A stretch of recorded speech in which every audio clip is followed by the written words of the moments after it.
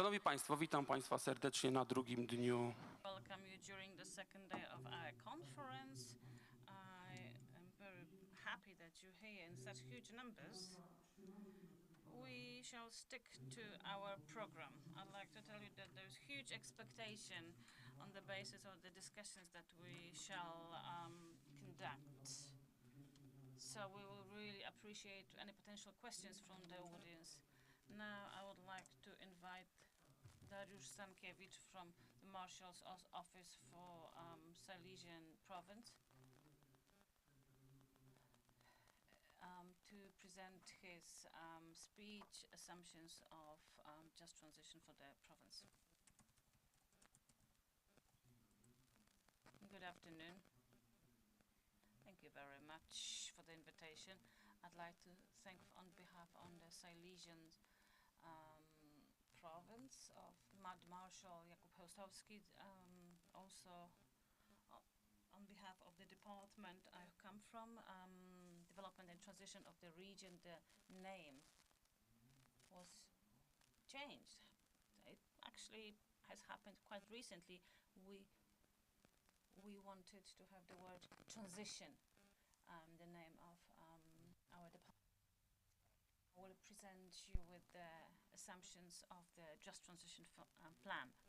This is one of those words, or those clusters of words which has been with us for quite a while, especially this part, just transition, is very important. Justice is quite a difficult word to define, especially in a world that we live in. So there are all sorts of misunderstandings. Everybody understands this term in their own way. And the term just transition has been with us for about 40 years. As in the instance of methodology of project works that we have already accustomed to so much, the concept was born in the US. Just transition emerged in the 80s. And the author of this phrase is thought to be Tony Matsaki, who was a trades union worker in the US,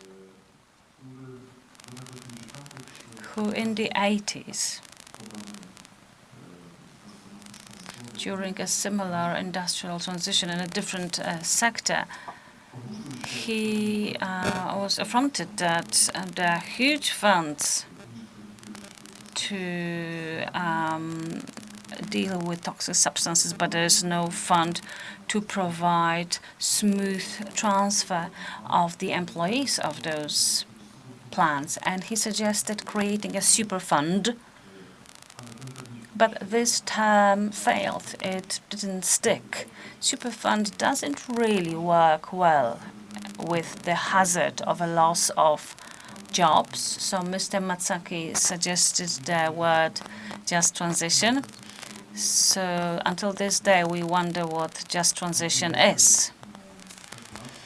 And for the past 3 years, a bit longer maybe, we're wondering together at the Marshal's Office of the Silesian province. We're wondering what the meaning of that is. It's social context, because if you take a look at my presentation, which has disappeared.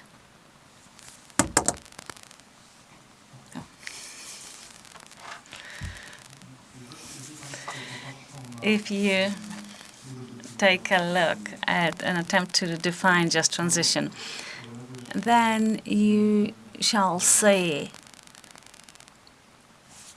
this element of social cost. Then we can refer to social cost of social and economic transition. Most of you probably remember our book, A Mining Transition, from 1998 and 2002. Back then we had really ambitious assumptions, but the objectives were really different.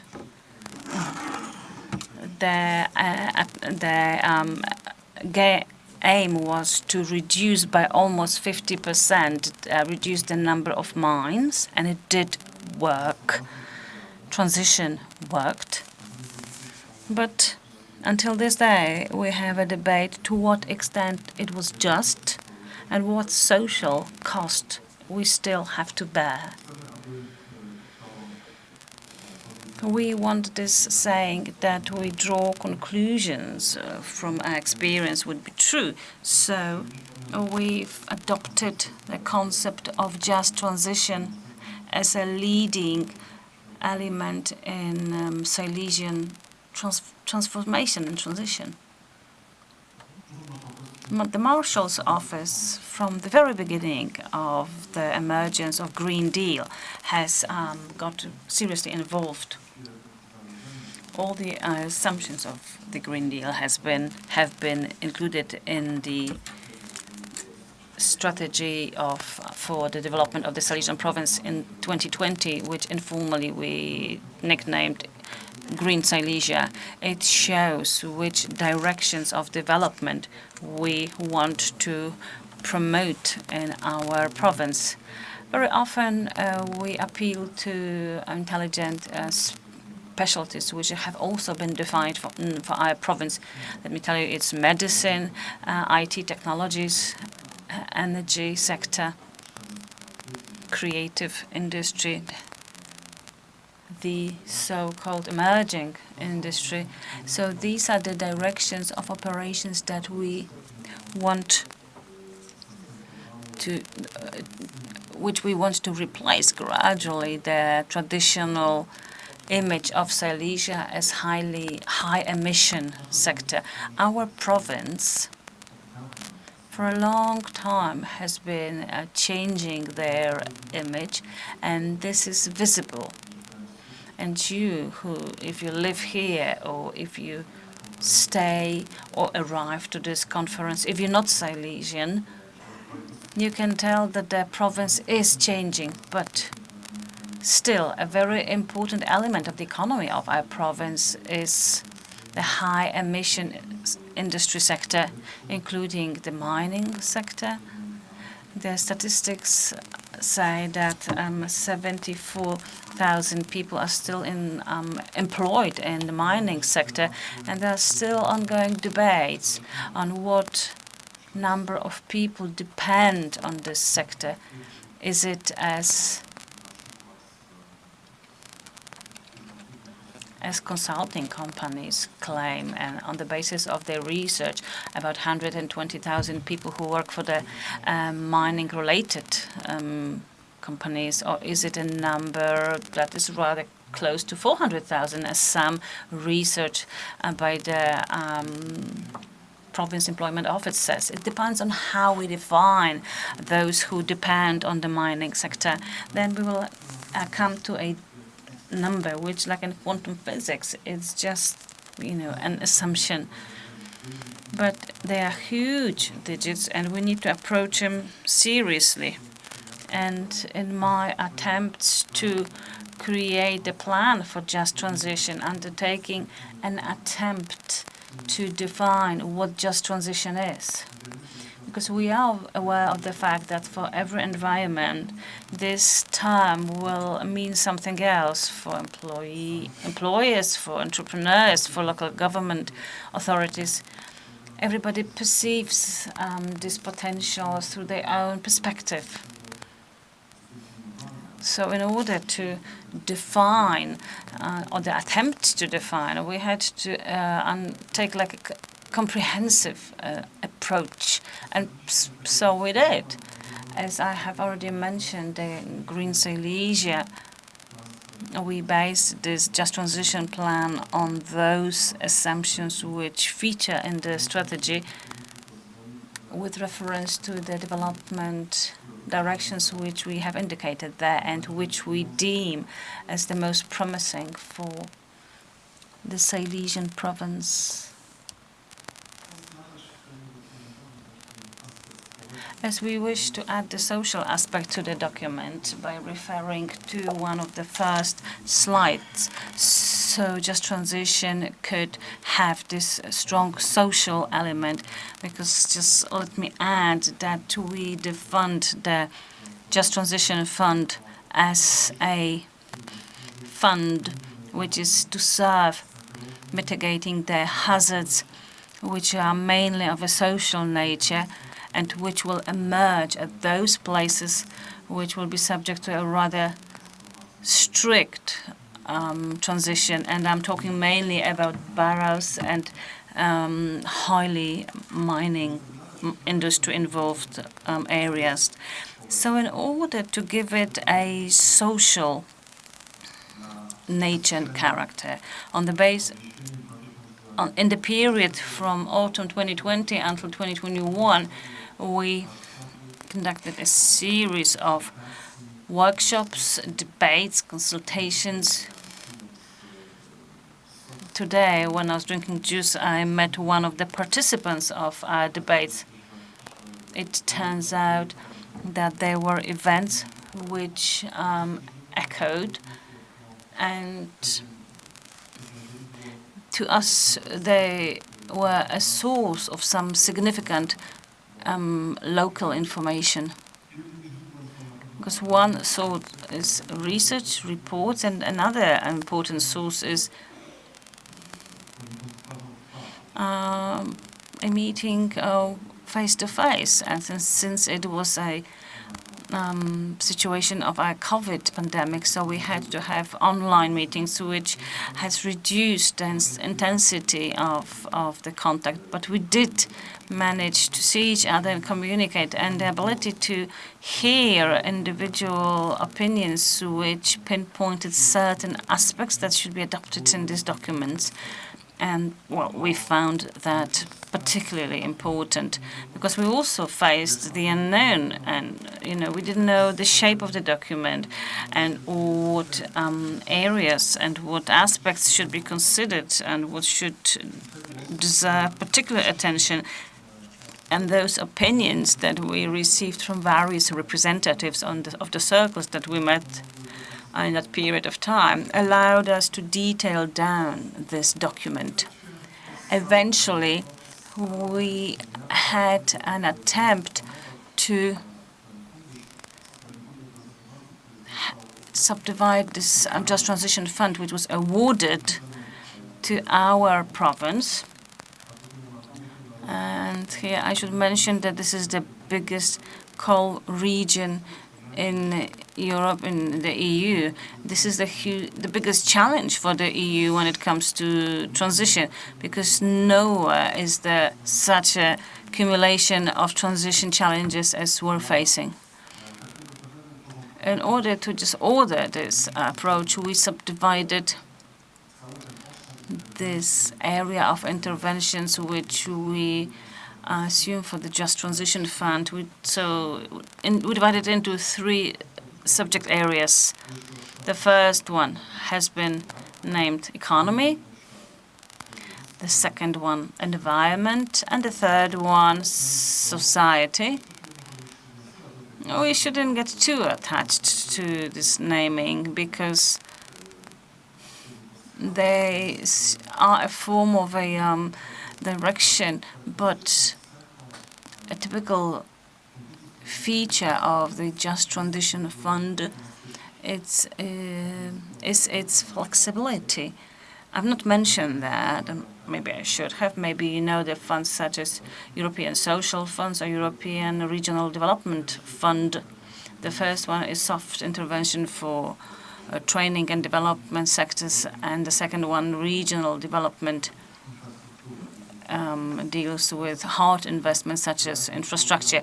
And there is like a visible subdivision into interventions in Just Transition Funds. We have huge freedom to include operations. We can combine infrastructural and soft operations as per the needs which are defined in the territorial fund of Just Transition.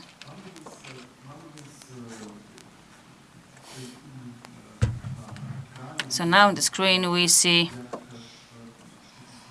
how we more or less allocate our funds to those individual groups. So the first one, measurable aspect of transition, is we see to what extent the just aspect of this transition is for the societies, like the indicator is 300, how much it goes to environment and to economy. Each area is divided into really clearly cut out directions of operations.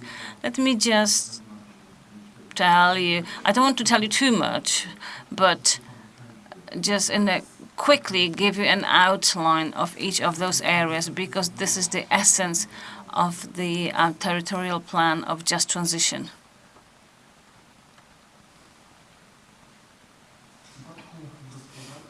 When it comes to economy,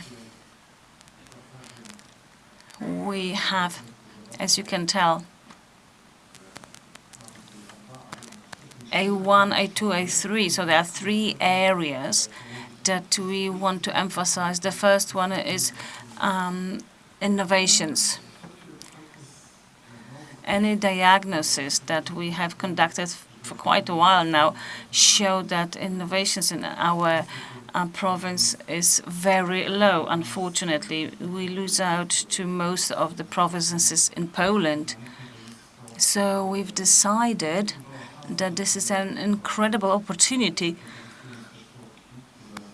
that with the use of those funds, which exceed 2 billion euros for the Just Transition Fund, so those funds could be devoted to the areas where we think we are a bit weaker, where we feel the pressure from other countries and other regions.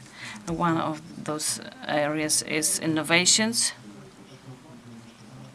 Most of the funds of this month is devoted to innovation infrastructure, innovation and research.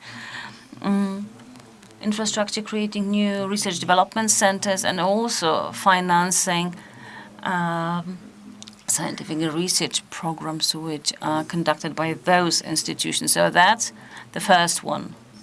This slide shows the description of such an approach. The next area, which is strictly economy involved. This is circular economy, with all those aspects that affect the profitability with regards to efficiency of production. Being aware of the fact that transition is going to involve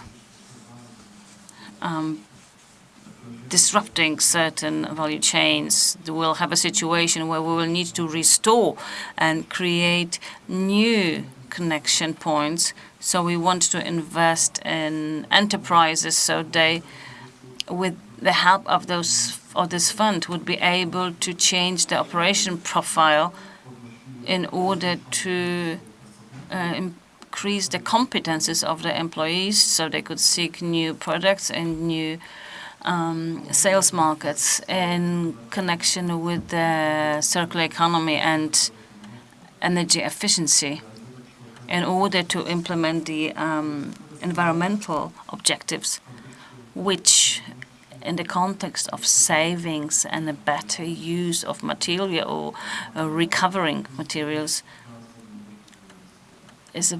bears a very significant and deep economic dimension. We also have something which we call mining region efficiency.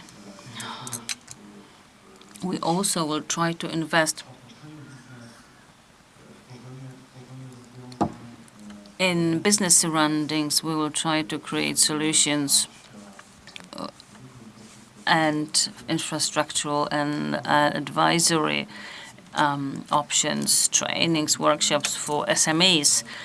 This is an attempt, as we did in the previous perspective, investment in SMEs, in terms of the change of their business profile, which are related to the COVID protection programs, where you could get help for a company by getting EU financing. Now let's get to the second area, which we call environment. And here we have two fields of our focus. The first one is investment in post-industrial, post-mining areas. We don't really know the surface of those in our region. We don't even know how many of those there are in Poland. So for quite a while, we've had a very interesting initiative of the Main Mining Institute GIG. This is a project with the second edition, and the third one is about to start. It is an attempt to define it as we define just transition. Main Mining Institute tries to define those post-mining and post-industrial areas. We want to have information which will allow us create interest. Now, most of those regions are not defined when it comes to the toxicology or infrastructural content or safety of use. And the Main Mining Institute undertakes to perform that task. So we would like those areas which have already been defined or they are in the hands of local authorities, local governments. So we want to develop those areas with the use of those funds for economic, educational, or social purposes. Many boroughs and municipalities, like regional or sub-regional authorities, suggested that the problem of those areas being in the centers of boroughs or municipalities is a development issue, because in some instances the boroughs and municipalities, when they searched new ideas how to function and thinking about further development, they are forced to overcome the barrier to take over those areas and manage them somehow. This fund, or this part of the fund, is going to help us think about it in a realistic manner.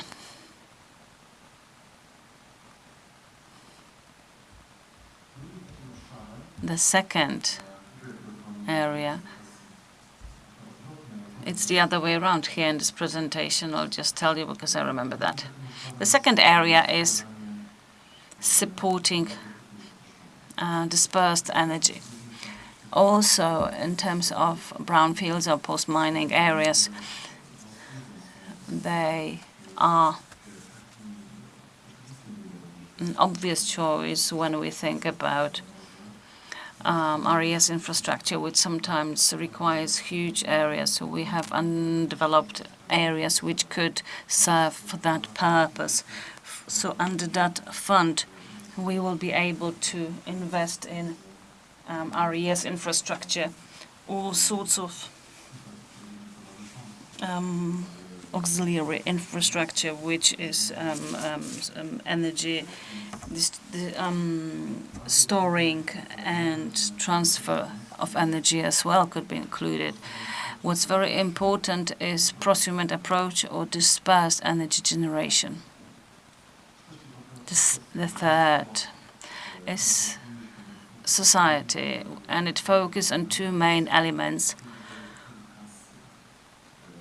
and that involves all forms of education, which means professional requalification. So we will talk about promoting operations such as upskilling, which is improving the employee competence, or reskilling, which involves changing the professional competence.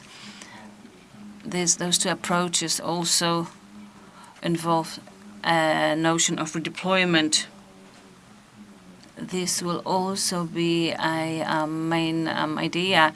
And this approach of redeployment makes it available for the employer, which is new, to use the support to adjust their own employees to their qualification needs.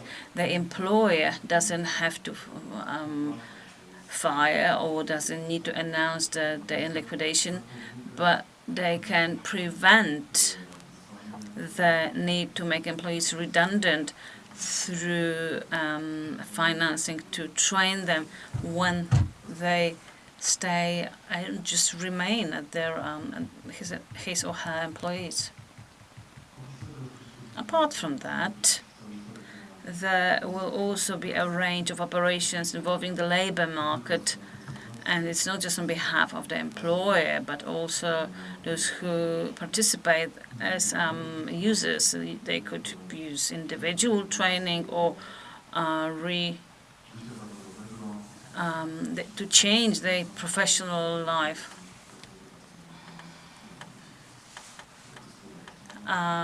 Business activity subsidies would also be available, so they could become entrepreneurs. Such operations, or this type of operations, usually involves really expensive advisory services. We will also have an opportunity to use that. We are aware of the fact that advisory and counseling is a key to success, especially in those areas such as the labor market.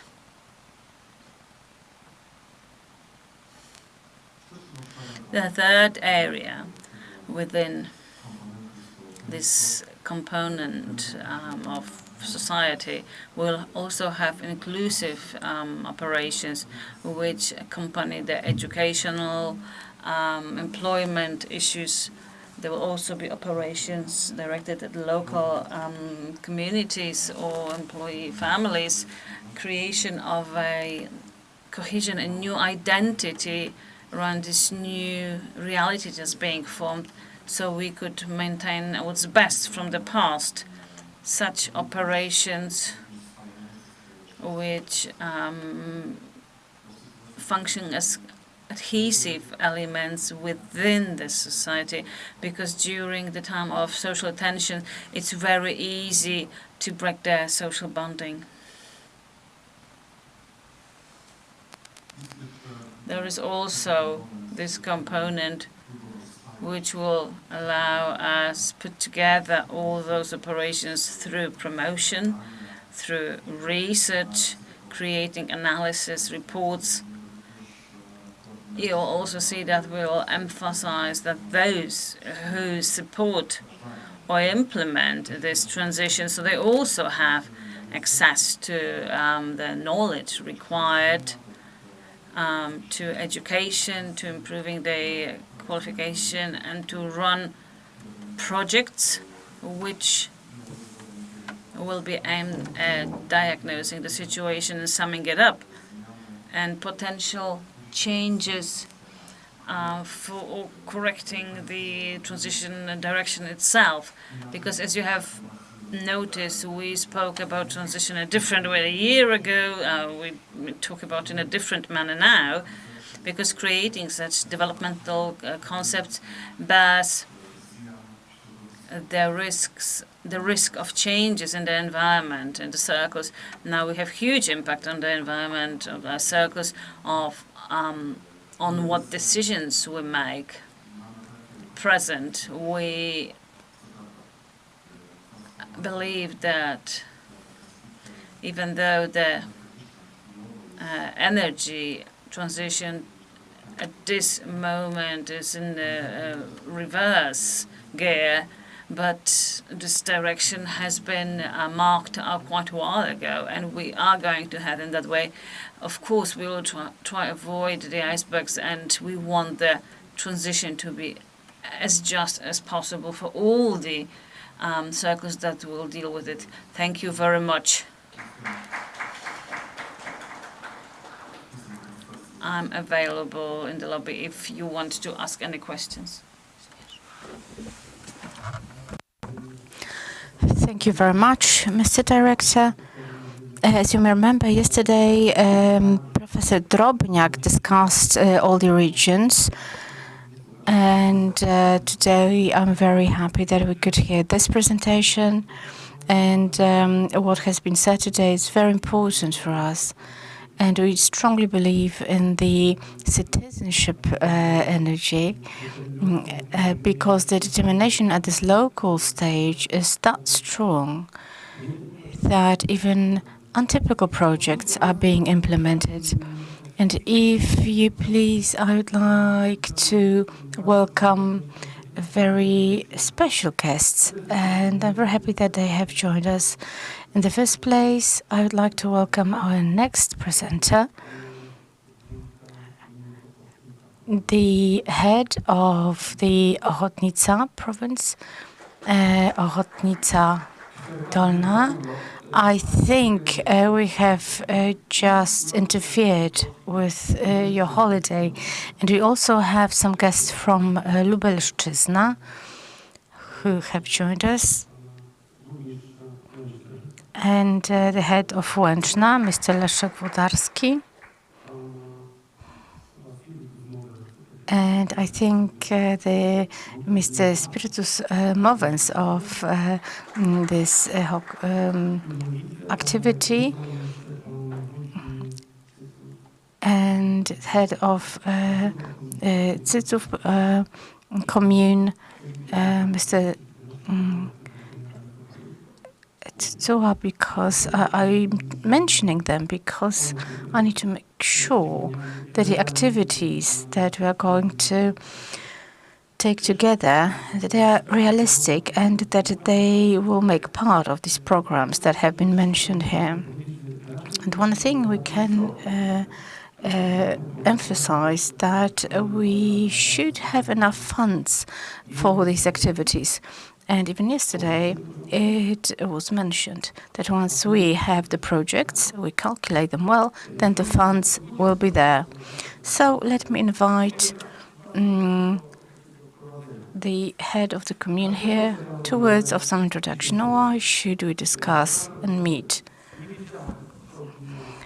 I'm sorry, I didn't know what the Ochotnica commune was involved in, but Mr. Professor Tokarski mentioned to me, invite them, and you will see what they have performed.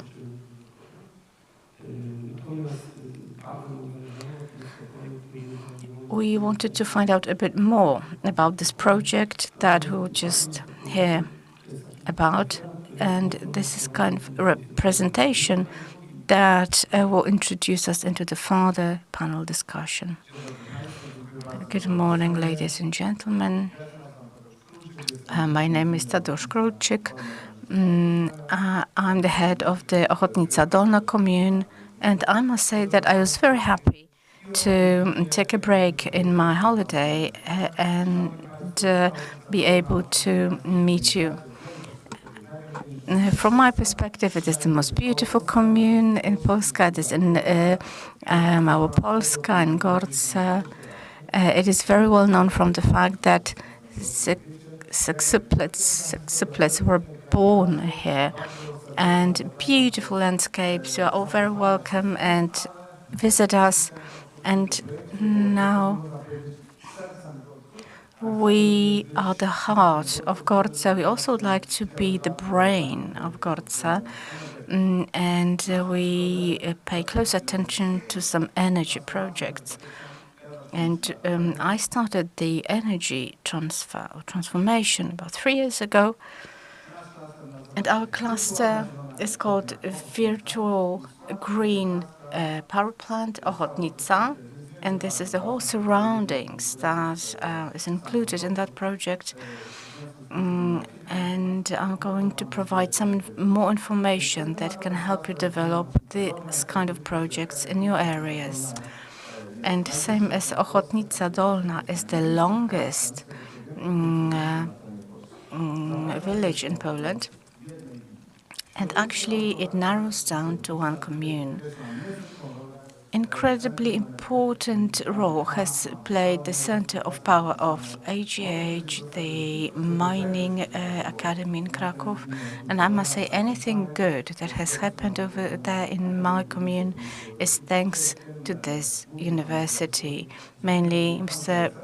Professor Zbigniew Hanzelka, whom I met as the first important person during my term of office, and we managed to install 726 photovoltaic systems, but these were single-phase systems. But then it happened that we had to solve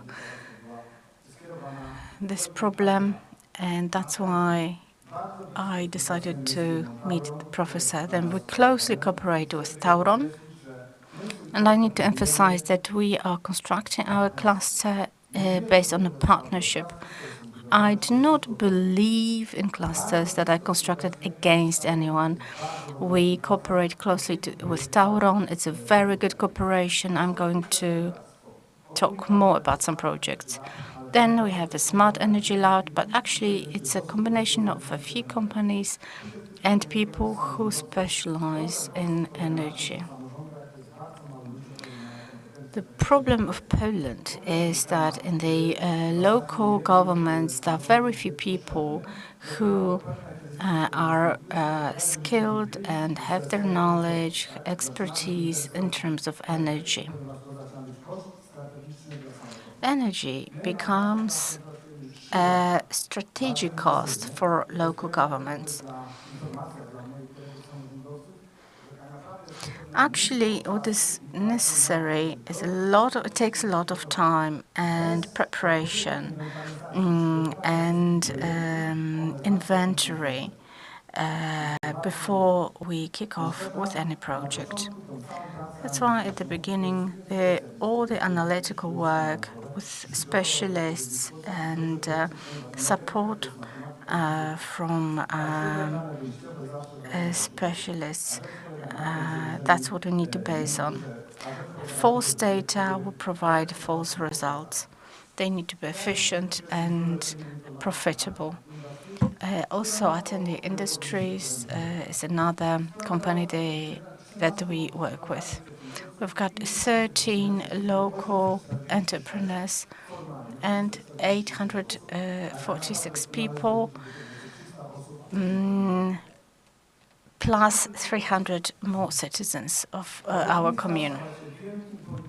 Grants and pilot programs. It has become a huge polygon that we are testing a micro-scale solutions, and then they can be upscaled in other locations. This is, again, thanks to wonderful cooperation with the Academy of Mining in Kraków.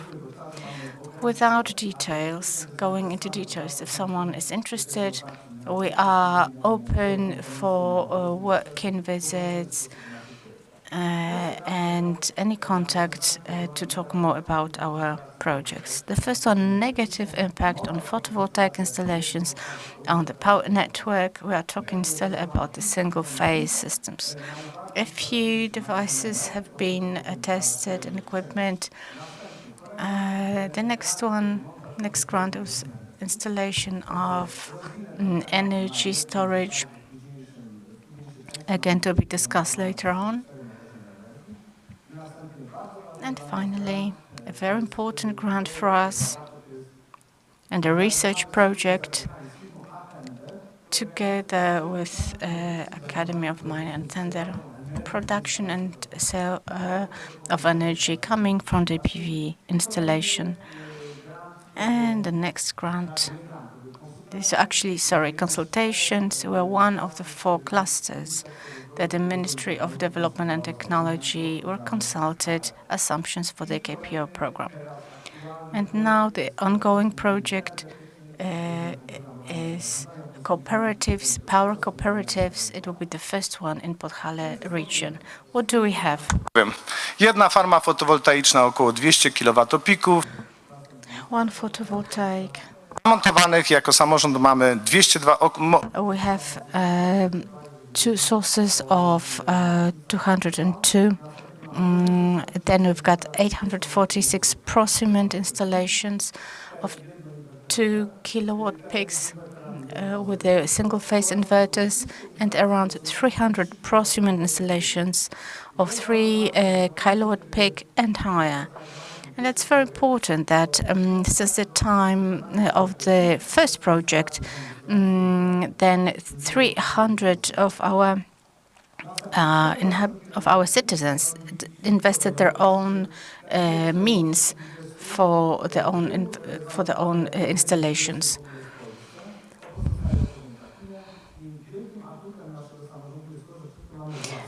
We have everything our own. We have our own lighting. We can upgrade it as we please.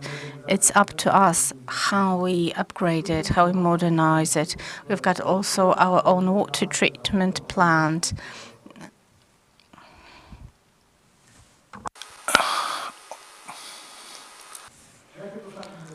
What are our objectives? Of course, lowering the costs of heat and electrical energy, then balancing of energy consumption of many units within the cluster. And here we're waiting for legal solutions that will enable the operation of the cluster at its full scope.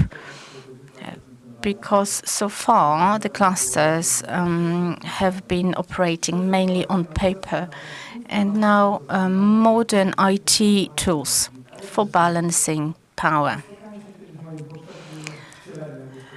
Previously, when I was an entrepreneur, I came across such a principle, which I like very much. If you do not measure, you cannot manage. So sources is one thing, then usages is another thing, but also calculating it all is at the foot of the profitability. And one thing I can recommend to all of my local government representative friends, it makes perfect sense to, at the very beginning, to audit the currently functioning system of the current power system of purchase and usage of power. This kind of job that can be done at your desk, however, by specialists. For us, after changing the tariffs,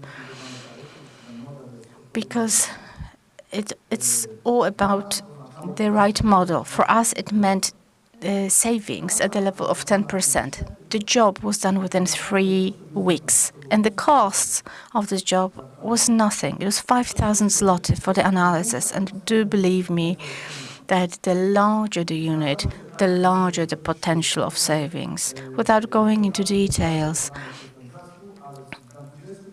in 20 points, in 20 buildings, we found the saving at the level of 500,000 per year, zloty per year, just through changing the tariffs.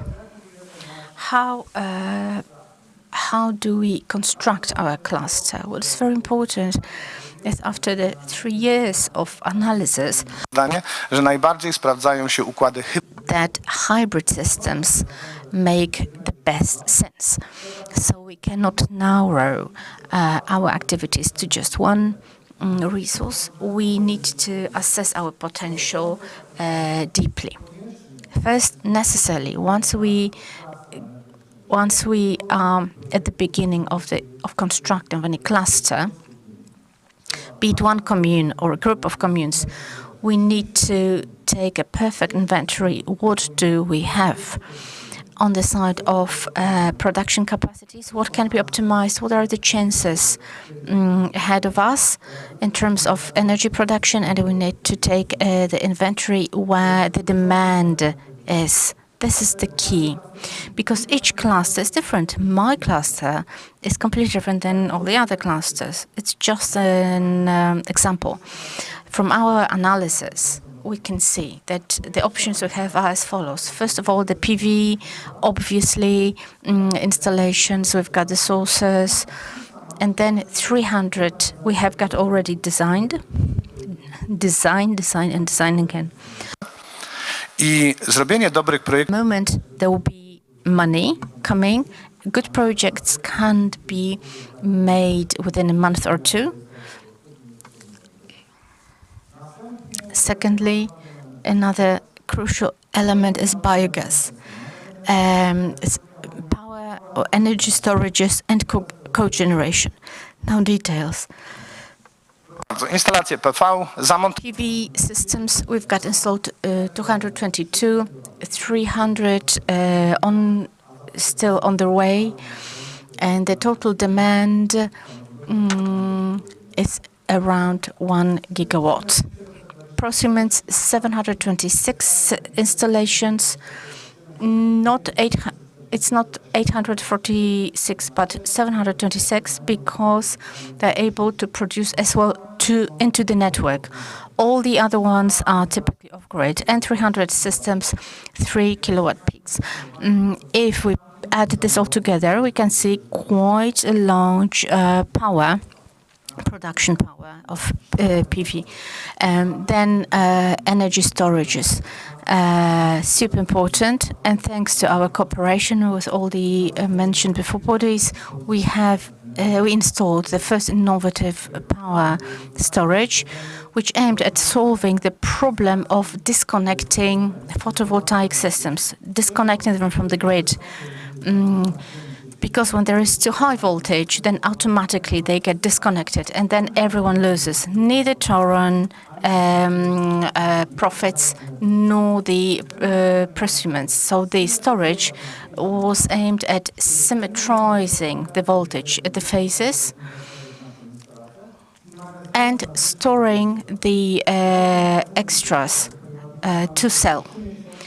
We have managed to collect 3 months of data. It's a fantastic solution. Actually, in this area where it's working, it has solved all the issues we encountered. And to make it even more interesting, the more important function of it is to stabilize the voltage in the network rather than the storage. Please pay close attention to this, because we've got a few innovative companies like Apator that produce the top quality equipment that have proved great. And another storage of energy already installed in our commune. It is ZPWE Włoszczowa.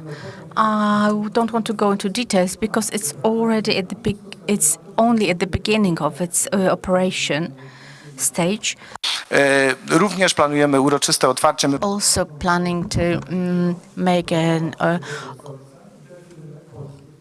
opening of this storage and to celebrate these wonderful, great Polish companies that come up with such great technologies.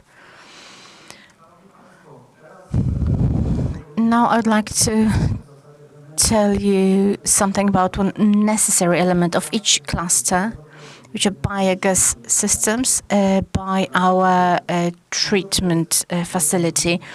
Why biogas? First of all, it's the only fuel in the world whose burning makes a removal of greenhouse gases.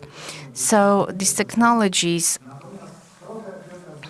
for different reasons, the biogas was kind of unwanted fuel source, because it was profitable only by large systems, large facilities. Meanwhile, we found a company,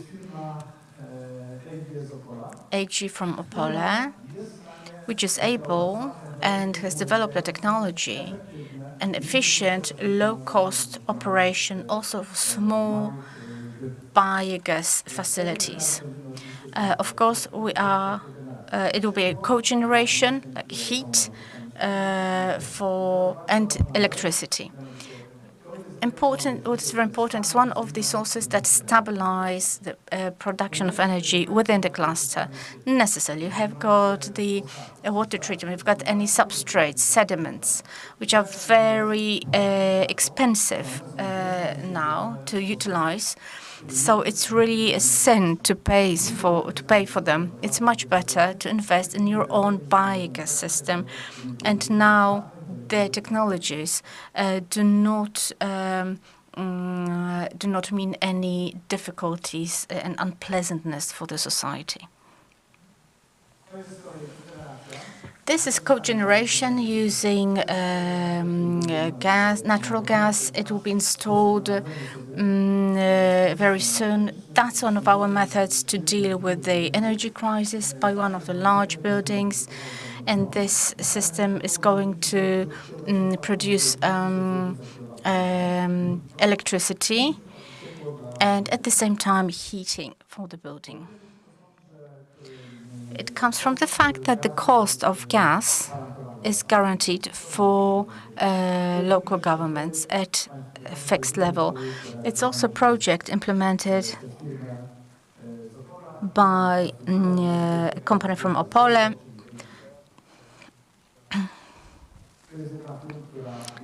It's one of the companies that makes part of the Smart Energy Lab. Now, very important thing, we are very lucky that literally on the other side of Dunajec, we've got a water power plant opposite of our treatment facility. We would like our facility to be fed by electricity from that facility. Now it's not possible due to legal reasons. However, we are trying to base on so-called legal sand pits, and then we will be able to achieve another stable electrical power source. To, co Państwu obiecałem wcześniej, czyli I have promised already, I'm going to tell you a bit more about the future or the power system of tomorrow. The IT company has developed software based on a model that there will be a dispersed model of energy production. So micro networks, prosumer system. So the local energy that is produced locally is consumed locally, and that's the main assumption. Now, this is the matter of energy safety. Well, we can refer here very easily to the situation in Ukraine. Energy safety is guaranteed by dispersed sources. And also it provides economy safety because such a system is more resistant to all sorts of threats, speculations and trends that may appear in the market. Teraz, co ten system nam daje? Po pierwsze, w naszej gminie We achieve thanks to the system. First of all, we have already dimensioned all the objects. So we have our own dimensions, so we can in real time read the demand and consumption. And we can analyze and optimize energy consumption, monitoring and analyzing of energy consumption, managing local sources of energy, and predict with artificial intelligence future consumption. According to the company, this is the most accurate model existing in Poland currently. fotowoltaicznych. Next, we can develop, and it has to be developed, applications that allow to affect the optimization of energy consumption in the scope of the entire communal society, when it's the best, in other words, to switch on a particular device. And then as well, modern IT solutions. That's why the efficiency of this platform is huge. Now, thanks to the fact, apart from the fact that we've got the full dimensioning and we make analysis of prediction together with this company, we are at the beginning of implementation of the first power cooperative in Podhale, which now is at the stage of registration. Now let's move to the final stage. This is the cluster balancing of energy consumption by many entities within the cluster. Finally, if you want to achieve the effect, either as an effect which hopefully will be supported by law and regulations, or you just simply would like to, within your commune, implement efficient in energy projects, the basis is the inventory and can't be skipped and it can't be done without specialists. Second thing is the balancing between production and consumption. Finally, it's about auto or self-consumption, not overproduction, but covering your own needs. And thirdly, super important, economy analysis. Each activity has to be analyzed. When will it pay off? This model is super dynamic because PV installations, which still 3 years ago would pay off after 3 years. Now, with the energy prices, will pay off after 1.5 years. And now to my friends from local governments, 2 important pieces of information. First, we may be tempted to save money on projects.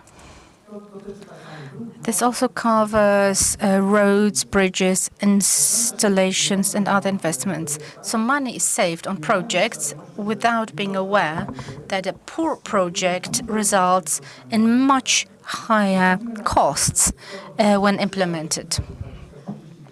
So if we save, say, 200 at the project phase, but then we have to pay more, 1 million or more. So it's super important to make sure that all these elements, inventory, balance, analysis, and the typically technical projects, either constructing of the sources, to be prepared, developed by specialists. Then public procurements. There are not very many specialists who are well experienced in terms of energy. Okay, you are about to finish. You definitely need to use companies who are well experienced in this scope to be covered at the stage of implementation of investment. Thank you very much. And if any questions to me or come over to visit us or for video conference, thank you very much. I'm more than welcome.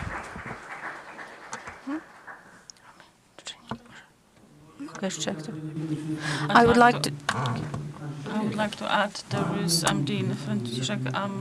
You don't know, but before our meeting, I have this discussion when the dean came and said, it's my borough and my municipality. I like to say congratulations when it comes to your choice. I like to say that during the implementation of the project, the Silesian system of energy storage, we visited Oława, Mr. Jerzewski, to view the Oława cluster. Wojciech, you invited us. It's not going to be easy. We will definitely address the cities that we cooperate with. The governors definitely will be visited because you take part in it. This is the essence of that, because there is a reason why we do it, right? At the end, we'll tell you about our cooperation with the energy sector, because our operations, what you have shown, and what we read about, it's very significant. But what's important is the good projects, especially the analysis of profitability, which is indicated. Going further, as you can tell, we have had what the Marshal in Silesia shown. Would we see what's happening in Małopolska? I'd like to invite our guest, whom we managed to get recently because he's quite busy. These are the people who work a lot. Maciej Sołtysik from the Częstochowa University of Technologies are elected elements of an assessment of an impact of transition of power electricity sector on the participant on the market in the long-term perspective. We'll talk about further talks in the panel, and the floor is yours, Maciej Sołtysik. Thank you very much. Thank you for this invitation and allowing me to present a slightly different perspective, because it's a rather market-oriented on this problem of the transition of this power and electricity sector. All of us here are really interested on one hand, and then concerned about what is happening in the electricity energy sphere, the prices of electricity, of gas, which would go up quite recently, and now they're slightly going down. So these are the elements which are cause for lots of concern.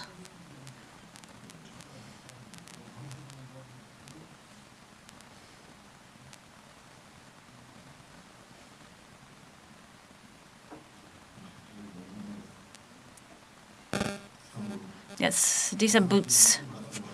I'll try to wear those boots and present various conclusions from the perspective of market participants, into the recipient of electricity, distribution companies, and transfer companies. Initially, it's not going to be too pretty, but hopefully at the end, there is going to be a light at the end of the tunnel.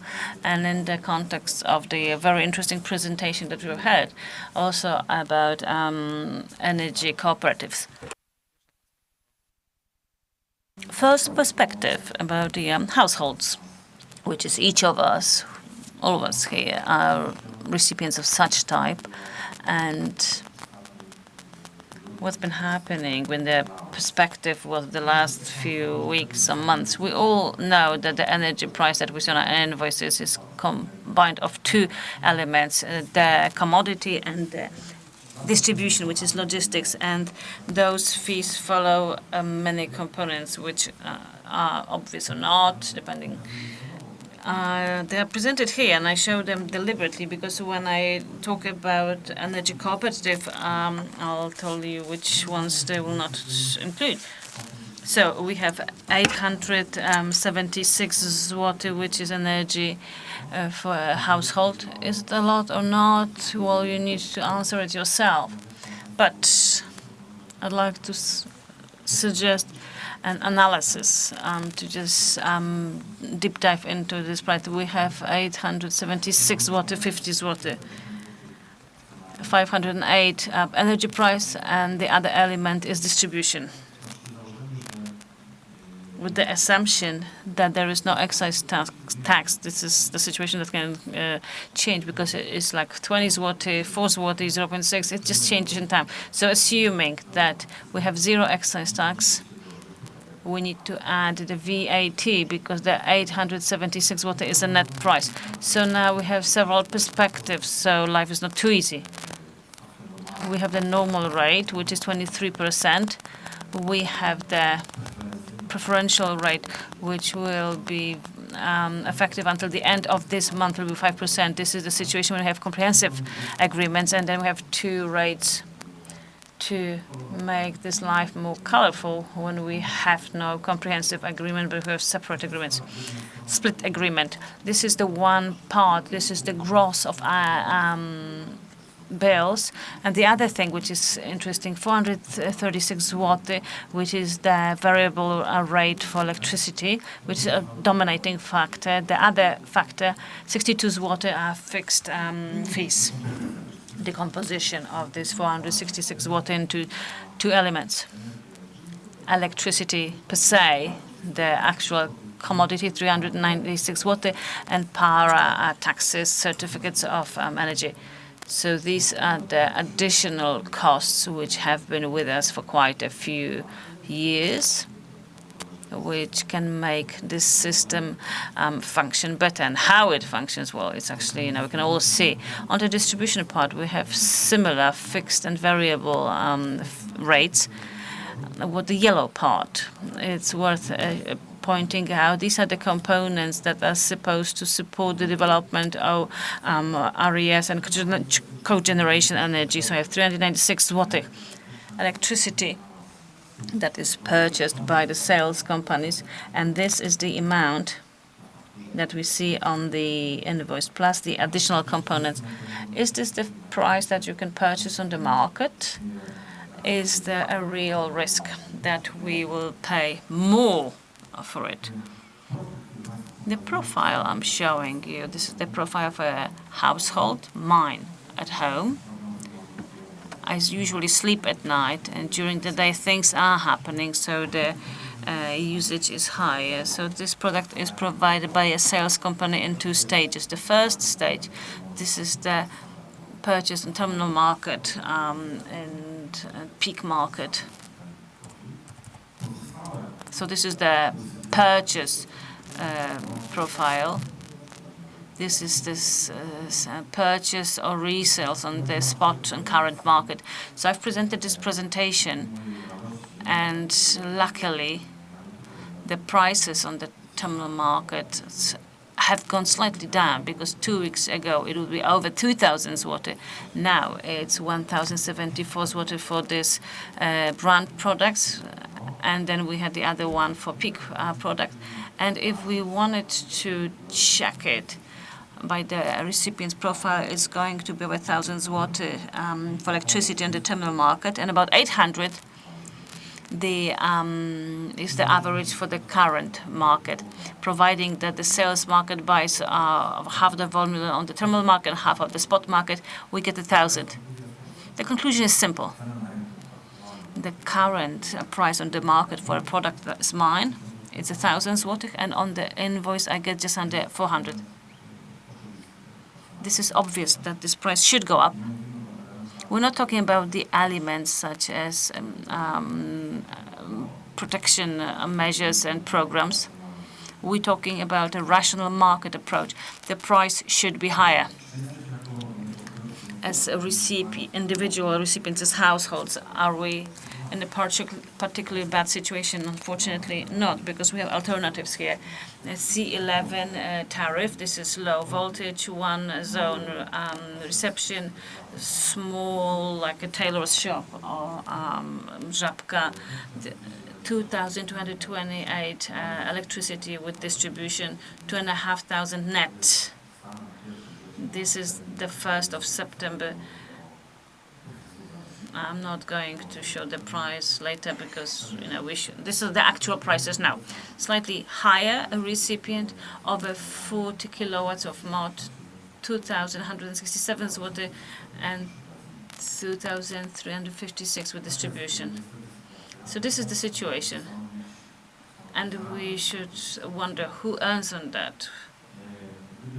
If we were to focus on the variable rate, the price that is, and the price led by the seller that we see for the tariff group C11. So we have 2,186 per megawatt hour. And this is the price. I've had this presentation on the 31st of August, and I had to update it on the 1st of September. And was this price increased by 600 zloty. This is the price from the 1st of September. And I had to wonder, why did it go up so much?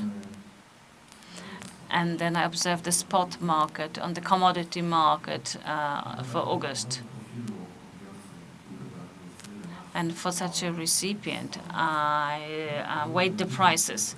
And it happens that 1,409 zloty, because that's what you could buy energy for.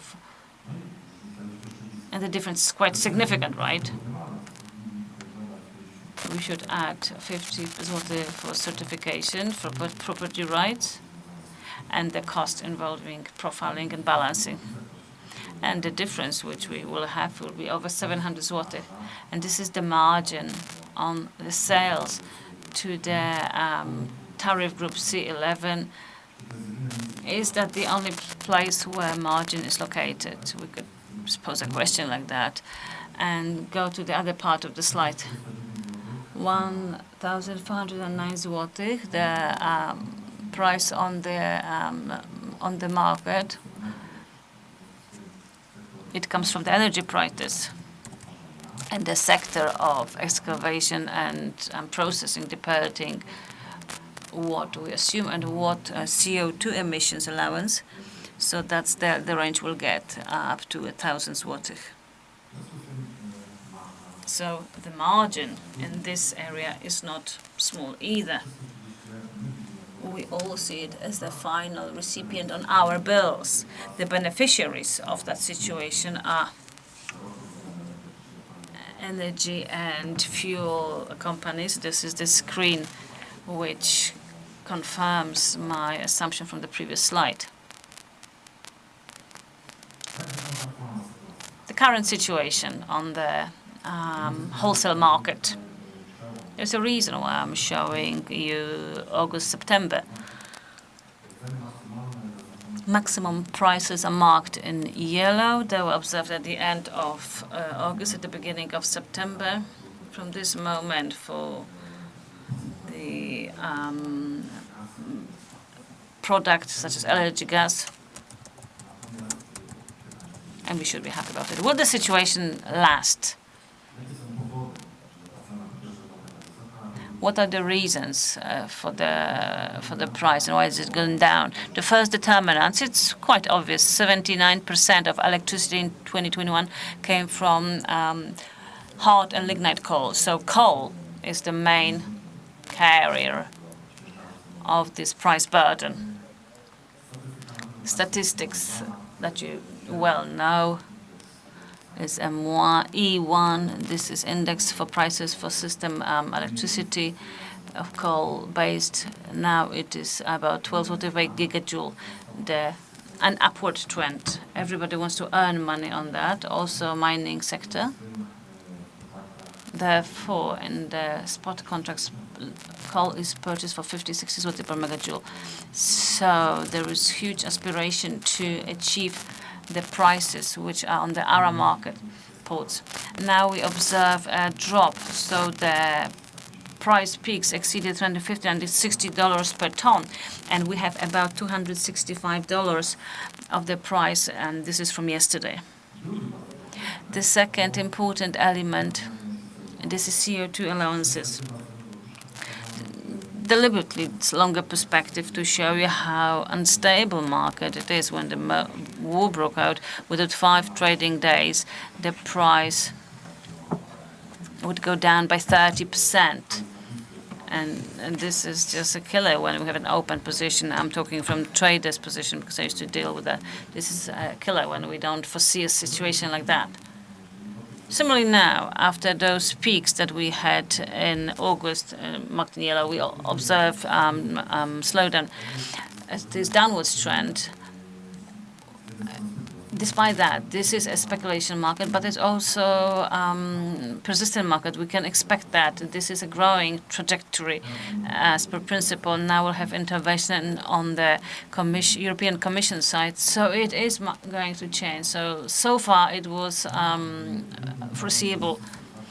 The CO2 allowance emissions market also involves.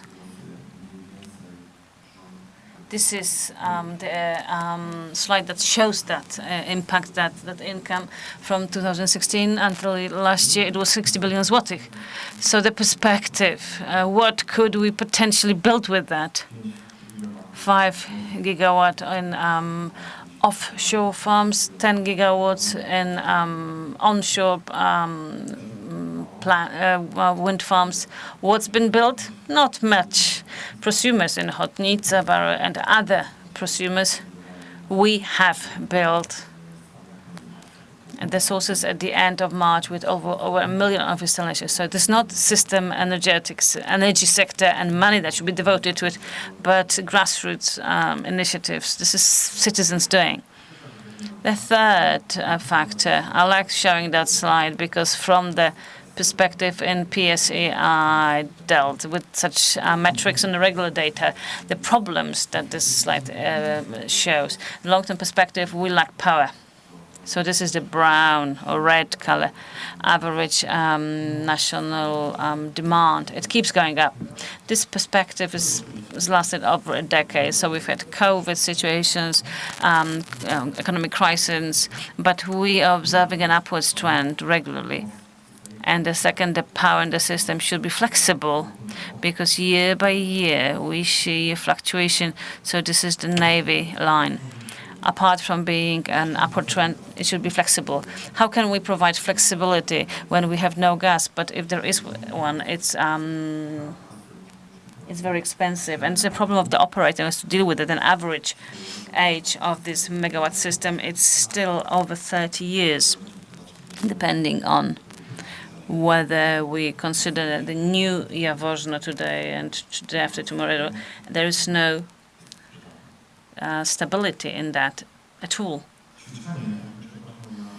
I do apologize for too much analysis and too many numbers on that, but the yellow part, which I've shown you before, the end of August, beginning of September, the wholesale market would change by 40% within like a fortnight.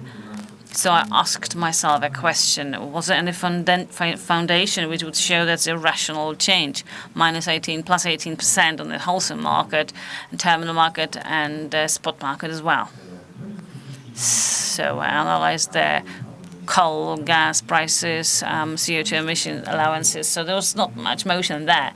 There was only a permanent drop in the CO2 allowance emissions market. So the market price has been speculated as a bubble. So the margin space that I've shown you is the buffer which we can just give up and go to the rational situation. Now we're observing this drop.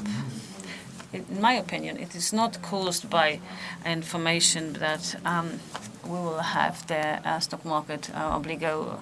No, it's not been discredited by the market yet. So this is the effect of the foundation that I've shown you. Even if the situation in Poland is so bad, maybe it's good enough. We could ask philosophically. This slide shows 4 months and the context of mean spot prices for peak hours in Poland and European countries. We see that even though if it's expensive here, our neighbors don't have a really convenient situation either. Their prices are way higher. So we are a system of connected vessels. So this implies on situation here. This is visible on this slide. We could be visible if the pictures were slightly bigger. But I wanted to show you two things. In the middle of the slide, we have the spot prices for Lithuania. Spot prices exceeded 4,000 euros for megawatt hours. This cap, which has been established by the EU with regards to the balancing market, this is ±10,000 euros. In Lithuanian case, we exceeded 4. Very dangerous direction. On the right in the middle, we have Norway, and the bottom we have Sweden. I'm an analyst, and I've always perceived Scandinavia a lot of water, cheap energy. Nothing more erroneous because the price and fluctuations are quite significant, and that implies on our situation. If you asked me about the future prices, I'd show you this slide. If we were to go back like almost a century, I like collecting old books. This is statistics metrics from 1925. So the system was slightly different, but the power plant in Krakow and Tarnopol was 700, 900, and Tarnów was, and the prices 1,100 for megawatt hours. So in comparison today, so what's the forecast from a century ago? Just similar to today, and being more serious about that.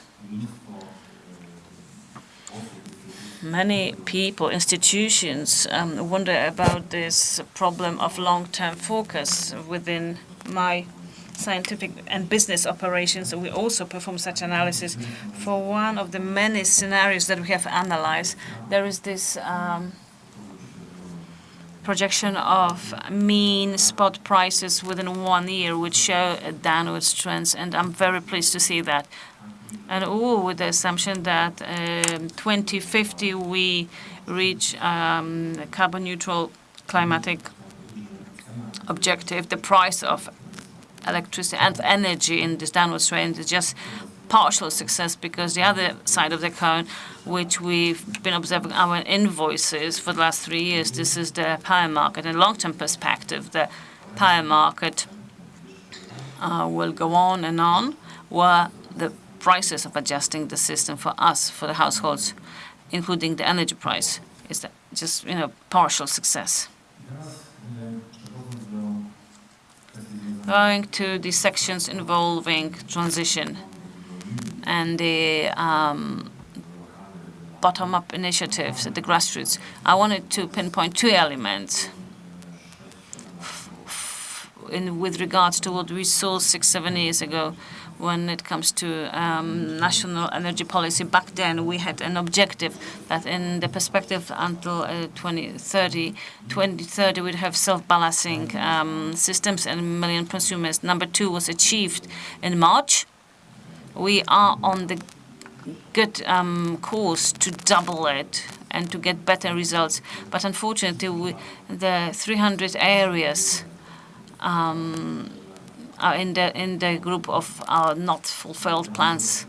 I have some sad experience because I had an opportunity to assess the clusters of the former energy ministry, and there was like a non-business approach. Let's set up a cluster, there'll be money, maybe we'll do something. No, there was a cluster and money didn't appear, and most of those clusters, unfortunately, do not operate anymore. There are exceptions, so I'm very happy about that. Personally, I'm a member of 4 clusters. 2 of them function and 2 of them don't. So this is a challenge and a problem. And the long-term perspective of our system, nobody really knows. In terms and in the face of the military conflict, it seems rational that there should be nuclear and gas energy in the understanding of hydrogen use. In the 2050 perspective, coal will still be present with the phasing out trajectory. The objective involving the rational approach to the energy mix in Poland to develop RES is realistic. I think it is when we observe our German neighbors. So we see the current balance, 63 gigawatts in photovoltaics, nearly 146 or 47 in general in RES. Germans have slightly gone over the top with the balance. I'm not criticizing that, but in the category, but it is doable. So here as well, the sun is as intense as it is over there, the same wind movements, so it is doable. But we need to remember that excessive photovoltaics, especially in the system, will cause a total change of price profiles and generation, where the green area involving production from renewable resources is higher, the lower the price. Therefore, we should be potentially happy about that. But as I have said, it is going to affect the shape of the profile, the price profile. I was taught as a kid that energy during the day is expensive, so the washing machine, dishwasher should be turned on in the evening later when it is potentially cheaper. My kids will have to be taught differently because you should turn it on at 12 or at 1, not at 9 p.m. when we have price peaks. So like a mental and educational change that is going to emerge. As I have said, the 60 billion zloty was not used on those objectives that it should be, in my opinion, but luckily there are initiatives at the grassroots. I'm talking about clusters, the first cooperative in Podhale region.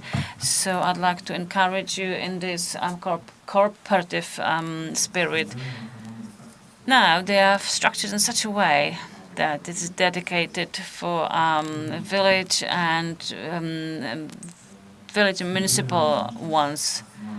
It can have maximum 999 members, and it depends on whether we're talking about individual households or those who are involved in business activity. So we have either 3 or 10.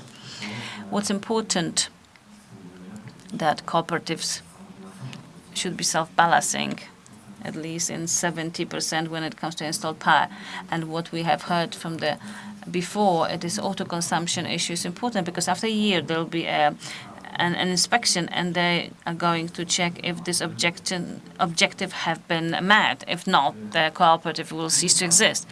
Further on, this is real and realistic benefit, and as of April this year, the community, which has a right to operate in terms of law, because there was a resolution which detailed down the issues of settlement, and as of April we can set up the cooperatives. We have 2. I'm happy there'll be more.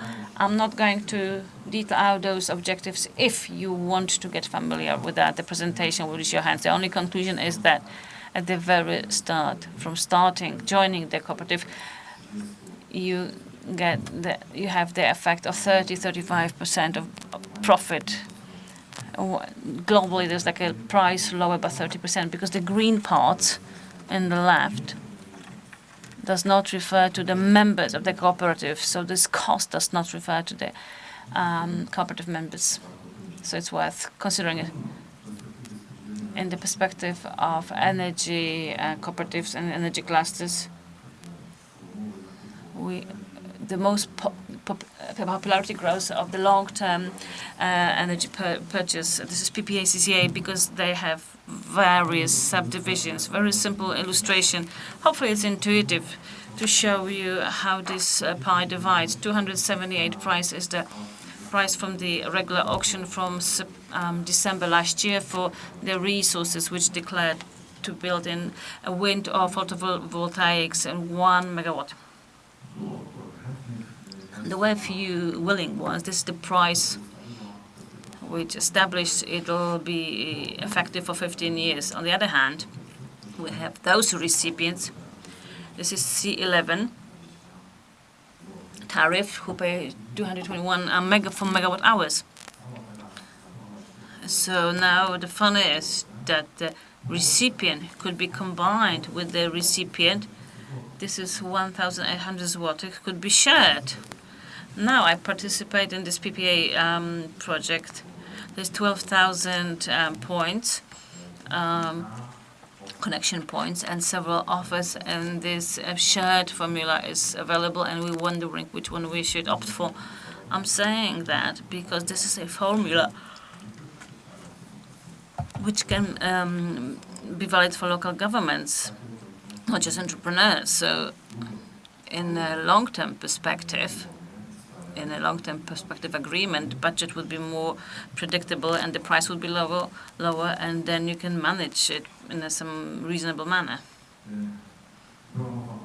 We spoke at tender industries about other applications which may help in building the civic energy. I'd like to show you different alternative chain for energy. This is a platform which involves new solutions, which in tokening, blockchaining, which are very safe solutions, and also to provide services to society, and also what we've heard, to handle virtual prosumers.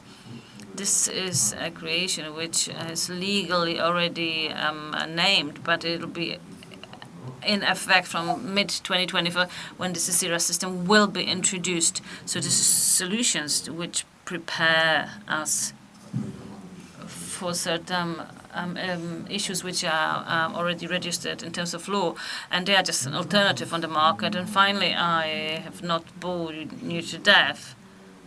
So I do encourage you that you start thinking, acting, because the time flies. So the prices are slightly lower today, but tomorrow they might be higher again, and getting some security in this uncertain perspective is significant. Thank you very much for your attention, and if you need to talk further, I'm available in the lobby. Thank you.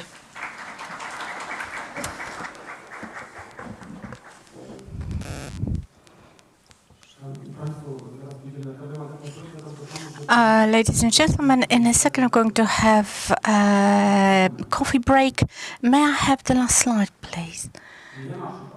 There are no one more slide backwards. Oh, that's the one. That's what I would like to leave it. Ladies and gentlemen, about the aggregator and all the assumptions that were mentioned peer-to-peer, we're going to discuss it during our panel. But Nasza praca nad Śląskiem. I'd like to tell you, our work over the Silesian system of energy storage is consistently implemented. It is being implemented. How it is going to end, we'll see what unfolds. But I'd like to ask, and who takes this money from the electrical power? Because where is that money? Because say the $50, these are the stock market prices, but the other prices have been much higher. As we can see the results from the power companies, I've got nothing against them, just to make it clear. But we'll need to talk with them. Okay, we're having still within the schedule. Now we're going to have a coffee break at 11. Please come back here. A lot will be going on. I think it's worth it to continue the subject. The steam is up, and what we have assumed, we have achieved. Thank you ever so much for all your presentations within the main stream. We can see it all similarly. However, during the panel, we will discuss how to achieve that. Now, coffee.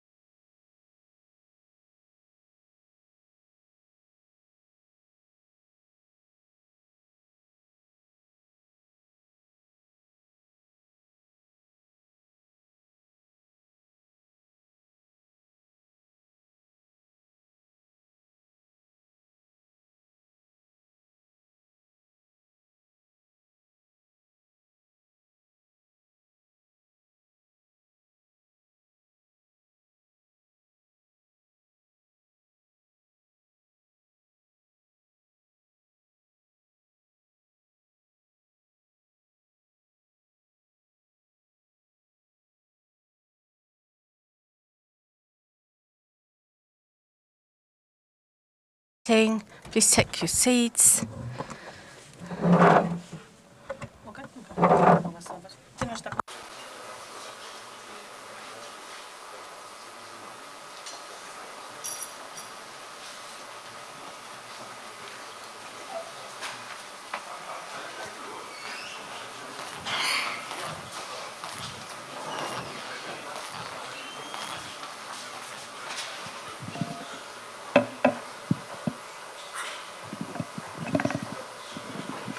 Dobrze. Szanowni Państwo, Ladies and gentlemen, two changes due generally to being unwell of our panelists who were supposed to join us. So Professor Hanzelka is not going to come here, as I have mentioned already. And the main contractor of our strategy, Mr. Julian Kujawski, I'll try to cover for him, but after the panel. w kilku słowach, proszę się nie martwić, nie będę miał zbyt długiej prezentacji. I hope my presentation will be too long, but I would like to share some of my and our thoughts, but also I would be happy to discuss of the path that now we are endeavoring to follow towards the citizens' energy is the right one. However, one thing is sure, if these are going to be cooperatives or clusters, I am also of a similar opinion. It takes a lot of determination to see the fruits of a cluster. So even more, we can congratulate to all of these who are brave enough to take this challenge. So you can see, we are still within the agenda and our schedule. The discussion panel makes a continuation of our meeting in Katowice, where for the first time we started discussing the strategies, suitable strategies for the nearest future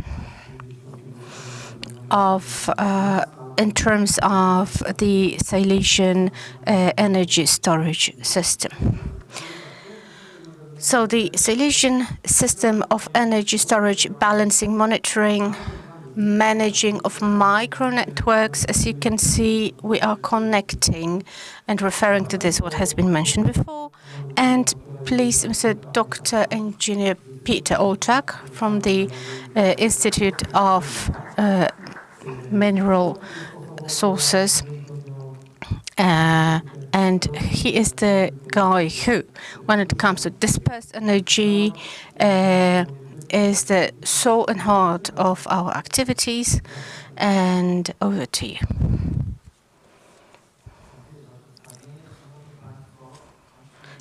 Ladies and gentlemen, I have the pleasure to run this part of the panel.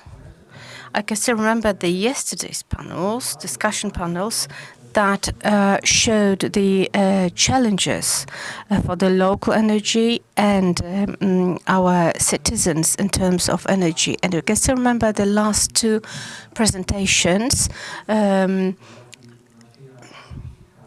Mr. Kulczyk and Sołtysik, who mentioned the planning in the context of good beginning of construction of a good aggregate of energy systems. And now I would like to invite here Mr. Sołtysik from the Technical University, of the Silesian Technical University, who just has heard his presentation. Mr. Dariusz Zagramak from IBM.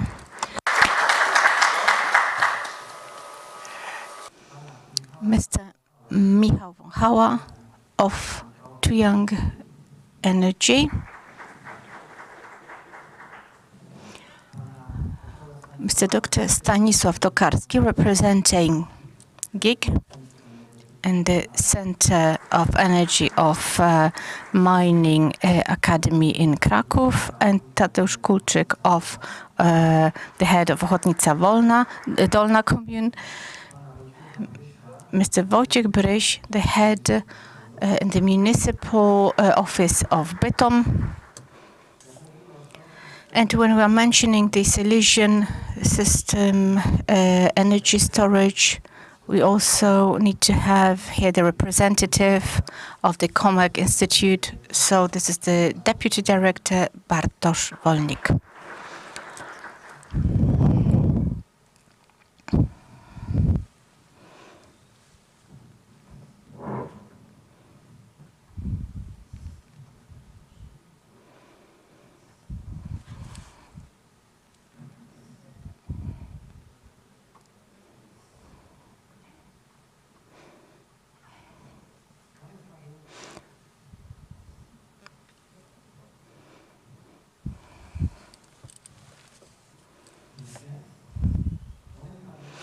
We can remember the presentation of Maciej Sołtysik, and I mentioned we are so very impressed under the last slide when he mentioned planning.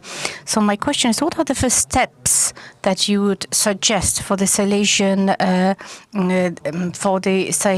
system of energy storage regarding the local aggregate construction, or including some would it be rather some cooperatives, or shall we wait until 2024? As mentioned before, why would we wait up until then? So could you please develop? As I have shown you in the second last slide, do not wait, act now. In 200%, I can sign under the concepts of the presentation of the head of the commune of Ochotnica, where he mentioned the knowledge for any society or community is so measurements, measurements, and measurements again. Having this kind of information, you can very reliably prepare the balance of energy, set out the strategy, and then implement it.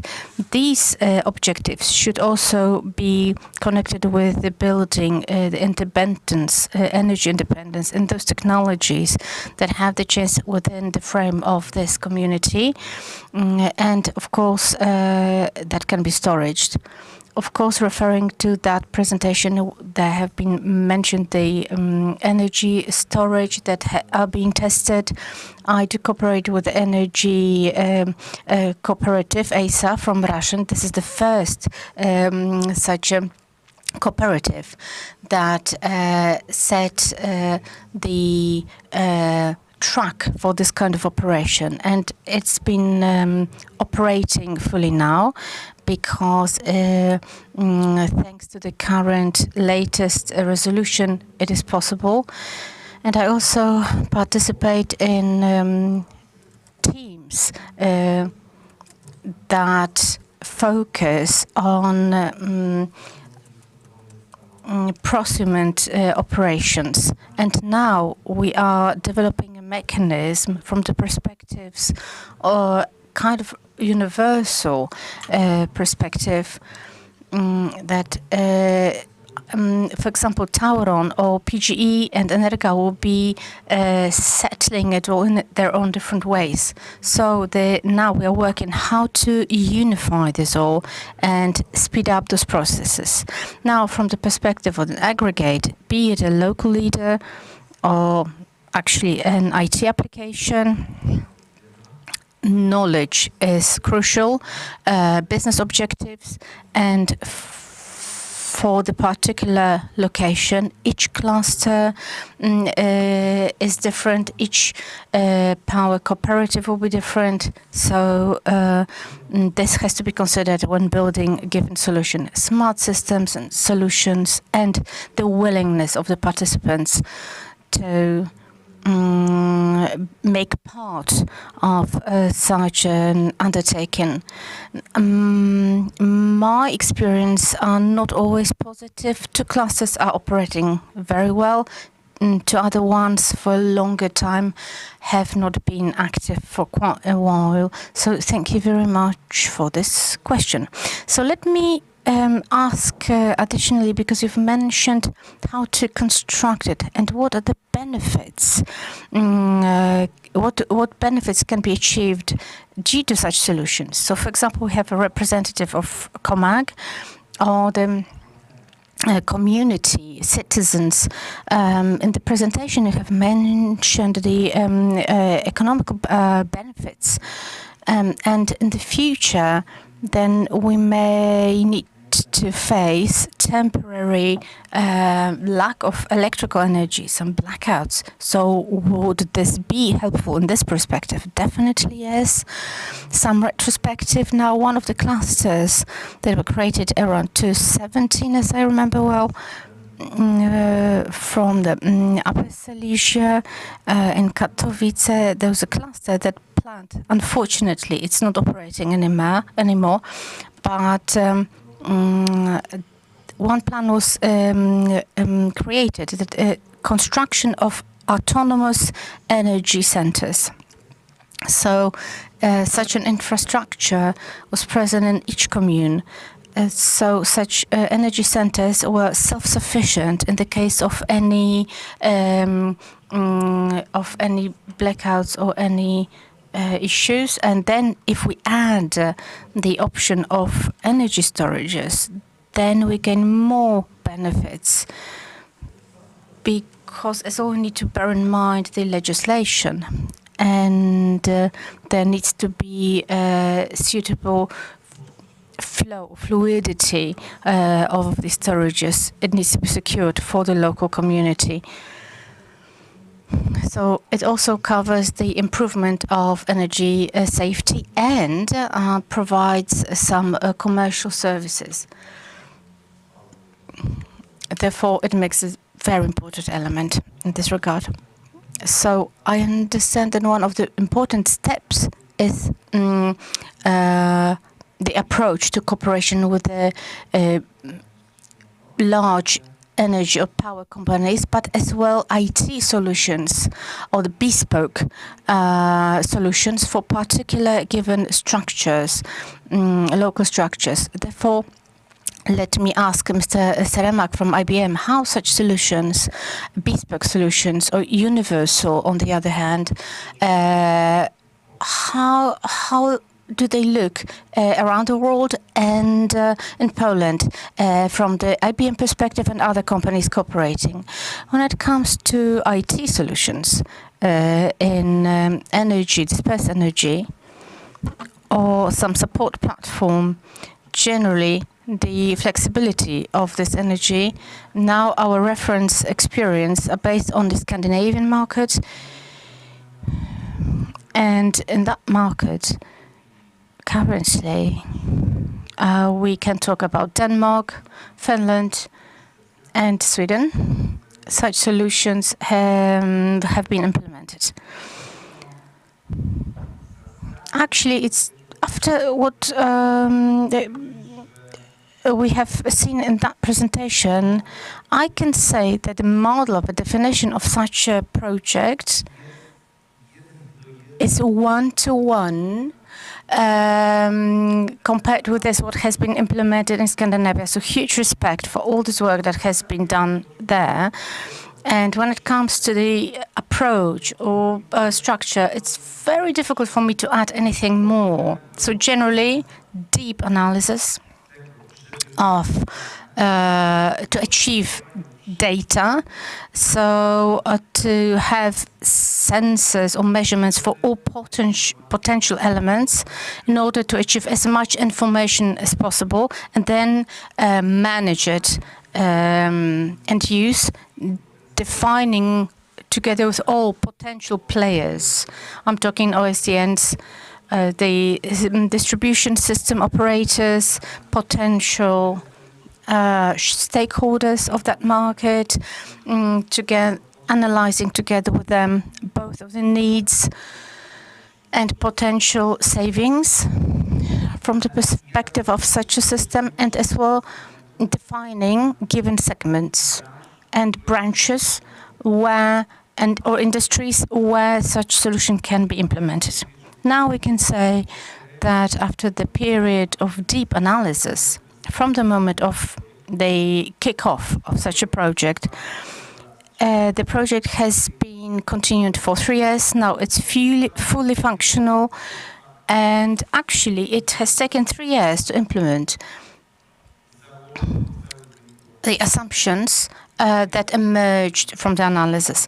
So it's not this kind of a project that we can say, well, we've got the platform, we started, we implement, and we're ready.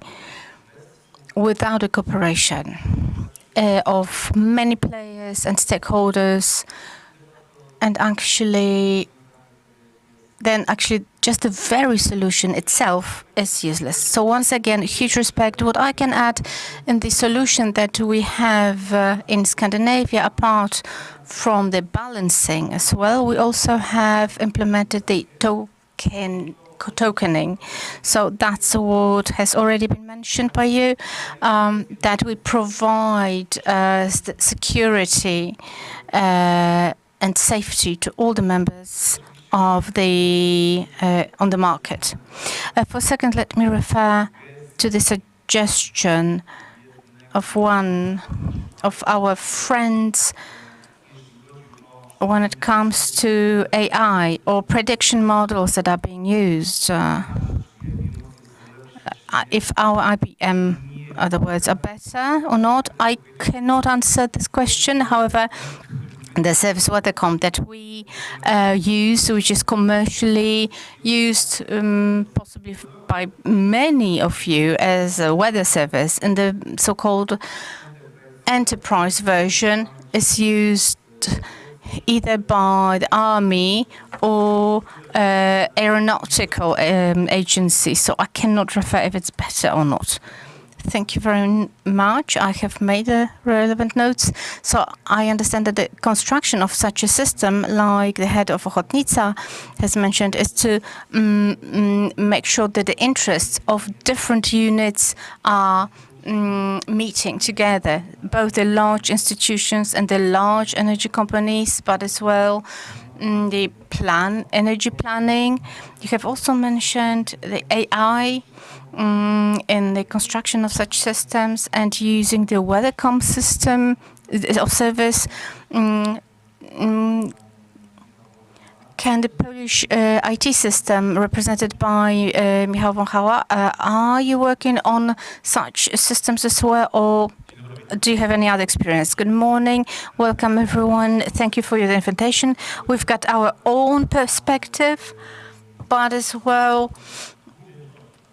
we owe a lot to large companies like IBM because they have democratized our access to very advanced technologies. We in our models have got 2 elements in the micro management system of energy for companies, including price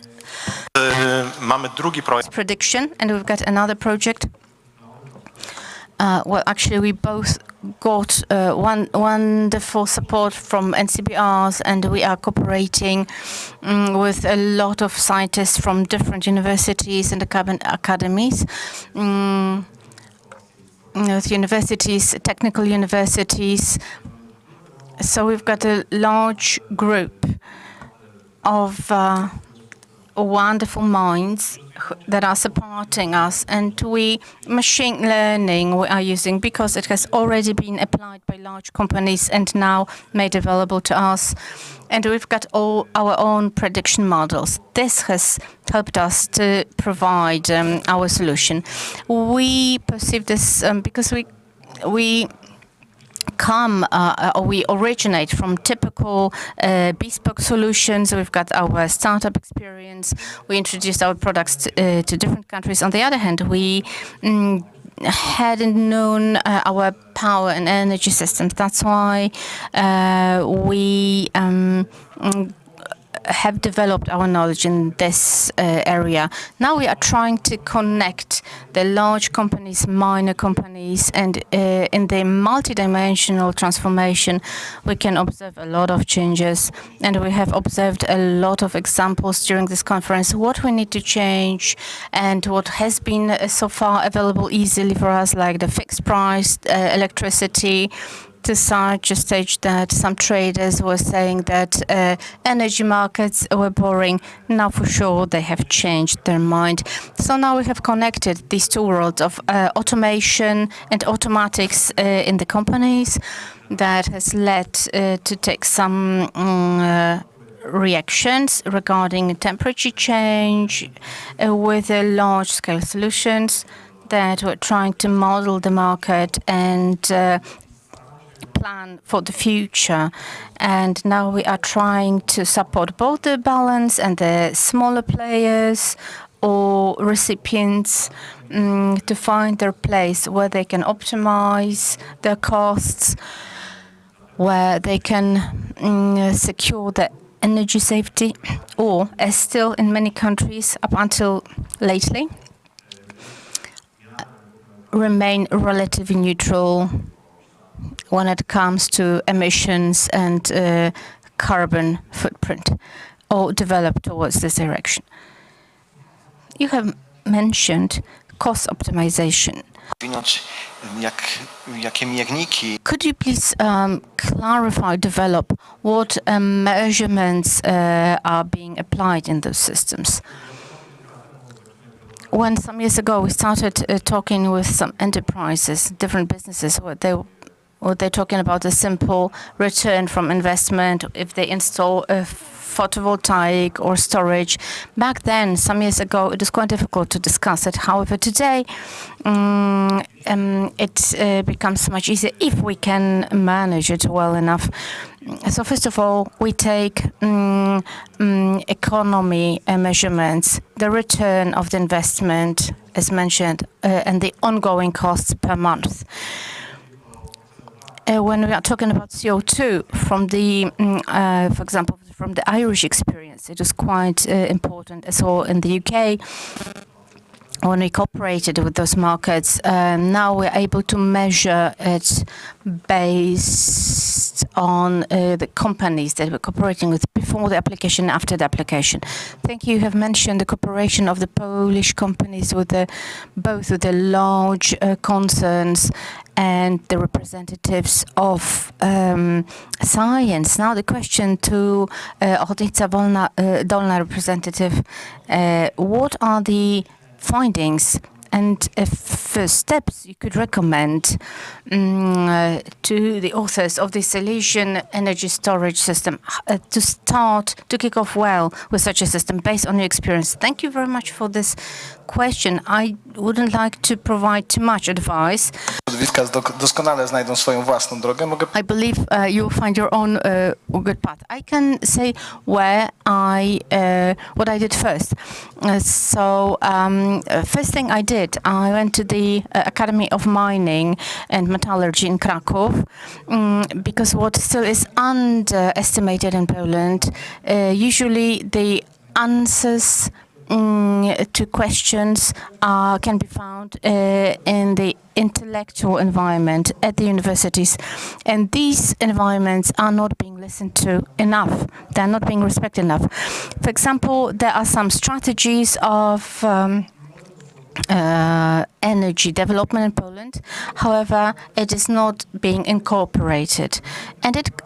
This refers to many areas. Intellectually, we can develop wonderful leading models. However, afterwards, they have no chance to get implemented. That's why it's crucial to bring together all the elements. That's why, as I mentioned already, took my first steps to the university to analyze it, discuss it. It's not always that simple that after a 5-minute discussion we come up with a solution. We outlined some problem and then we are trying to find many solutions for one problem. An early Asian approach was that in the culture, in the Asian culture, there is a large discomfort if someone fails. So rather we should follow the model from Israel when constantly new solutions are being being searched for. And this is what is happening at the universities. And there's a huge potential, intellectual potential, needs to be emphasized, that is at the Polish universities. And then what I did next? To incorporate some ideas. This is the world of politics. And then this type of positive lobbying, talking politicians into taking right solutions, should be done both from the university side and the business side, because the good surroundings, environment for clusters and other solutions, it is actually being created by politicians in Poland. So that's what we are trying to make people realize. Just very simple example.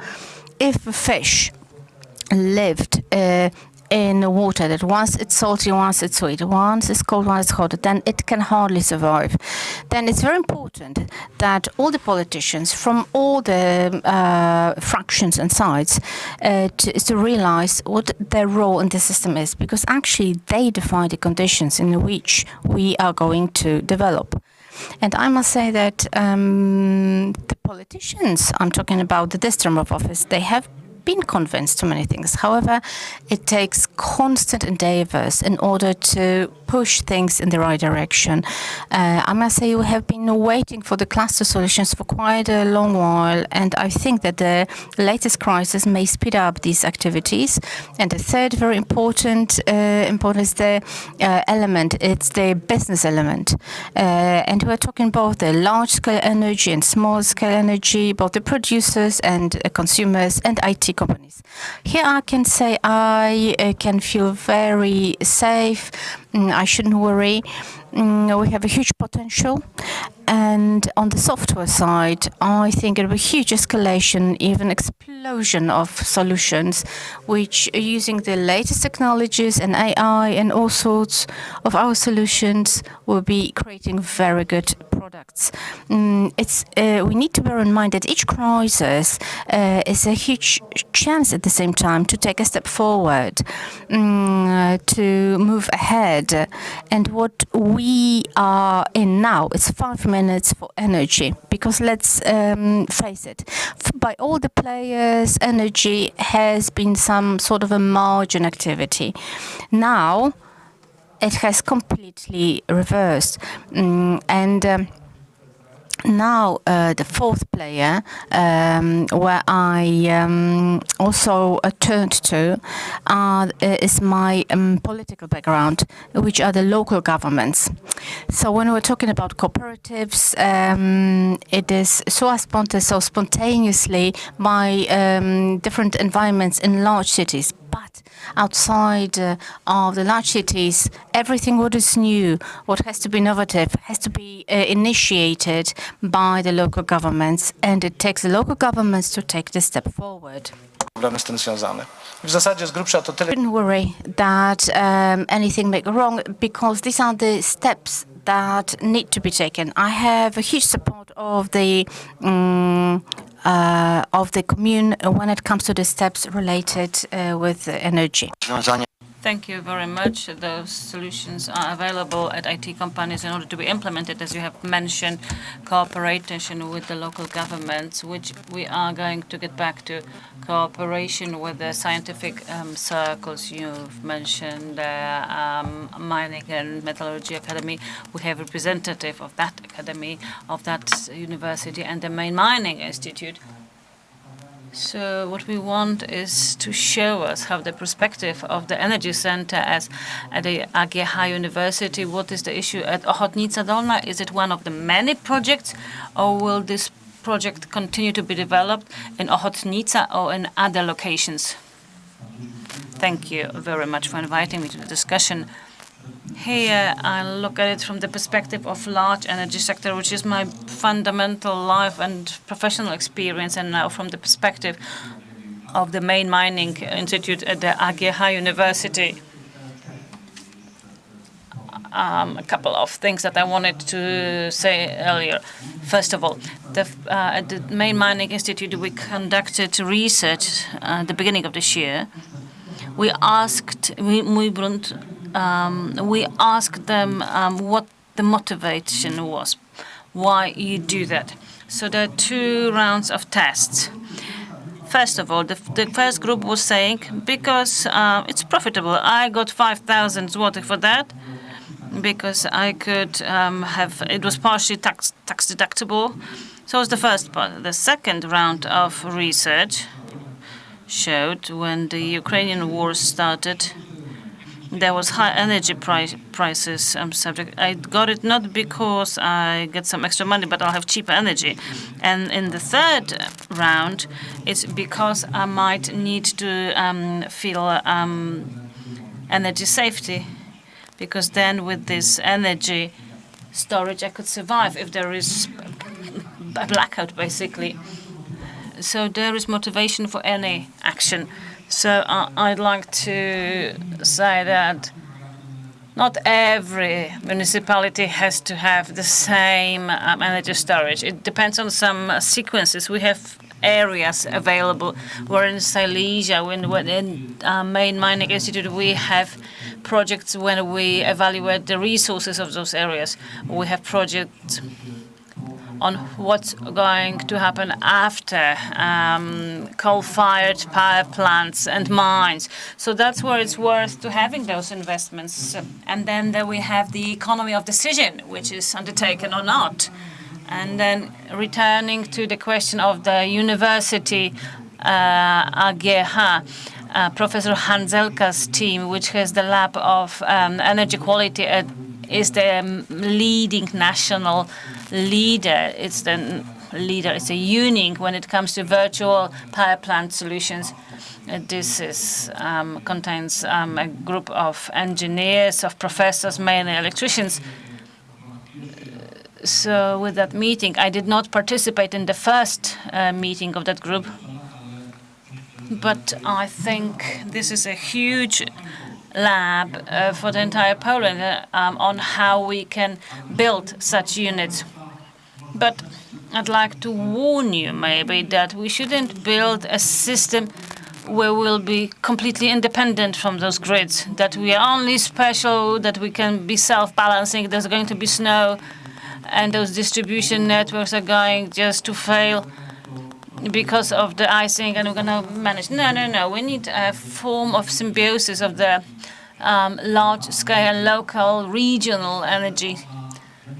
And I think it is going to continue developing. And this revolution or evolution will head towards renewable energy.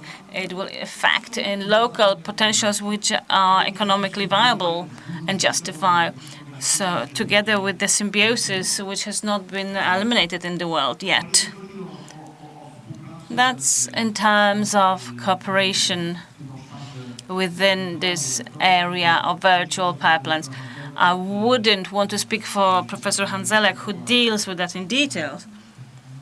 I wouldn't want to talk about it more because I'm not that familiar with the details. But I'd like to say that under those contacts and the positive assessment of cooperation with the institutes and scientific environment in cluster projects, there will be some specialties. That's why IT companies develop software solutions for energy management, and it's the area of their specialty. At Main Mining Institute, we are involved with mining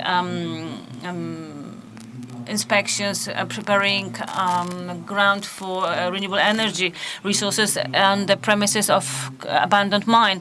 When it comes to management, the power plants, it is verifying the electrical potential. So we need to build this team like here. It was smart lab team. Such an arrangement of various institutions is necessary in the cluster which wants to build in the energy storage, which COMAC wants to build. All those competences and cooperation with those various units will also be necessary.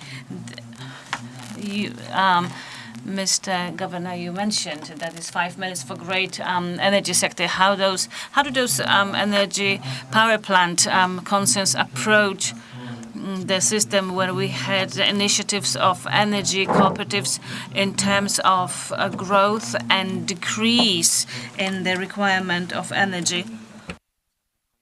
And you also deal with energy mix distribution in Poland by 2040 or 2050. How does this large energy sector view the local solutions in terms of symbiosis? Or are those 300 self-balancing areas that Maciej Siotysik mentioned, is it something positive for large energy sector as treated as a collab, or is it like the necessary evil for our energy sector?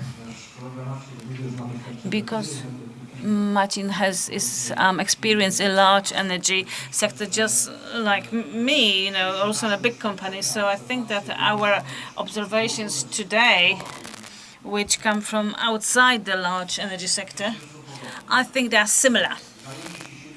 We are learning each other. We need some time for this symbiosis to be fully consumed.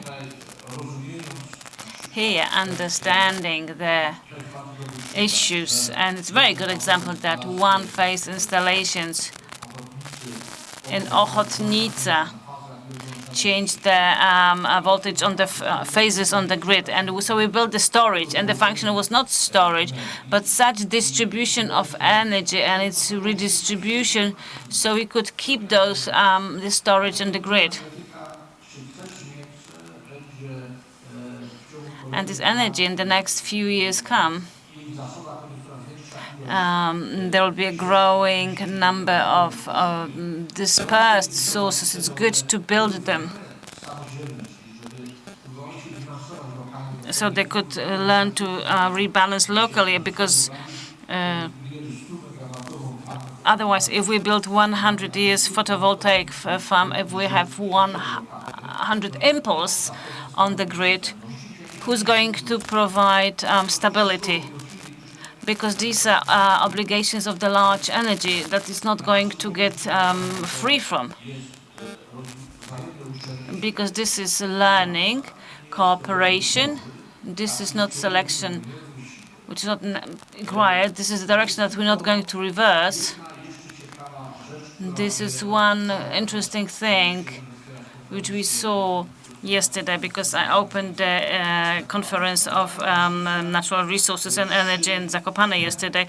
There was a discussion, that event that we are facing now, energy crisis, is it an event which should change strategies? Because setting the clusters of cooperatives does not directly stem from the crisis. It has kind of sharpened. It's an imminent and long-term perspective. The other side was in 2018, Jerry Rifkin in Krakow Impact presented his book, Zero Final Cost Society. There was presented a vision where we pay 50 zloty for phones. For energy, we're going to pay 100 zloty per month, well, at some point in the future. So that does not change the paradigm, but we shouldn't really undertake too drastic decisions, because we keep living in this lasting term of crisis where we need to change our perspective on that. We are in between those two visions, and now those high energy prices and the vision of returning to stable process. Let me remind you that the energy prices on the European market 2 years ago are below 40 euros per megawatt, and now we have over 200, 300 euros. So we need to remember about maintaining the balance in the paradigm. You've told us about the growing prices of energy. I'm going to get back to the subject of I'm going to ask Mr. Woś, working for the Bytom Town Hall, present the energy problems in your municipality. We heard the governor of Ochotnica, who told us about the structure of the facility of energy distribution and what is it like for the municipality of Bytom, the structure of potential production, the use and dealing with the high energy prices on the basis of the city and municipal companies. If we analyze it and we just take a look at it from a distance with general conditions, let me tell you that this situation in our municipality and the governance is not the same. We are determined to implement the very same process, and we have very similar objectives, but our situation is on a slightly different scale. This scale is different, and the problem that we are facing and the conditions that we have, because it is not a typical problem, the conditions are completely different, so the model that we're going to implement, it is going to be slightly more complicated. What for us, for the local government, lets us survive easily at the moment is the joint procurements for the authorities. We still have the electricity price at the level which was negotiated last year in November, so we are still talking about relatively low cost, but we know that the adjustment at the end of the year is going to be drastic. It might be even 1,000%. We know that the city has got its own problems, and it's been diagnosed as a city which loses its social functions, because if nobody indicates the substitute for this mining for mining industry, and for the 30 years of the transition, nobody specified the substitute. We want to define it ourselves. We've defined it as the new energies, and we wanted the city to have this new identity involved with the energy. We've always been there, but we've always provided either coal or steel. So now we can function as the provider of energy. We know that for entities which will be interested in that, there'll be two basic factors which will determine whether they will be interested in cooperating with us or not. One is location, which is obvious, and the other factor is related to energy. I'm not going to say that it's supposed to be cheap energy or green energy. For business, the most important is that it's stable, energy with stable conditions. If it's a stable factor and not as dynamic as it is at the moment, then they will invest. If we are able to provide the business in general, if we're able to provide it with stable energy supply at the stable levels, at stable financial conditions, then they will be interested to invest, and they will bring in their investments. And the way we perceive it and what it's like on our part, if we analyze two ends of the axis, on one hand we have the traditional energy, and on the other hand we have the model of dispersed energy sector, and if we want it to be the target model, then we are yet another stage on the plan of implementing it.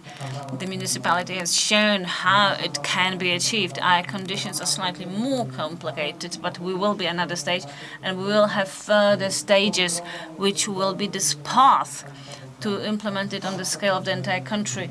We've heard it on several occasions that it is going to be a change which is going to be bottom-up change, which is generated by the market, by the prosumers, but as we are the next stage, and we want to be the next stage of implementation of the large task.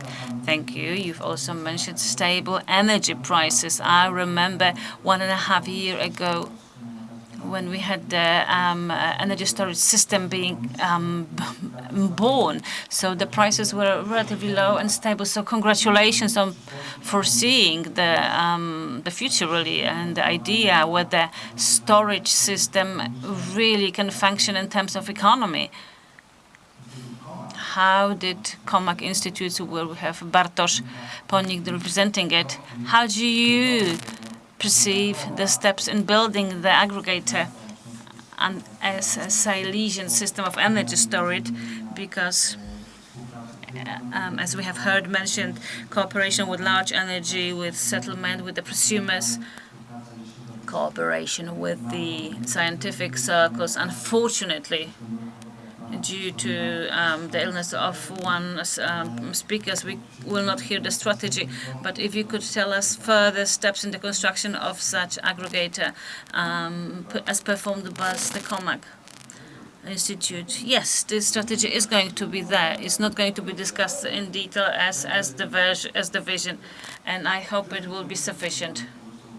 Okay, I would like to thank the guests, because you've told us step by step what can be done, and I liked what we heard from on the example of Ochotnica. You just stole the show really. But I've learned lots of interesting things from all the panelists. So it's interesting that lots of things are happening and they can function, and they show that our activities within this regard, or the decisions on development of Silesian energy storage system and the milestones which we successfully implement, they make sense and they're heading in the right direction. But going back to the aggregation, this is a very complex phenomena. We've heard that the amount of data, that everything that needs to be monitored, measured, and it changes. If we analyze the world, Poland, then there are tailored solutions, because any location, any town, any municipality has got different needs, opportunities, and potential, and stakeholders. But if we talk about aggregating, we need to have something to aggregate. We see that Mr. Governor already started aggregating, but our Silesian energy storage system, we've got energy producers, we've got prosumers, we have professional energy to a higher, lower extent developing. So this part is provided at the beginning. We don't have the second part. What is the most important aspect for it to function business-wise, socially, in terms of energy safety, which is storage. We don't have it. It's at the crawling stage. So we are supposed to be a response to that and support it. So this aggregation can function at all. Distribution networks, distributors. This is in professional energy sector. Well, we need to understand we have professional energy. We have the Tauron Dystrybucja, and we are not going to separate ourselves from it. At this moment, when we take the first steps, it would be highly irresponsible trying to separate ourselves from the professional grid. If we talk about those steps in this very direction, then we start with the prosumer and the local governments and the towns. And at the first step of the aggregation, we would like to provide energy stability. It would be for the prosumers, for local governments, and trying not to deep dive, because aggregation is quite broad, starting from forecasting, balancing, and network stabilization. But the first factors are providing energy and business for those prosumers, for those local governments as well. The example of the aggregate, I read it from France. It was professional energy which cooperates with prosumers. Their solution was as follows. A company that was responsible for that was responsible for professional network stabilization, because prosumers bring in the green energy in their amount and they destabilize the network. So the company gave to the willing prosumers equipment. They just gave it for free. And the equipment was supposed to manage the energy at their households or small institutions, small companies, small businesses. And that's how they stabilize the network. And this equipment decides what and when is activated and disconnected from the grid. This is one of the solutions. But if my household, I told my wife that, she's baking cake and, and somebody switches off the electricity for 10 minutes. I'm not sure she'll be happy about that. So this is the higher goal and perspective of this professional energy. So thousands of prosumers just headed in that direction in France, and it did work. If we analyze the COMAX steps from the forum that we had in Katowice a month ago, we made a decision to set up a company, COMAC Energy, which is going to deal with this aggregate, and they're going to undertake the individual steps and substantively focus on that. It is not going to be the role of the institute, it will be COMAC Energy. Apart from that, as you have mentioned, that cooperation with the academic circles, because we have universities here, we have also established cooperation with the Energy Center at the university, the AGH, which is Mining and Metallurgy University. And as you have said, your opinion was an objective one. There's been good cooperation. That's why we are very thrilled that it is going to work.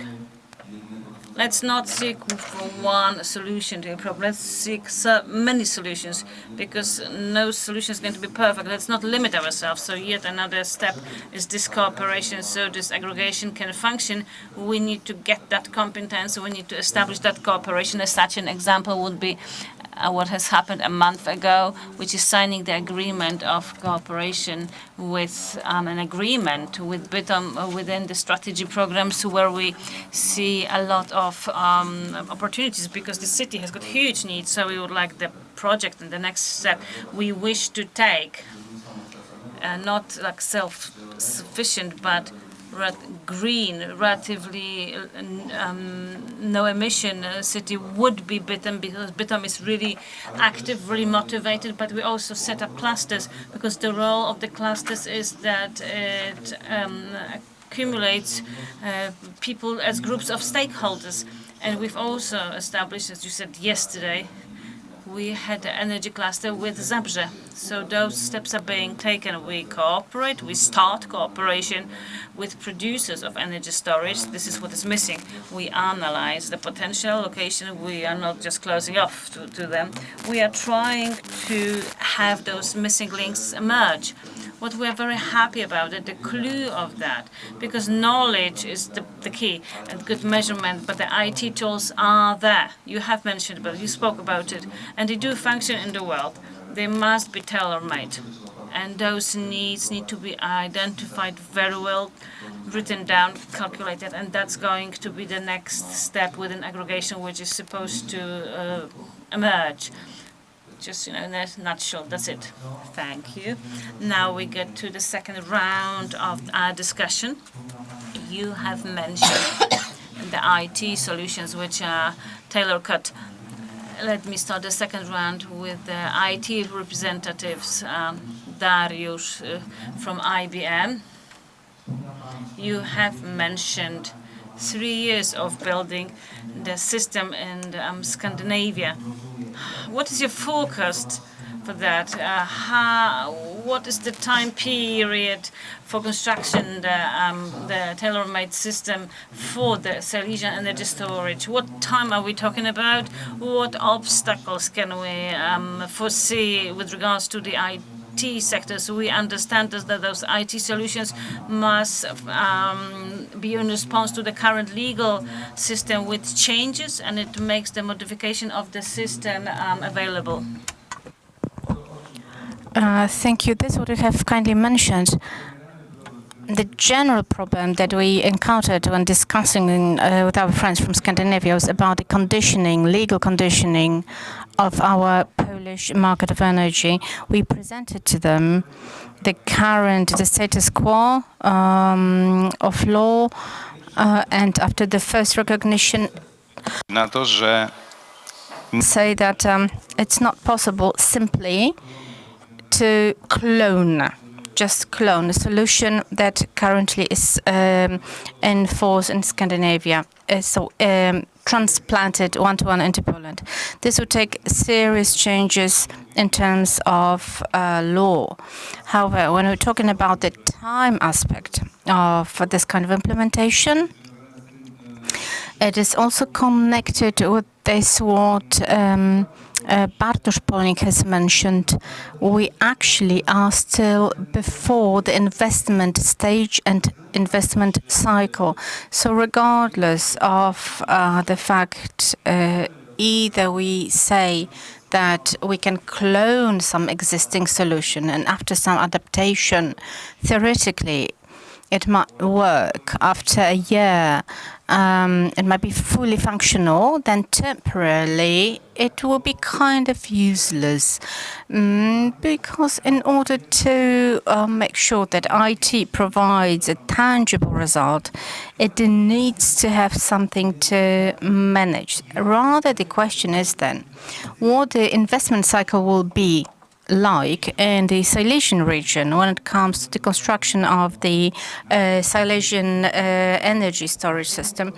Now, from the IT side, I wouldn't worry because my colleagues here can say that considering the investment cycle, physically, the IT solutions will be dramatically shorter. Now, question to Michał. Bartosz Polnik has mentioned some solutions of dynamic management on the recipient side. Now, Maciej Sołtysik also mentioned before that this solution seems to be in a contrast with the prices, depending, of course, on the tariffs and depending on different day times, weekend, evening, morning tariffs, etc. Are such solutions being under development that some dishwasher, washing machine may enter a standby system that, for example, at a particular time, it needs to take a break and then start again. Are there such solutions already somewhere in the world? Can you see the future for such solutions? Well, first of all, such household recipients are relatively small recipients. However, as a group, yes, they're quite big. These examples are very interesting because indeed such solutions are being under development. We still have smarter dishwashers, but the application is very interesting, which we know from the UK market. Quite a lot of water is being heated by electrical boilers, and that's something what on one hand we can plan, and we do not need to switch off the oven, and we can control it ahead. That's how we see the development of the IT solutions. On one hand, a lot of data, on the other, very specific conditions. As well, from the perspective of the network balancing, if we want to transfer to clusters, virtual power plants, or aggregates, then this makes some sort of new competences among the recipients. And this is definitely kind of a new challenge from the IT perspective. And our view is that we are trying to move ahead as far as possible into the future. We do not want to leave it all to the recipients to control it all from the smartphones. People are busy enough. What is important, how we can predict and moving forward. For example, thinking ahead, 24 hours, we can try to balance it out. And there are such devices which we can control, knowing how it can be shaped. The prices of energy, we used to have 2 peaks during the day, and on average, we roughly could know how to optimize our own devices at home. Now, since August, the prices are crazy enough, and they are unpredictable enough that not many of us can deal with it. Now we are trying to find such answers and solutions. Teraz na przykład we wrześniu. Prediction coefficient is quite high. However, an average John Smith at home will not think now if they should switch on the washing machine at 9 or 7. So the aggregated solutions are very important at the moment, and it takes storage in different forms, and it's great, it's wonderful that COMAG are developing different solutions, and physics knows answers to a lot of these questions, and now this is the time where we can put it into practice. Some of our models work with machine learning, some with linear programming and optimization. And what we are trying to describe quite clearly, it includes a few thousand of elements of data that we use. That's not something that every half an hour we are able to change for dozens of operators. I remember a month ago in Katowice during the panel, the representative of IBM mentioned that the individual household recipients make this group that into larger scale can change the profile when it comes to the demand for energy. So this all depends on the given working hours, and the savings are also possible depending on the time during the day. Now, the head of Ochotnica Dolna, Michał Szczęśniak, has mentioned already those changes in the recipients that can be positively or negatively perceived. You have mentioned in your presentation that the system that has been implemented in your commune is already giving some recommendations for the recipients. This policy of communication with the citizens, does it have any future, or are people still skeptical? Now, answering your interesting questions, one comment: the system is under implementation. We haven't received the final stage and the final effect. So it hasn't been fully implemented, so it's not finished. We need around a year for this. This is, of course, related with the investment cycle. The sources need to be set in the right places, as it has been mentioned. For example, to make it possible to start a cooperative, power cooperative, then it needs to have at least use 70% of its sources. However, you have touched a very interesting question, which is particularly important in the countryside and village areas, where the trust level is still lower than in the cities. And generally in Poland, well, on the other hand, we must say that Poland is a very innovative country in this regard. Now, two important things resulting from my commune's experience.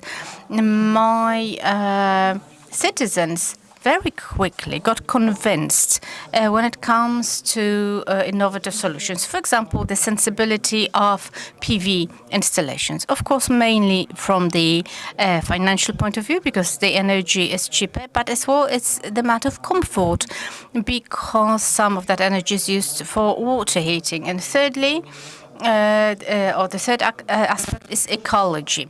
Firstly, let's not be afraid of that. People very quickly, even from smaller village communities, get convinced towards, warm up towards these solutions. Of course, it is problematic when it comes to very digitization of such solutions. Now, when it comes to the IT solutions, this is the key role of the local governments. At some point, I need to come out to my citizens. I just need to tell them, guys, do trust the solution.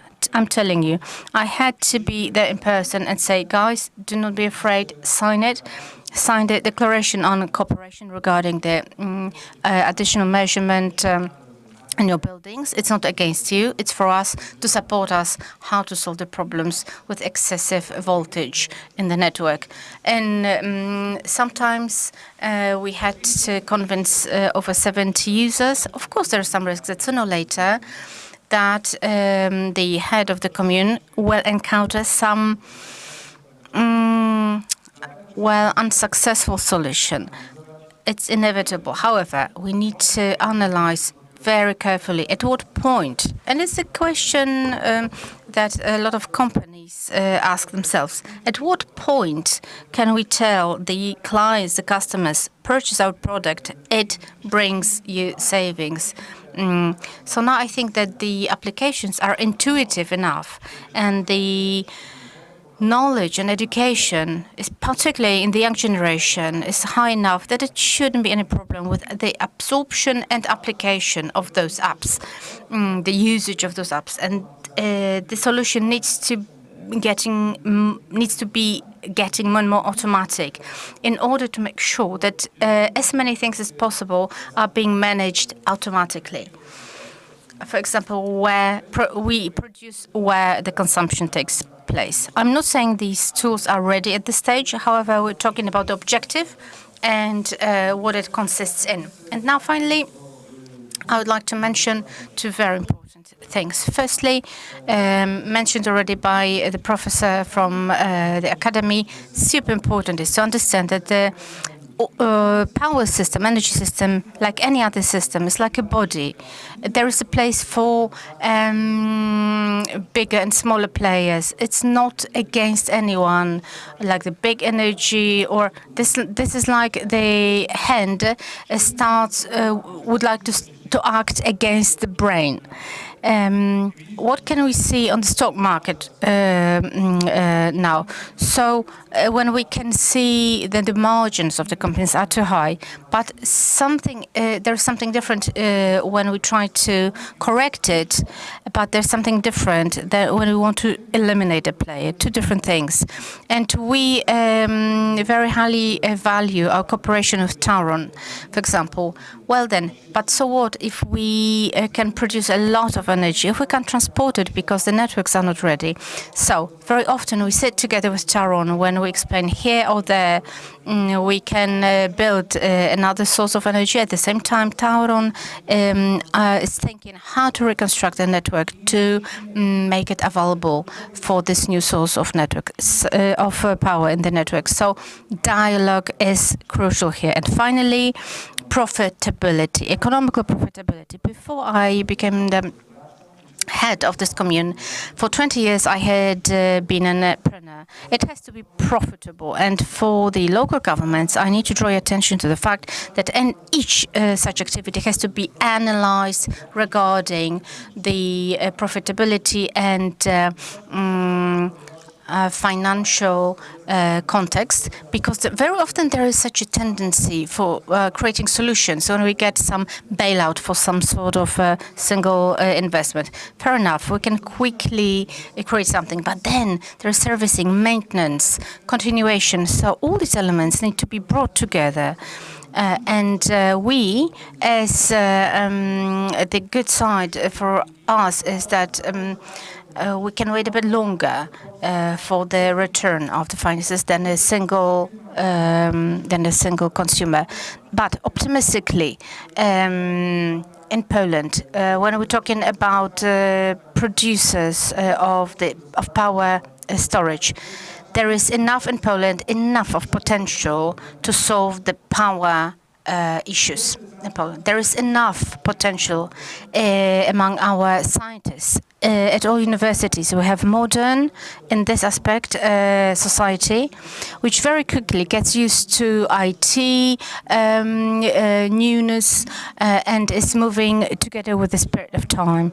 And if you have a look into your units and provide for analysis them by specialists, then you will see that just in the area of optimization, we are able to save a lot. So that what is optimistic is that we have a huge potential for the positive transformation within Poland to protect ourselves for the future, but we need to communicate together. The dialogue is required, and that's why I'm super happy that we have such conferences where we can exchange our views, because without such dialogue, there is no progress. Thank you very much. I also would like to ask Maciej Sotysic how you involved in a few initiatives like clusters or energy corps. How do you perceive the awareness of the users? Do you also have such an optimistic perception? And how about adjusting our decisions, our habits regarding usage of energy and regarding the usage of applications, when it is the best time for using energy? Czy inne jednostki na to reagują?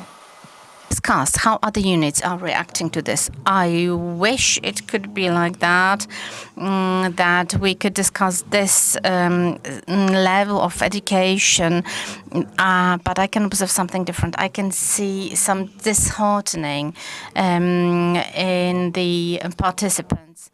And I remember when we got the redefinition about clusters some time ago, and the clusters are not receiving enough support as they would like to get. That's why we are getting a bit annoyed. We are losing our patience, and that's why we can observe some declarations of leaving the clusters. That's definitely my experience. So from the level of detailed education, as a doctor has mentioned, we have not experienced that yet. When it comes to the energy corps, it's almost an untouched area because we've got just 2 of them. At least in Russian, that corp includes just 4 members, so that's just a pilot activity. And they definitely have got different perspective how to consume energy and in what hours. There are 2 sources, production sources. There is a charger and a magazine. So there is a full spectrum for making or building this experience and exercise it. However, as mentioned, education definitely will be necessary at some detailed level. Not yet. We need legislation. We need mechanisms. It's absolutely necessary for clusters. And for sure, many times you might have heard from the representatives from ministers that by the end of the year such support should be expected. So fingers crossed that the new reality for cluster support will be received, and then the education will be there, and automatically it will be animated. So now naturally, moving to our 3rd member, representative of the local government representative. Wojciecha, czy pan patrzy bardziej sceptycznie? Are you more optimistic or pessimistic regarding the legal support for clusters? And on the other hand, how this optimism is spreading among the officers or municipal representatives? To tell the truth, we need to observe or to see what the situation is like. Both are very extreme examples. On one hand, we can talk about extreme optimism, or on the other hand, extreme conservative approach.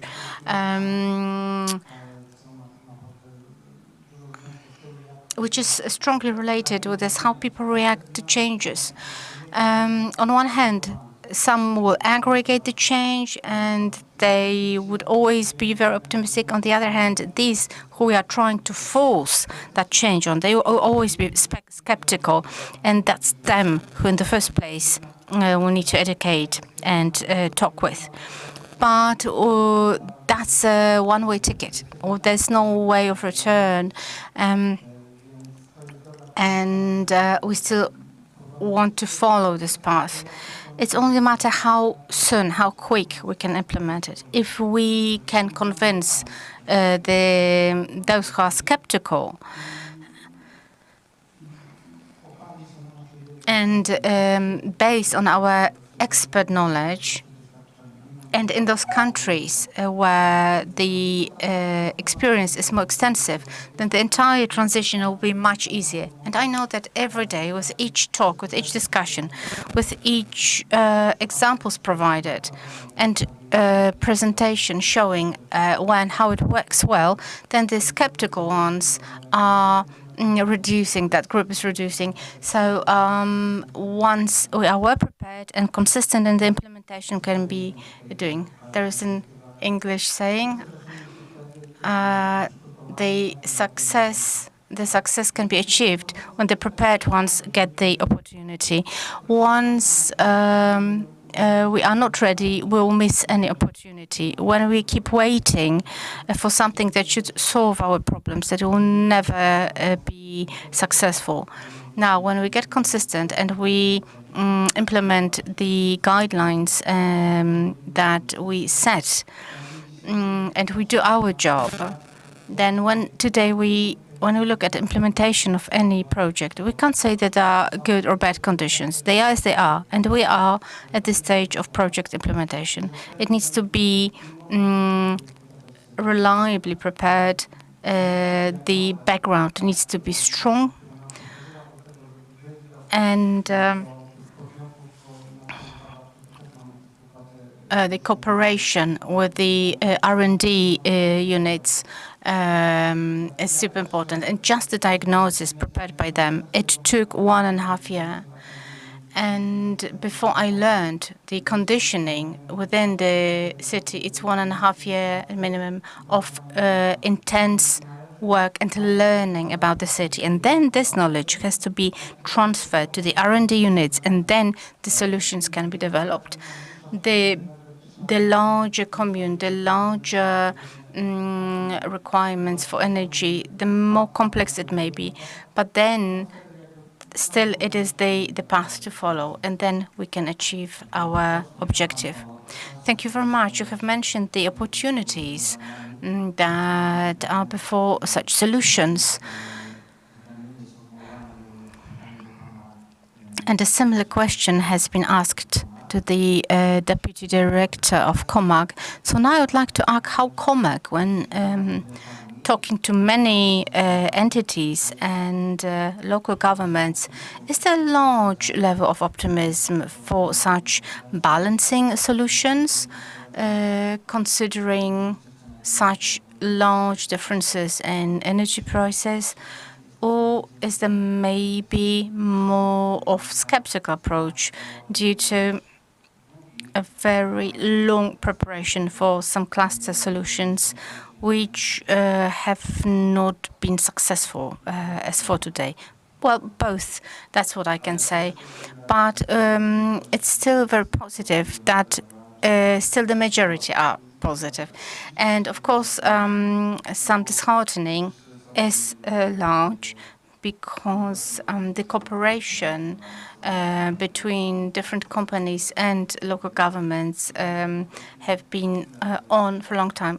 When the final results not necessarily are always successful. On the other hand, from the perspective of our institute, how we are operating is that our solutions, our projects are such ones that are implemented because only this kind of cooperation can secure future cooperation.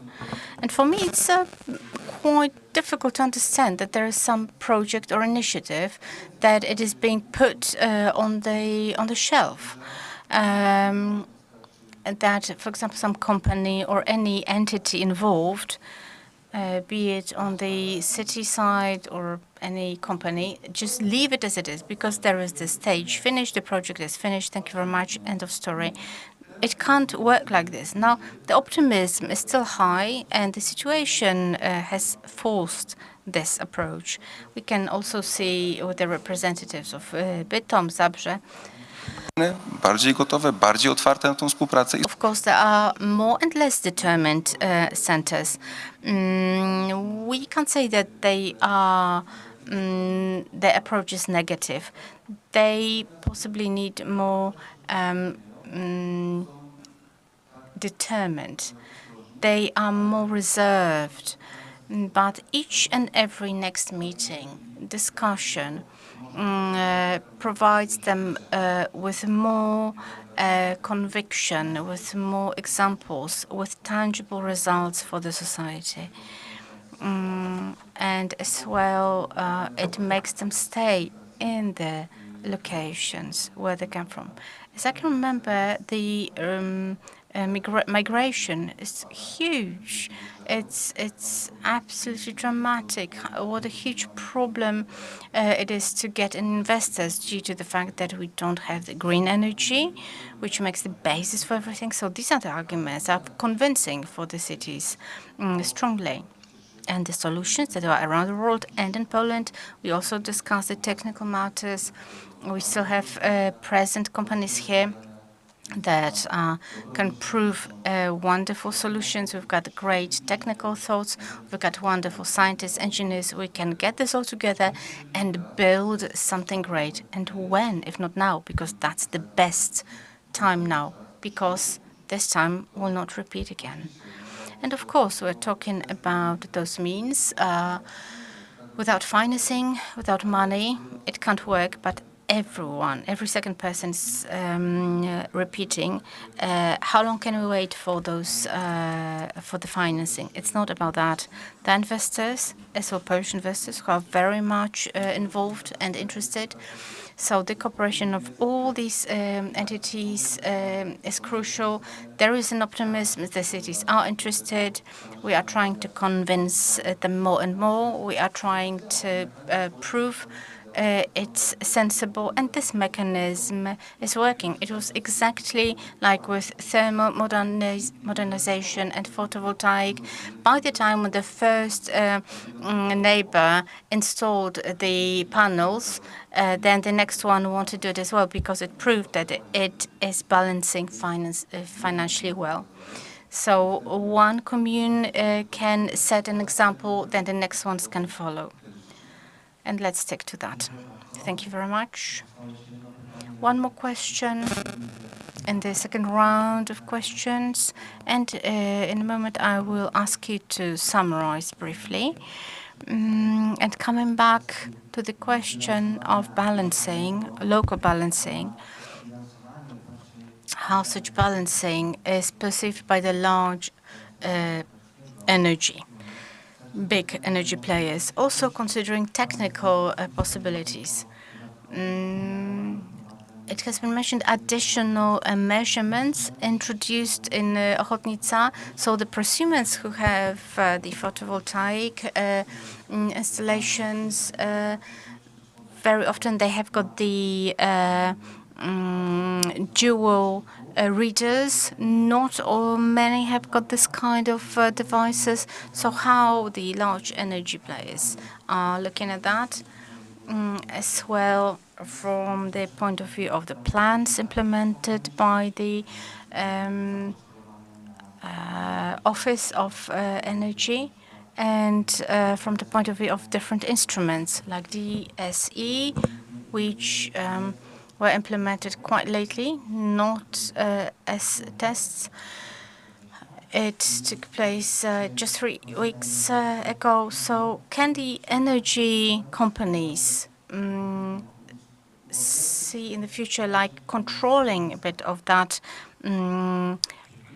demand among the clients? Well, I think it's a very good question, and I also would like to take this opportunity that our minister is here with us. Okay, when it comes to this, what took place on the 21st of September, so the Polish networks had to switch off those entities that were ready, declared the readiness for disconnection, and we will need to bring this opportunity to the distribution companies. Namely, we can imagine such a system that these entities that have electrical appliances like aircon, boiler, there can be a connector or slot card, system slot card. So during the peak, they can be switched off at some conditions.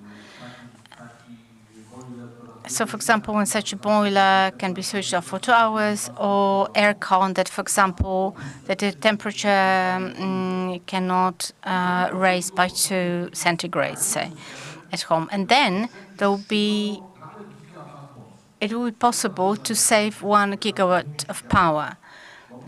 Because on a local level, distribution level, I'm able to disconnect in given conditions, to disconnect some recipients, and the companies are not very happy to do that. But I believe that the minister has got such tools to start this kind of and introduce this kind of solutions. Now, when it comes to Ochotnica, I understand Bismarck is installing the measurements. The problem is to get actual savings in our bills. Then the house meters would have to gather on an ongoing basis information on the flows, energy flows in the houses, which is not the case now. For example, the intelligent readers of Tauron, they provide the 24-hour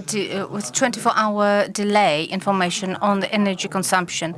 So it's useless. So the online reading would have to be made maybe after 15 minutes. Well, gathering this number of data would completely explode the system, and maybe 3-4 pieces of information a day online, and then the minister, it would make sense to work stronger on the dynamic prices, even if we make them 2. So they've got the night peak when the prices are high, and then such systems of energy management in the local households. Then I would know if such system should be started, or the system would start it or not. So we need dynamic prices to make savings in our bills, and we don't have them in our country yet. We're talking about the EU, but still we don't have this. And then some local demand control at the distribution level would be required. And the second one, this solution is easier to be done, but it takes determination for sure. And definitely it's not required by the distribution companies, because for them it's a huge area of activity. But then it definitely would secure savings in energy, either in the energy unit or could be disconnected in declared moments. So, to sum up, I believe that the experiment in Ochotnica with the double measurement, double reading, it would make the basic meters, and it should be connected with the other system and the local storage within the corporations. So if the co-ops are able to store some energy, if some high energy consumption has to be done, then heat up something, then between 11 and 4 during the day for these 5 hours, when we have a lot of energy, then we can order this kind of activity, operation. And in other parts of the world, it may be it is performed. So this is my experience and recommendation from the central level. Now we go to wrap it up, and I would like this wrap up to be started by Mrs. Polnik, maximum 1 minute per person, and we can go dynamically through that part. We're wrapping up the panel, right? What new knowledge, what doubts have arisen, what risks offer all opportunities for balancing within the Silesian energy storage?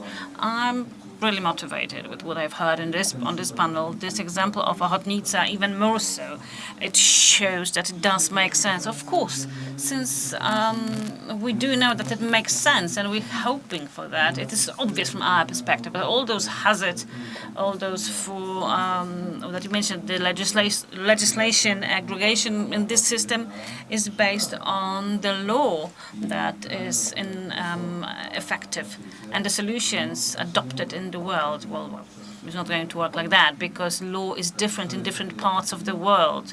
So this is the new element here. And then debating, yeah, let's keep debating, let's keep talking. Let's notify, let's show that it does make sense. I'm really pleased and motivated, and I'm so pleased I could sit on a panel with such prominent speakers. Of course, we need to work, we need to cooperate. Thank you. Maciej. I'd like to thank you for the opportunity to meet, to talk, and discussions in the lobby.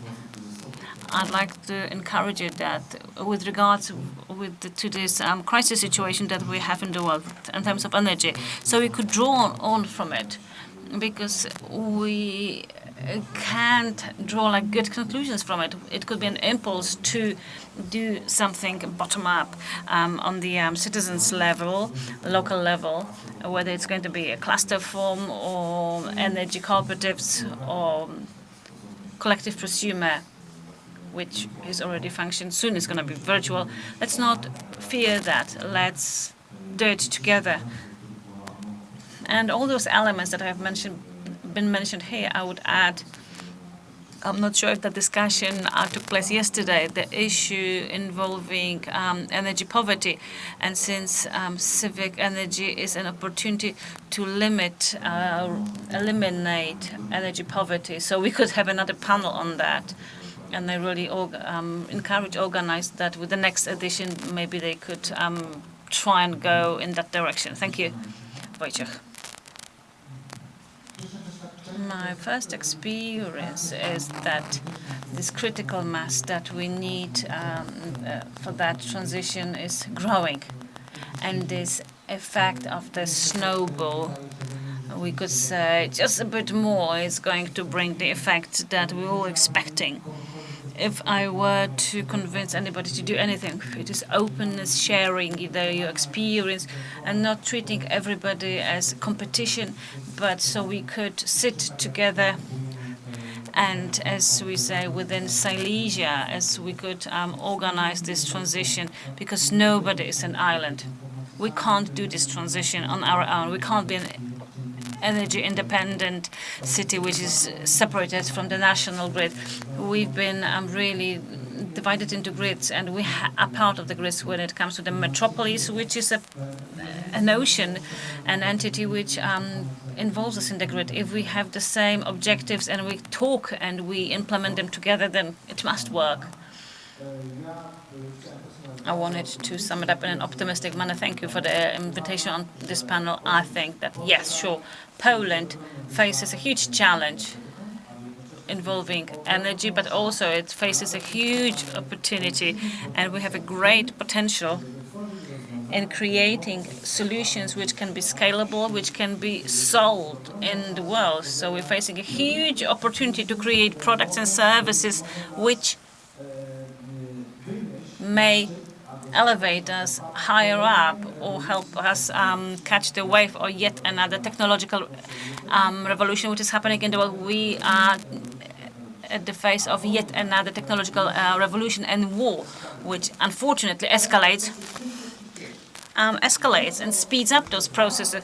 So like 2 years ago, I went for a consultation in the ministry and I started talking about hydrogen. It was sort of cut down immediately. They were saying, oh, yeah, you know, you're talking about some absurd, unrealistic future. And now everybody talks about it. The whole world is working on hydrogen technologies. It is going to happen in the energy sector. We should know that this potential does lie in Poland on the part of those producers and energy storage, but also on the software part, all the IT companies, as we have representative of that. We have a large intellectual potential, which is at university. We have everything, but we need to start acting when it comes to the legal aspects. I'm also waiting for the changes on clusters. We all know that all signs shade that it should start at the turn of the year. The error, the mistake was that those who backed down, who got discouraged, I know such municipalities, I know that there will be clusters or not. Every municipality has got the same tasks to do that they have in the clusters. I can say that those 3 years, because it costs time, I devoted those 3 years to be ready to absorb those funds. I can say that I am like 99% ready to use the fund, and I'm also happy that this playing field is there to test all those solutions. And I'd like to invite you to come visit us. Is there anything for you to test? If you want to draw on from our experience, then do. And University AGH, then I'd like to thank you very much and for creating this system of cooperation together with business and political circles, where I need to emphasize we managed to convince them to implement very important solutions. We can't just get discouraged that things aren't going to happen. We need to do everything that we managed to make words turn into actions. Thank you very much. I'm going to pass it on to Professor Hanzelka. I'm going to say, I just, was slightly active. So that's my contribution. But wrapping it up, I'd like to congratulate COMEC that it's entering its scope of operations. But I can't say you can't do it just as a byproduct. No, there's been like a conference, and tomorrow is going to be Silesian energy sources. No, this is systemic work which will require many years and personal and financial involvement, so we can succeed eventually. What I do if I were to start, well, I'll try to organize like a virtual setting when it comes to understanding the energy resources of production and 2 or 3 sources, maybe somewhere in the town, maybe in Bytom, where we could start. We could try and learn how to manage energy, and we could get the first effects from savings, from management of that. And then we could scale it, and we can iterate in another town or city and adjust some in the network. If Bytom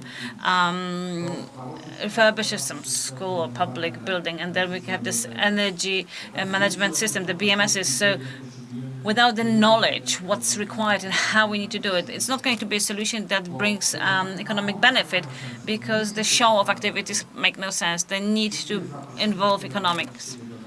That's it. Thank you very much for inviting me on the panel. That's I'd like to add to the added value that we create here. Michał. Thank you very much for inviting me. I'm really privileged and honored to sit on this panel with you. I'd like to just sum up a couple of things. Yes, this is a moment where the brave ones can just become leaders. It is the bold solutions, the attempts with some slips on the way. But these are the potential to create the solutions for the future. This is the moment, and it's happening right now. So that's on one hand. On the other hand, though, if I may encourage you to do something, we are an IT company, and we have such experience. Without the support of scientific consultants, we wouldn't have those programs that we're creating now. And I'd like to encourage you to cooperate with us. We do have tools in Poland. We are the beneficiaries and the funds of National Research for Scientific Development. We cooperate with scientific circles, universities. We would not be here if it weren't for that cooperation. Third thing, if I may, the dynamic prices for the consumers, it's something that we are able to show biggest return on investment and savings, since they generate some anxiety or maybe some resistance, and they are just being shelved. So maths do not lie. We do see that this is the key. to give financial benefit to the producers and distribution, but also to give some opportunities and offer them for the end users. Thank you very much for the opportunity to sit on a very inspiring panel. I'd like to add that IT will just be a service. They are so advanced, they have such a set of tools that with well-defined assumptions they can create any solution at this moment. We could say that sky is the limit. If we define the assumptions really well, if we have good frameworks, good schedules, then the ITs can do anything. That's why what's very important is the multi-level cooperation, starting with the institutes, scientific circles, universities, municipalities, local government units. And I'd like to encourage you to cooperate. Let's try, let's test, let's have pilots, let's have prototypes. On the basis of such experience, we're going to create one of the best solutions which can be copied all over the world. Thank you very much. I'd like to thank all the panelists for sharing the experience, opinions, and the perspective of cooperation for the future. Each of you have emphasized how important it is to cooperate with regards to energy for the future, with solutions for recipients, cooperatives, clusters, or with the main beneficiary with the Silesian system of energy storage. Thank you. I'd like to ask you to stay. Now I would like to ask all panelists to stay here. We could have a picture taken. Michał's there, Wójt is there. So let's just take a picture. Ladies and gentlemen, I have a request, because I was listening, there was the communication murmur going on. I do observe that. I know what you think. Yes, you are going to have coffee, but I need you to give me a quarter of an hour. Please take a smile.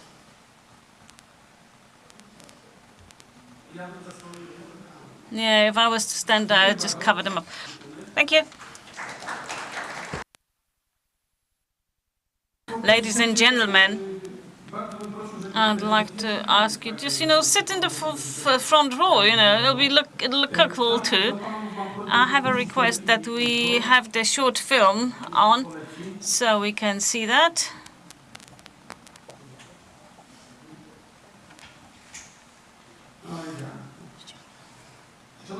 Ladies and gentlemen, a couple of words. We've heard on this stage that we could finally say what is this Silesian system of energy storage. In fact, the panel in this part of the summary, it did show it, but it also showed.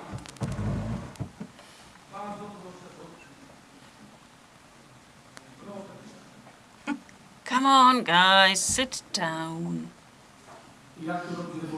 And how are we supposed to organize an energy revolution? Very important thing. We need to say it quite clearly, and you can't leave this room unless you have this peace of mind, what we really want to do. And it's a huge challenge. We need to observe it like that. You see here, we have visualization, which subliminally is being passed on to you during all those panels. When we built this strategy at the very beginning, I'd like to thank the minister, because he's been with us from the very beginning of those works, and the involvement of towns stems from the fact that we can see that the ministry has a serious approach to that. Because I'd like to tell you, I can share a secret with you. The minister is here with us today, because tomorrow he's going to sign a Strategy application. Hopefully, it's a second attempt. Hopefully, it'll work. Strategy is going to be involved with the National Assets Ministry, COMAG leader, Institute of Management of Natural Resources and Energy Consortium, and SRK.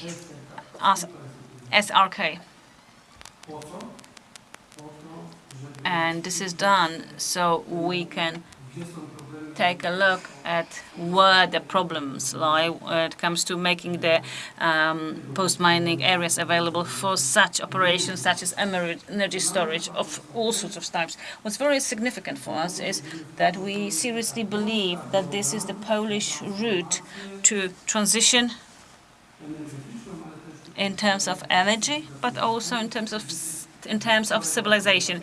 Yesterday we had Professor Tajguś talking about German transition, which way Germans went and how they used their areas. Maybe they didn't have the technologies that we have now, but I really would like to be convinced, and I am convinced, that those green energy islands that Professor Prostański mentioned yesterday, especially that the cities do want that, and that's significant, and they are going to be created. Now I'd like to show you a bit of a history how we approach this strategy, because exactly what we've heard in this panel, what we spoke about the Silesian system of energy sectors. We set up clusters. The clusters will operate and we will develop them. We'll develop dispersed energy. The city told us that they don't work.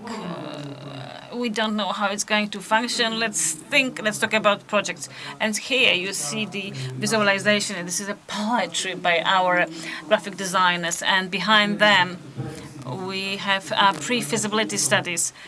They are not completed yet, because at this stage we are facing the projects. So this is some visualization which was supposed to show the town that we've got an idea. Take a look if you like it. As we see that Zabrze Sports Hall is going to be created, and we hope that's how it's going to be provided with energy. This is a range of equipment that we would like to have produced at Komag.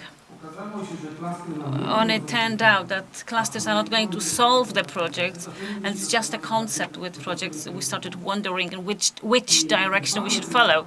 And this panel was to show us what is the essence of our cooperation. What I would like, together with you, as Mr. Tokarski said, we'd like to manage what we've got. We've had a huge debate. Huge energy is just huge energy. Not everybody wants to let others in the business, but there is an opportunity there. We want to be at the low voltage, and we want to help stabilize the grids. So I hope there will be an opportunity like that. When I spoke to the professor, energy should agree to that. This is something to be learned. So therefore, the idea and what has been created, there was a decision that the company, with Komag being a 100% owner, ZDK, would be transferred into Komag Energia. This is the operator which will talk to the cities about various projects, not just energy, IT projects, but also what we're really interested in and what we will hear in the evening panel, the ecosystems, biodiversity, lots of IT, and monitoring of this amount of data. The plan is we have filed an application to the Marshall Silesian Center of Experimental Techniques in terms of energy. We would like it to be created at Komag so we could develop this Polish thought. If we could have the presentation, please. And I will show you some pictures that have been transformed into this visualization, what's ahead of us. We will need cooperation, definitely. That's why we have this broad dialogue that we have, technological dialogue that we have. Ladies and gentlemen, what we would like, and Dr. Pawlik has already mentioned, we are very happy. We are from the Energy Center at University AGH of Mining and Metallurgy University. So we will talk about the after the conference, because the Energy Center of EGH represents in all the letters of intent and the cooperation with the director, we try to sign up and talk and create a broader alliance. So what we are going to do, the next step, I'm just eyeing Wojciech, because we're going to knock at your door. We'll see who's going to be first, what we would like to have. We'd like to organize together a project. It's not a concept. It'll be a project together with Energy City. I'm not sure if we're going to be Rzeszów, because talks are in progress, but a place which uses those technologies and tries to support the advanced IT in this dispersed sector, because there is huge management emphasis. I think we'll get there. Why should we do it? The representative of Ochotnica said 98%, as you have said, is convinced that to do it. Well, it needs to be done. It can't be just a visualization or a concept. It must be a project. It must be well calculated. It requires some budget stock taking, and then we need to have funds. Even if us joining the organization of European Association serves that purpose. So at some point we can just present a particular subject. Well, Comac Energia would like to be the aggregate for that. I don't want to talk about it, because we spoke about Professor Tokarski with regards how much can I say that by the 2030 the Comac will, how much energy is going to have by that day. As Professor has mentioned, easy, take it easy. We'll start with one, but it needs to be done. Now I'm going to show you several pictures so you can see that what Director Prostański was saying yesterday. We want to start with ourselves. What I would really like, as we have spoken with Director Prostański or Director Polnik as well, that those two institutes of ours, you will see soon, that they would be those that, like in Ochotnica, where you invite people, come over, take a look, let's do something together. Luckily, both institutes are before the thermal insulation, and we'll see. This is a visualization, what it's going to look like. You saw it yesterday, because professors did show that building. Of course, these are the real things that we have tried to adjust.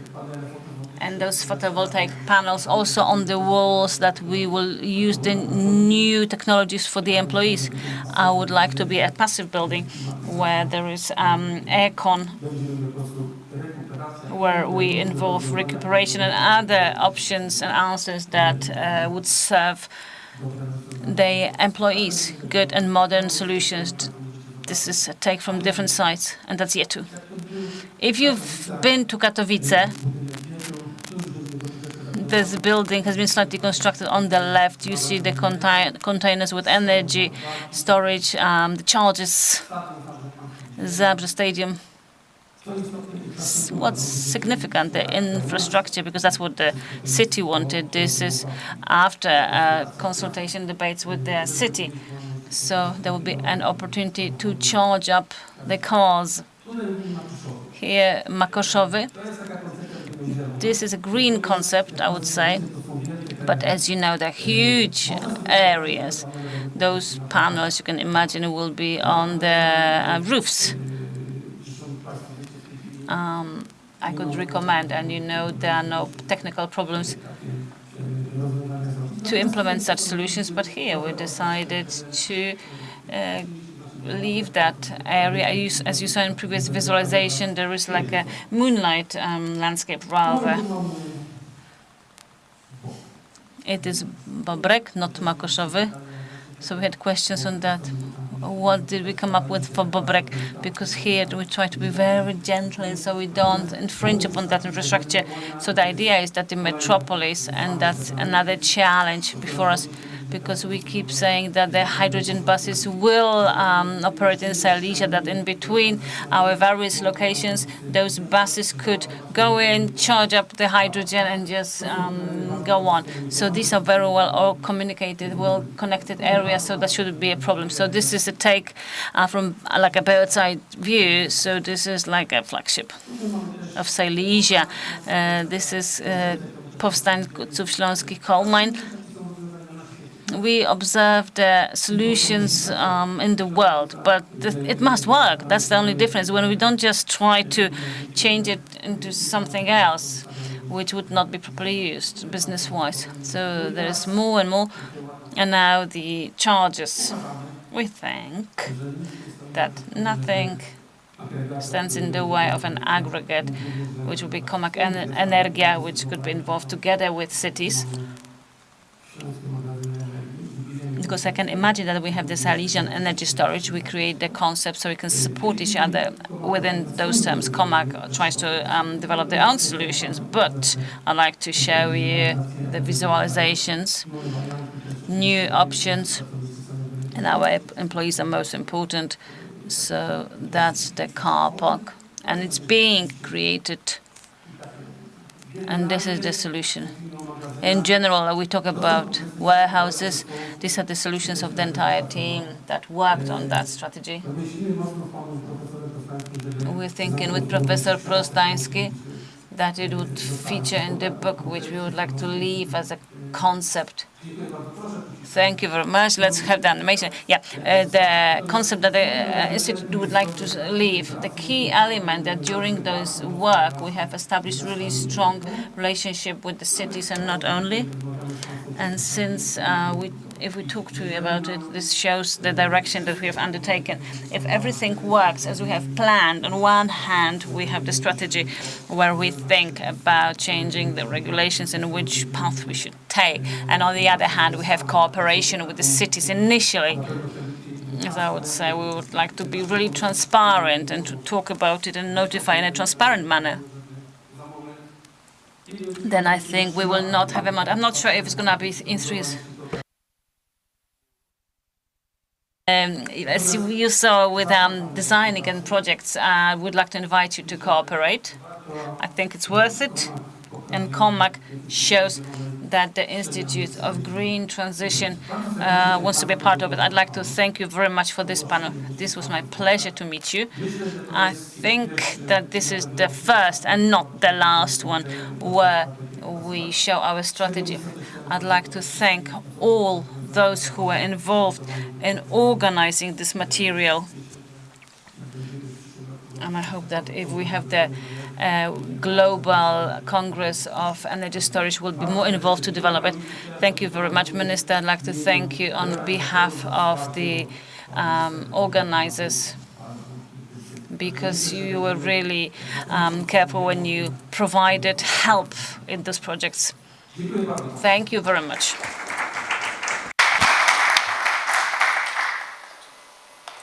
Kawa, tak. A obiad już? No 3 minuty obiad, zapraszamy na obiad.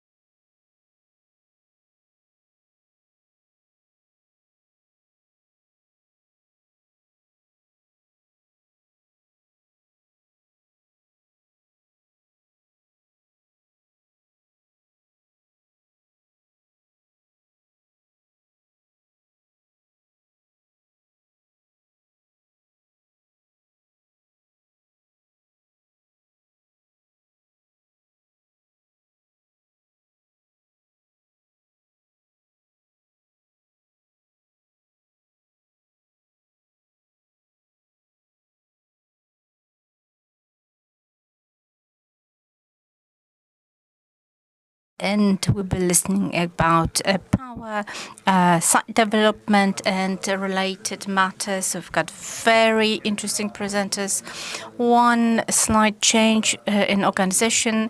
The 7th presentation that was supposed to be exactly 7th in line, due to independent reasons, will be in the 2nd position. All the rest remains without any changes. And to our presenters, kind request, please stick to the 15-minute slot. What we are not able to say here and now, please, we'll discuss it later on off stage, and please try to stick to the 15-minute regime. Now, energy safety and the potential of post-mining areas. With us, there is today Mr. Director of the National Cluster Chamber, and is going to do presentation on behalf of the previous original presenter. And over to you.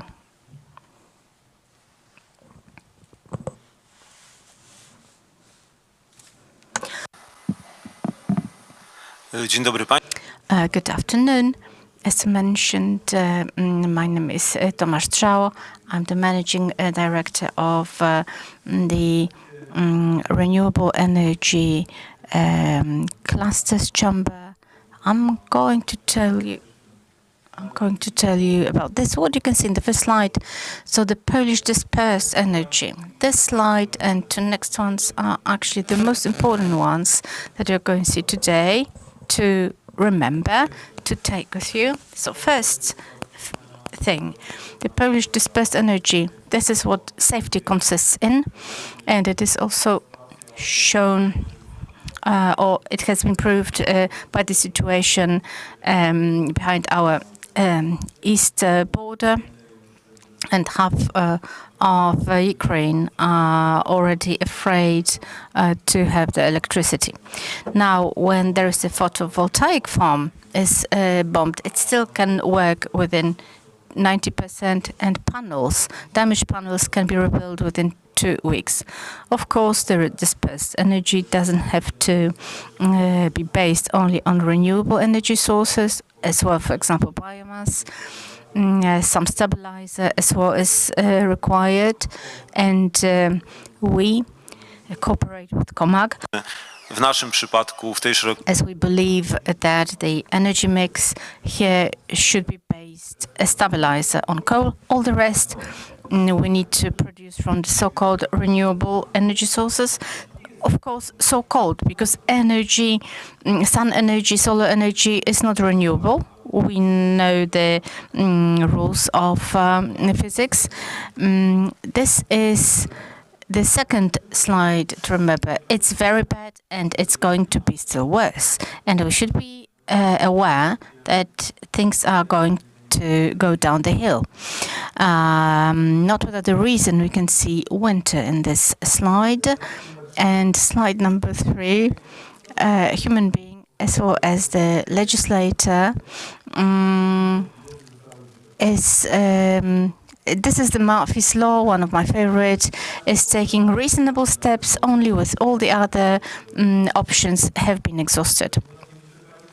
Well, we haven't exhausted yet as a country and our government, but as well local governments, all the options that we are given before we start taking sensible steps.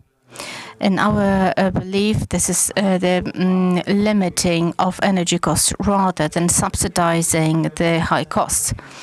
We produce energy at such a cost as it is, regardless of the fact if these are windmills or coal or whatsoever, the market price it is. However, we have got some additional costs, and for sure you can realize it very well as well. And when you have a look at your bills, these bills are very complex because they include all the components that result in the final price.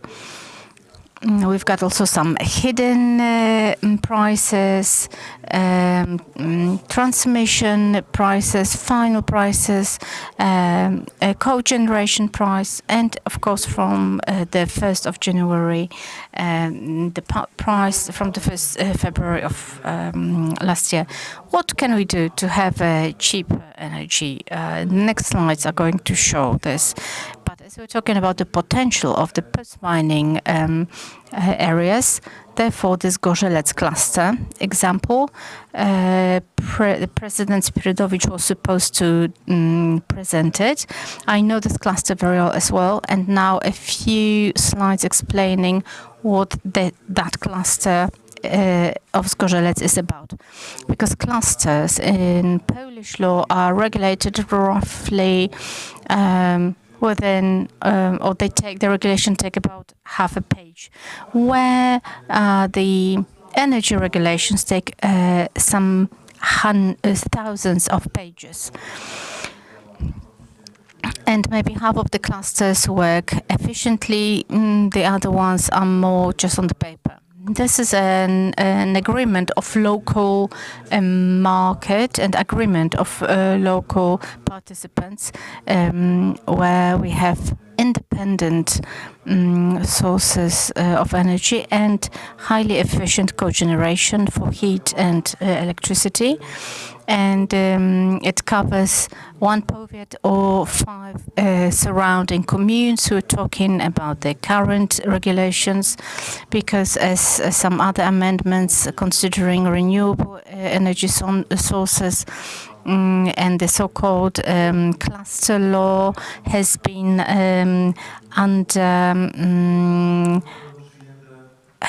under discussion for a few years already, and we still don't know what the results may be.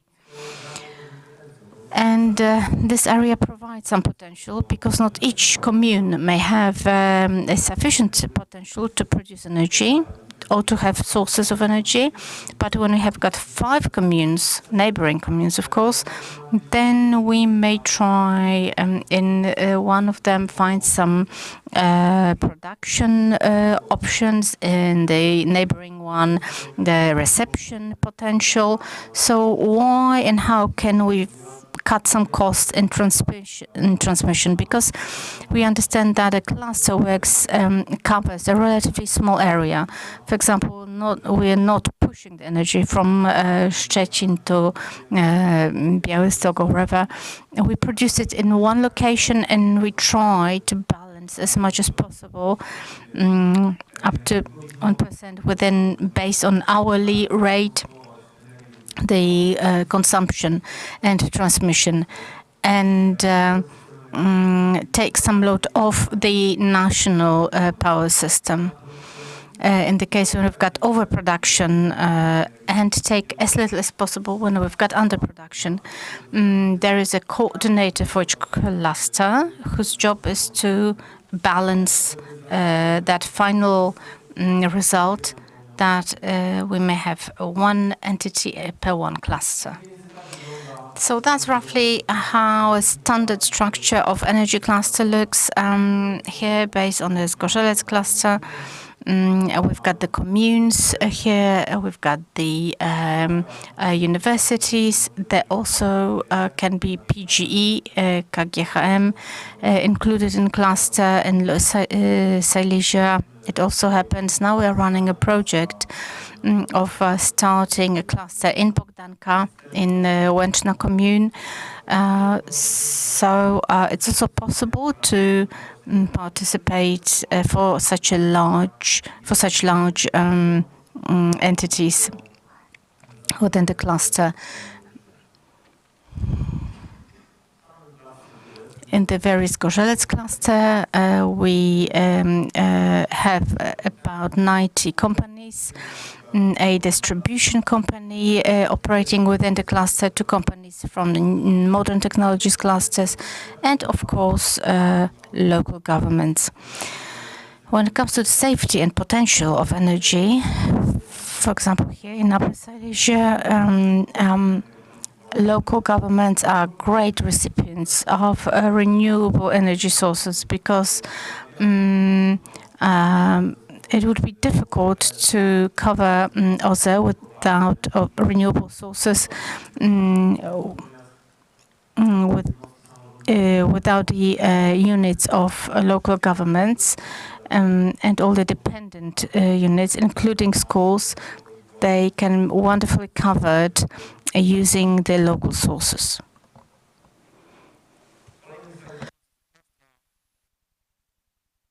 Another slide with clusters. We've got electrical cars, for example, and we're about to finish that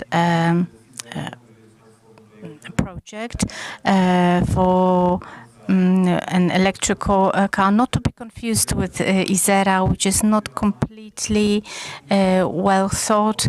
However, now this project for delivery vehicle, we are winning here, and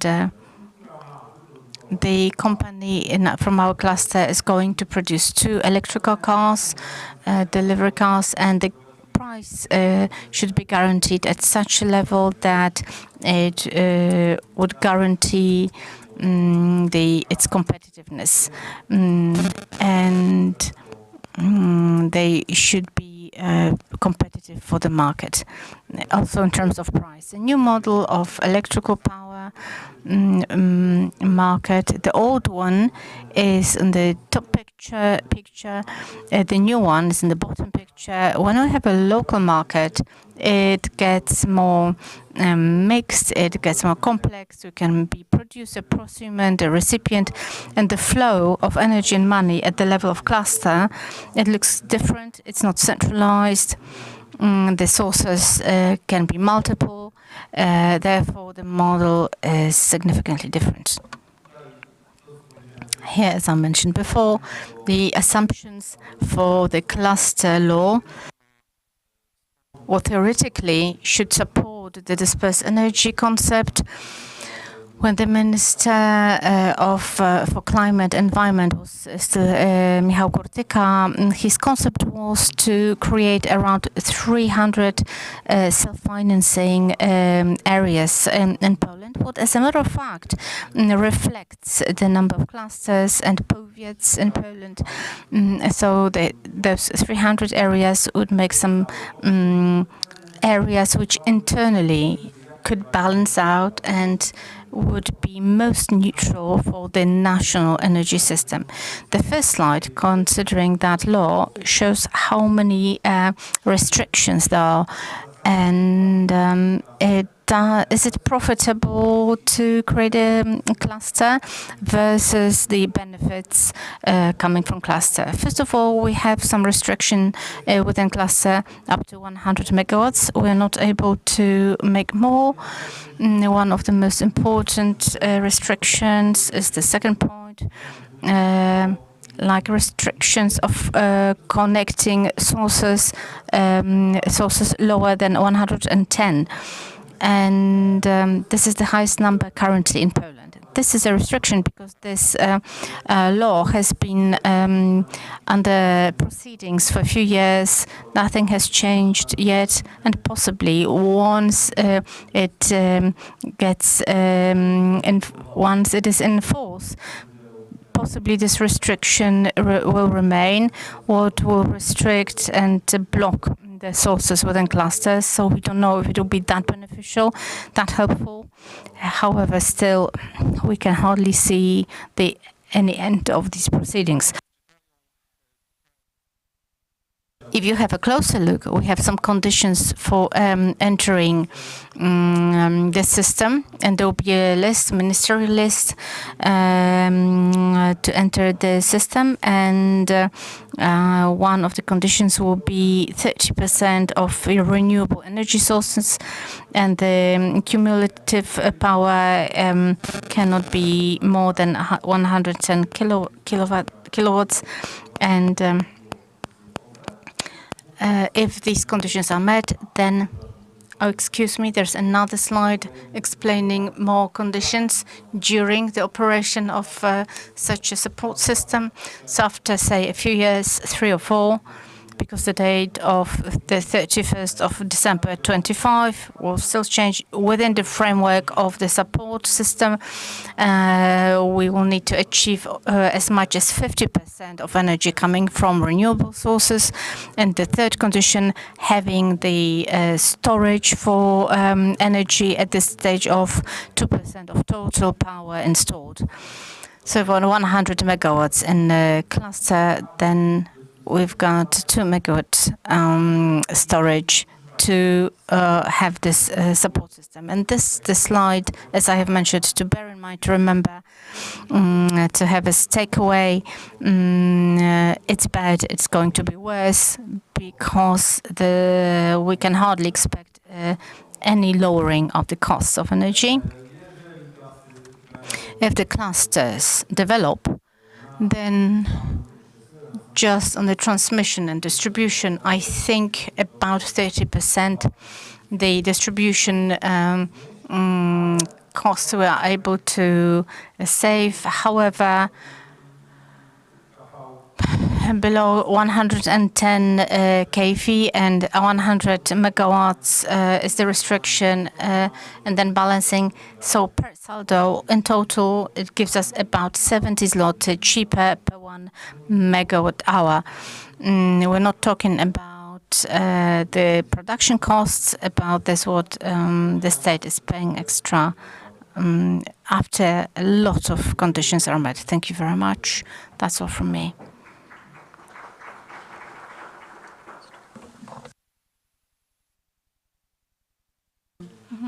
Thank you very much for clarifying the subject. Would someone like to ask the director, taking this opportunity? So let me ask, because I have one. What actions are taken by KIKE towards changing those provisions and to make sure that the conditions are better, more friendly, in order to reduce those costs? And is there any green light for that? Is there any hope, any light of hope in this tunnel that this may happen at some point? Ladies and gentlemen, we are taking a lot of actions. Of course, it may look quite empty, the statement. However, a lot of discussions are being taken with the ministry, but also with the State Assets Ministry and many other players, because their perception is that each and every megawatt hour produced from renewable sources, this 1 megawatt hour less coming from their sources. Everyone just wants to have as high share as possible. Well, they are not building, but they're already blocking. Unfortunately, these who would like are not able to connect these sources in Poland. And on the 24th of February this year, we sent a very clear message that everyone has to be active there, everyone has to participate. And we could foresee it easily that coal will come back, will have a great comeback. It may be expensive. Gas is passé, at least the one that's easiest available, that one from Russia. The major part of Europe was wrong. We need to be clear about this. Putting it all on the Russian gas, and Germany and the EU, because that they made such a huge mistake, it doesn't mean that, or it doesn't make our mistakes smaller. And here in Upper Silesia, we should perform analysis how from we can get energy, be it biomass, solar energy, coal, water. We're mapping, we calculate what is economical, and we produce as much energy from it as possible. And then next step is the holy grail, is the storage of energy. And we all know that who is able to store energy and manage it will be the winner on the market, not the one who's producing it. We still have got some finances to support the storage. With all respect to Huawei, our partner of this conference, this can be batteries, but so it can be water. Various options, and apart from this, that we're talking into such solutions, we take a lot of steps. And kind request to each of you: we all have some opportunities to contact and talk our legislator to raise some blockages, maybe temporarily. But let's store this energy. We will definitely not loosen it. And apart from the entrepreneurs who actually are producing energy and the sources, we also have got our distributors, of course, private distributors in our chamber. However, still the key is in the hands of the large energy, the power producers, the so-called the grade 4 energy, grade 4. Okay, applause for Mr. Director, and cooperation together we can do much more. Thank you once again. And now a presentation of our friends from Comag. The meaning of research and certification of production units for securing safety of energy supplies. Good afternoon, Andrzej Figiel. I'm head of the certifying unit within Comag, and together with my colleague, a specialist from the laboratory, with Andrzej Niedworok, I'm going to tell you more about research and certification of production units. For Comag, it's a new area, which here I would like to emphasize. We started with those matters. We got into that as a result from an impulse from labs, which defined such a demand on the market. There was no such a unit on the Polish market that would be able to research and certify modules of energy-producing units.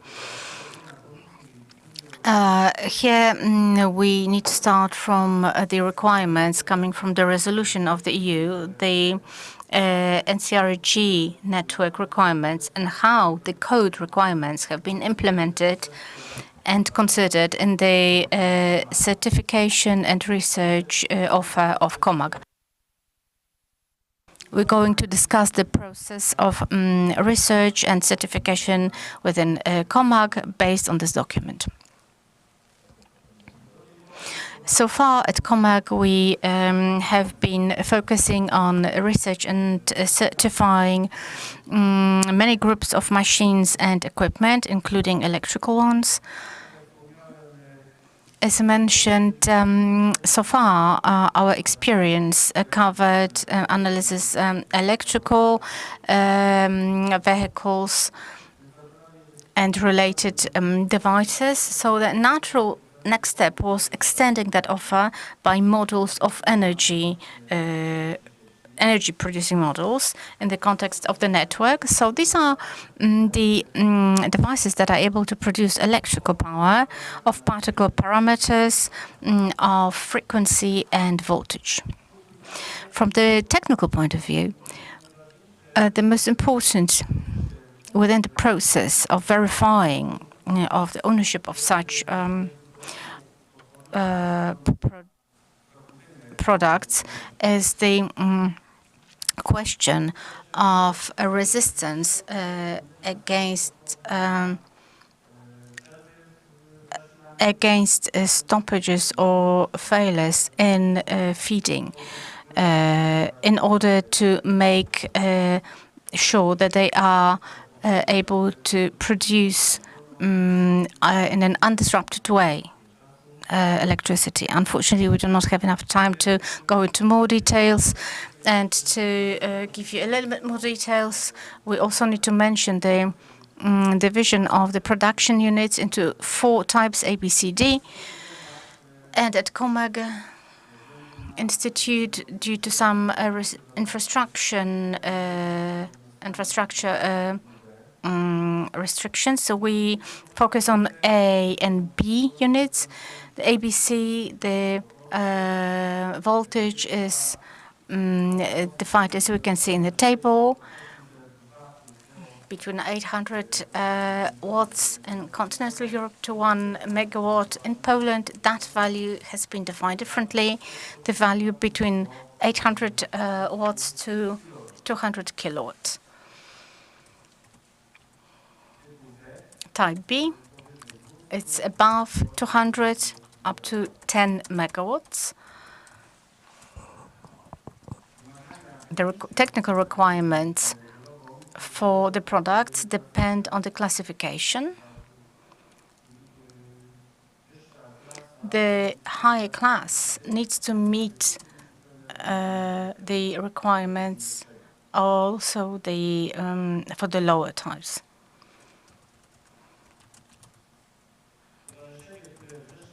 The Association of the Operators of Electrical Producers has defined the procedure for connecting the modules to the network. According to the above, to make sure that a given product is implemented, it needs to obtain some certification. So the units and components used in the modules of energy production are subject to certification. However, they are subject to certification which can be reliable, can be trusted. In other words, it takes an accredited activity. Only then it provides the security of some reliability level. Beforehand, there were no such units that could, in Poland, that could be accredited to perform this kind of operation. The assessment criteria include all sorts of guidelines for A and B. This is a standard which was also implemented by our lab in our institute and our certifying unit, apart from the EU resolution, of course. At COMAG, actions have been taken aiming at implementation of the network code, and they consisted in creating a research infrastructure and accrediting this activity. Same as activities that were about developing a certification program and obtaining accreditation of the Polish Accreditation Center in Warsaw. These activities were successful. Both the lab and the unit obtained relevant certs. And now we can issue already certificates with an accreditation based on accredited research results. Now I'd like to ask my friend Andrzej Niedworok to present how we approach this kind of research of these products. Andrzeju, szanowni państwo, nazywam się Andrzej Niedworok, reprezentuję. My name is Andrzej Niedworok. I represent Lab of Applied Tests at COMAG, where I work and carry out tests of development units on the basis of the accreditation by the Polish Accreditation Center. As to the best of my knowledge, we are the first lab of this type in Poland.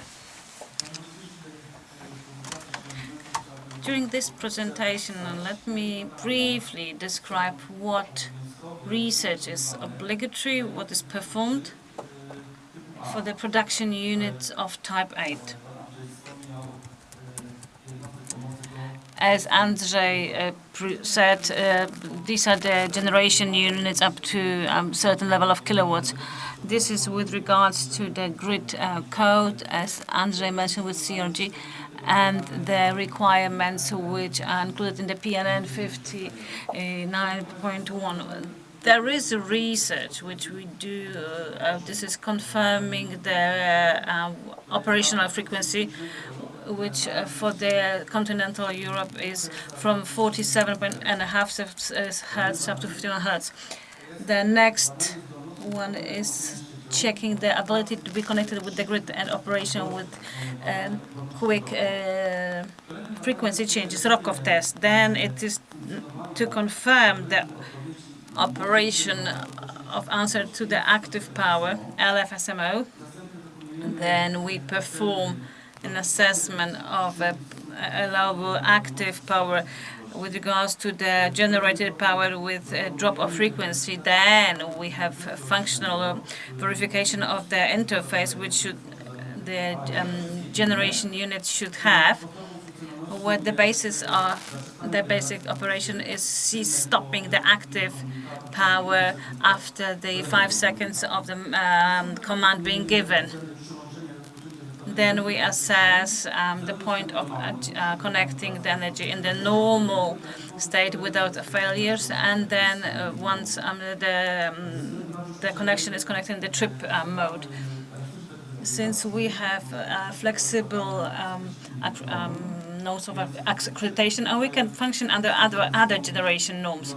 I'd like to mention the 50,438 from 2013, which currently is an out-of-date norm, but it is the best from the point of view of presenting the matters of implementation and research methods. We also perform tests with the Germans. According to the German standard, we can also test, which is not integrated with the grid network, but also a loss of mains, which is defined by a particular norm.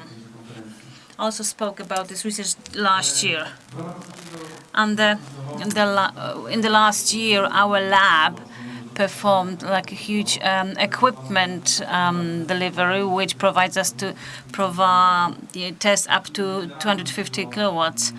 The pillars of our research solution is Power Wave Simulator by MTS, which for AC can generate power, simulate 250 kilowatt amperes with a maximum 360 volts. It can also work in the DC up to 250 kilowatts with a 1500 volt and 333 amperes, and with 500 volts with a limitation up to 1000 amperes.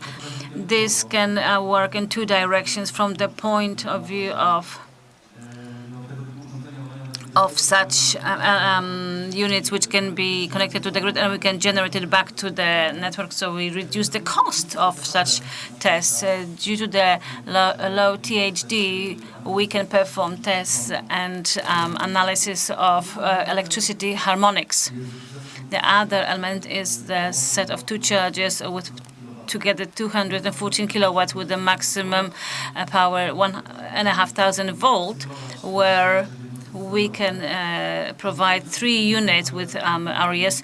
This is a two-directional. It's just minus 240 up to plus 240 amperes, so we can charge and burden the equipment. They also work in two directions with returning energy to the grid.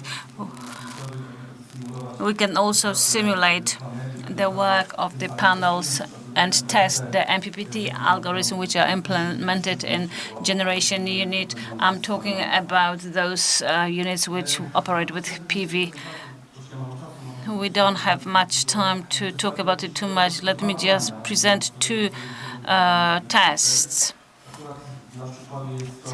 An example is a grid transformer for water power, hydropower plants with 100 kilowatts. In this instance, we did not use our measuring equipment because the specifics of its construction just prevented that. So we constructed a system in the circulation power where the generator normally works with the synchronous generator, and they operate with Kaplan or Francis turbine. In this instance, it is programmed in such a way that it can generate artificial grid, and the transformer which we have installed makes us eliminate our short-term commutation, short circuits which happen in the DC circuit for both transformers. First of all is test of resistance for quick change of frequency rock-off. Let me just present it. Works with the significant power for 2.5 hertz. As you see in the first instance, the speed of the change of the frequency is 2 hertz per second. The phase electricity is still present, and it's there. When the frequency is 2.5 hertz, when it exceeds the settings, then the active power generation is stopped. The generation unit did not manage to persist, so it was cut off. The next test I'm going to show you the functioning of LFSMO active power with a higher frequency. So I'm going to present two cases where the setup of this algorithm is done. That activation F1 is 50.2 kHz, which is in accordance with FCRNG, and the change of the power is set to the 5% value. In the first instance, for 50 Hz, we start with the starting power 100%. It is 100 kilowatts.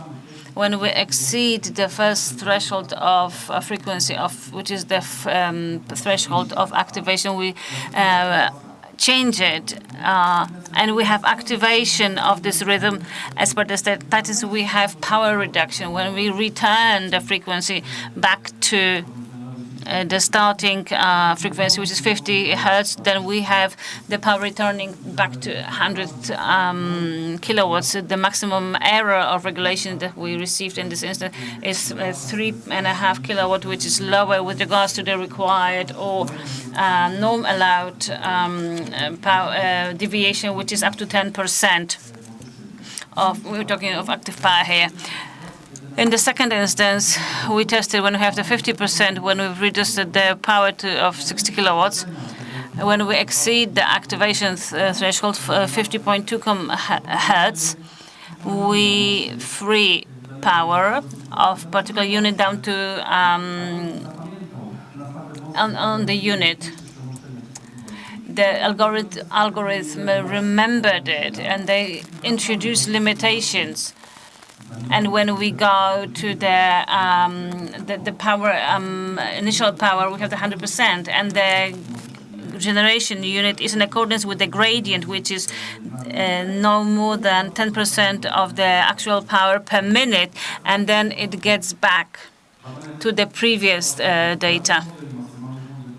And the maximum regulation error was actually lower than previously. Let's finish at this time because I've probably taken too long. I'm so pleased to be standing in front of you, that we've managed, over that period of time, we've managed to implement the equipment that we purchased, get a lot of knowledge, because even though the tests are not banal, they require a lot of analysis of all sorts of documents which are not coherent with regards to each of them. So we started to compete with large players of foreign bodies, which have huge knowledge. We've read this TIFU, and we are able to do it within this country.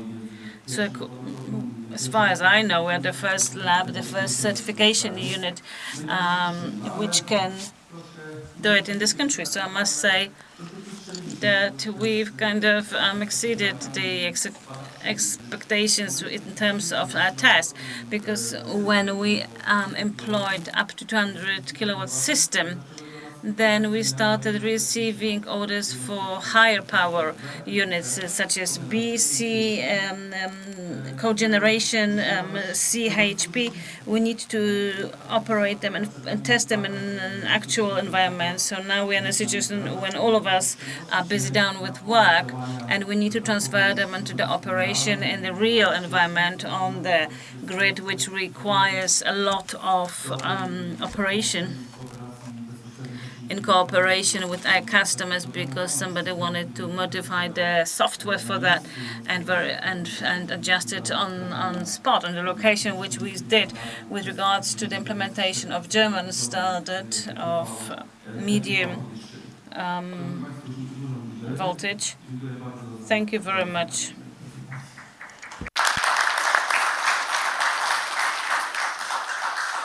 Bardzo dziękujemy panom Andrzejom.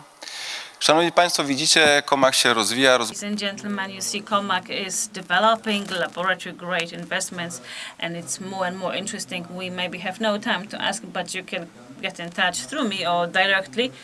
One more thing I'd like to add, what Andrzej said. Slowly, we are becoming equal with the European units, us here in Poland. And I'm going to emphasize it once more. We have great technical ideas and potential.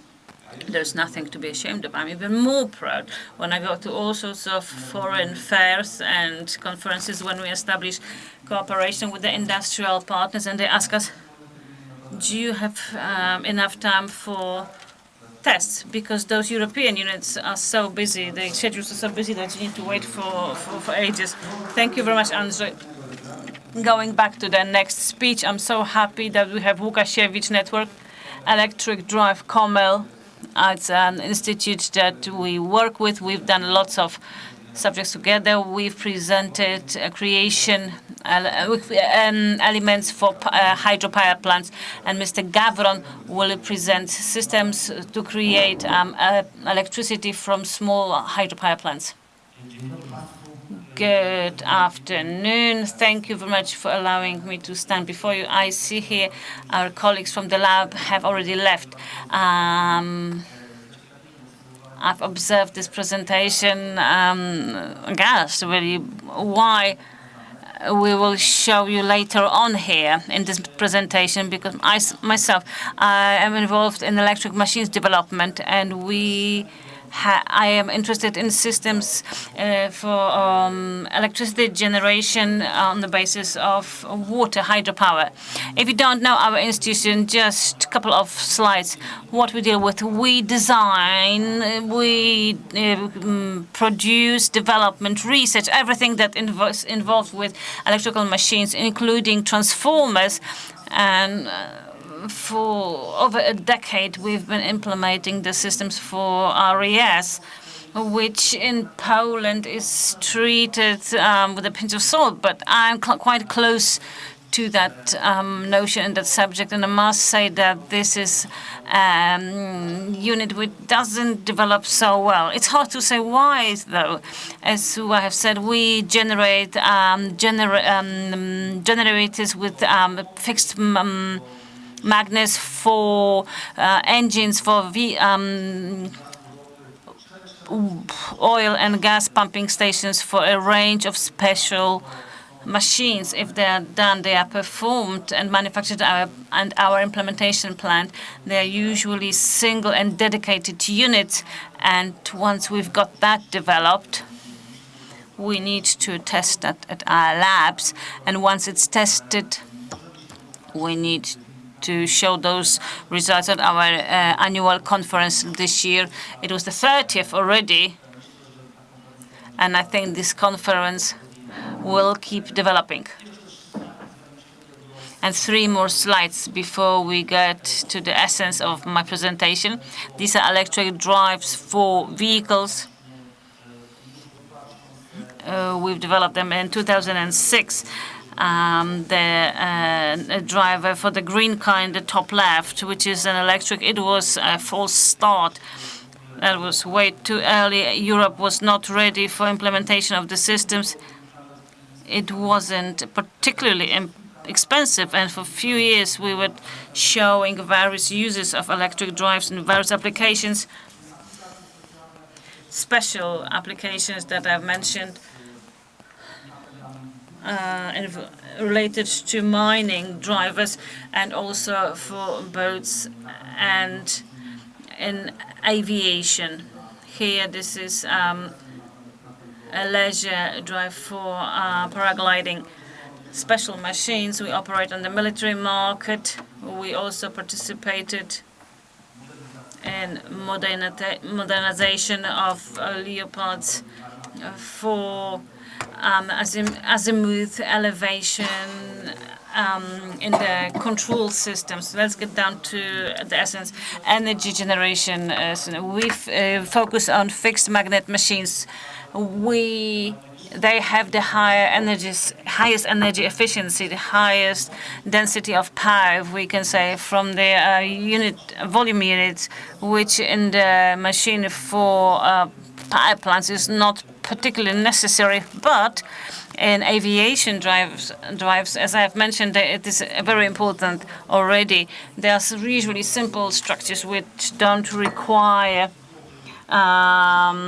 rings, brushes, slip brushes, and they generate electricity at any torque, and you can use it very well in hydropower plants. And the field of cooperation with Comac Institute can be developed due to the lab, which I saw the September accreditation, which is, quite a fresh notion. And now let me get back to efficiency. Now we have two examples. These are drawings, two water turbines. One is with a mechanical gear and induction generator, and there are many of those. And if we talk about energy generation, we need to understand that electricity power should be generated in a more efficient way. So this all electricity generation is with the 66% of efficiency. If we have the frequency change, this system can be with 6, 8, or even 10% more efficient. The higher power, the higher savings, which I will show you on the next slide. Today we have two examples. There is a generator of 30 kilowatts, which we have two charts. The blue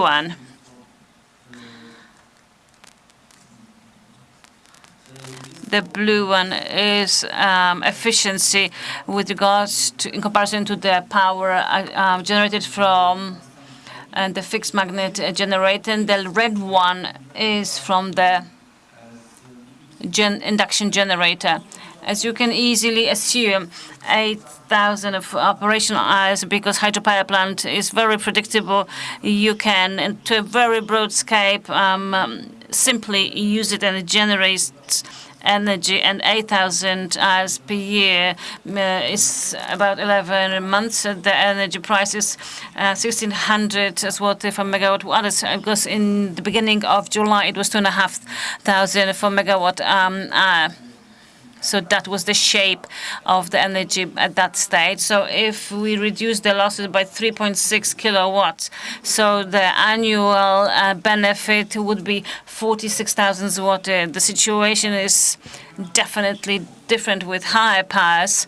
This graph in the bottom left shows a power plant which has been modernized. Top left, it is generated with induction gear. At the bottom with the green is the fixed magnet generator free from gears, and we reduced losses by less than 30 kilowatts, which we got with today's prices a yield of about 165,000 zloty. Let me add, as per contrast, that in the world there's about 50% of hydro power plant energy, like in Venezuela, Brazil, and Canada, It is a great result in comparison to Poland, where a hydropower plant is just 2%, and the energy resources in Norway, it's 98%. So, if we talk here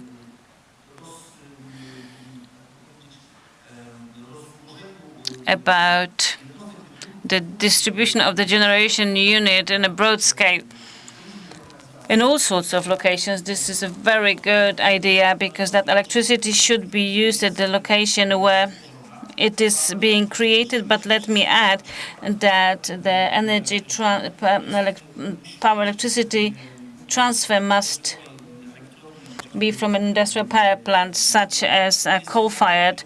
It is transformed at least 3 times through the transformers and the grids. So any transformation of such type is between 2 to 4% of that energy. You can calculate quite easily how much energy we lose when we have the transfer of many kilometers, while this energy should be used right here where it is possible to use it.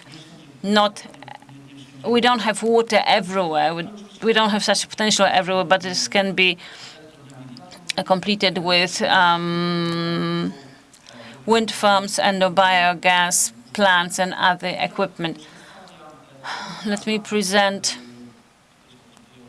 We have here some strange images. Let me show you the development of hydropower plants over several years. I'd like to focus top right corner, 6 kilowatts. This is a generation unit which was installed in Bielsko at water mains plants. And we have the simple principle: the unit reduces the power in the grid. We have 6 kilowatts gains today. At the prices, we can say 78,000 zloty of savings for the water mains facility. That energy that would have to buy. The system is simple. We have a pipe, a cross-section of a pipe, 2 flanges. This is sealed. The ducts are fixed externally, and then with electronic transformer transferred into internal grid. You don't have to report it anywhere because it's small power, and this is used in 100% by the plant which would have such a need. There are plenty of such examples for sure, but everybody's concerned because they worried where it's installed. We've had such an equipment installed, and it's worked for 2 years, and we can declare help with for other locations.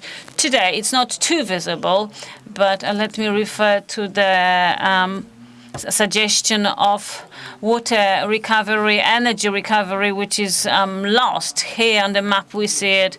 At the top it is Bytom, at the bottom is Katowice, and this is Bytomka River. Here it looks quite good because this the rust is visible in red, so the water is pumped out from the mine. And here, where the road starts on the left, there is a huge slope. I went to view that, and there's about 6 to 8% meters of a slope. So if we're to install that, so we have several kilowatts on a regular basis of energy recovered. So we have many examples of such type. I don't deal with seeking such locations where such equipment could be installed, but I think that in cooperation with you and COMAG's auspices, we could locate such places. And this energy, initially not too much, but still it could be reused. These are the slogans which I've written down, but hydropower, these are the principal objectives. There are several of them mentioned. A very important element is small retention, keeping the water within the rainfall area, and a range of other things, and I just recommend that you read that. Thank you very much. Should you have any questions, I'm happy to answer.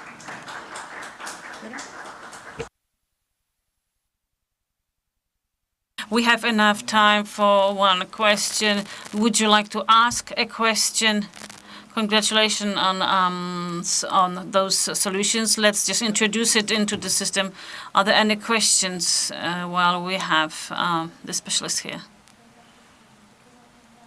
I'm sorry, the speaker is not using the microphone. The interpreters cannot hear them.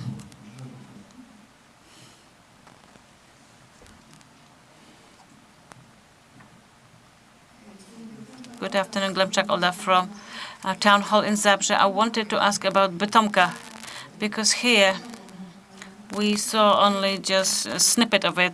We have the source is in Bytom, but it goes through Zabrze. Is there an opportunity that in Zabrze we could also use the potential of this water? Is it also available in Zabrze?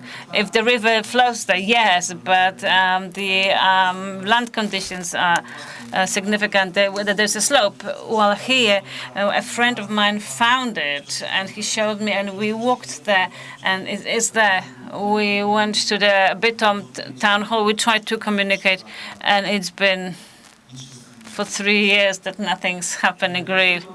I know. All you need to do is side viewing and map the land, just survey it and see where the potential is.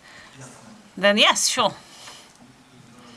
I think just right after the conference, I will try to implement. We're in contact with Olga, with Mr. Bryś. It's a shame we didn't know about it earlier, because I think it wouldn't last 3 years. Thank you very much.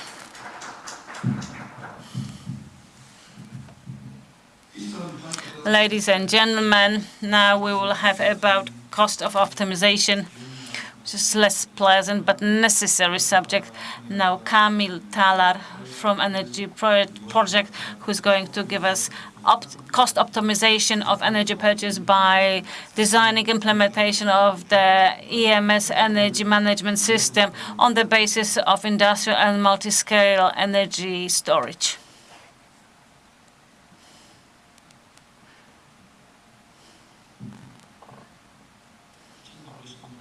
Good afternoon. I represent Energy Project Company, which implements energy storage in Poland. We produce and develop the projects of multi-scale, large-scale storage. Today I'm going to discuss the EMS, which is Energy Management System, which is just the system as the name says.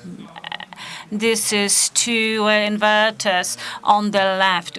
They are fixed in the containers. They are connected with the links in lithium, ferrous, phosphorus storage, which have large lifespan, and they feature a very stable operation when charging, unloading. In terms of systems, we talk about inverters and battery system. The EMS system is energy management system. Thanks to that system, our customer can achieve measurable benefits, and they can manage energy in an enterprise.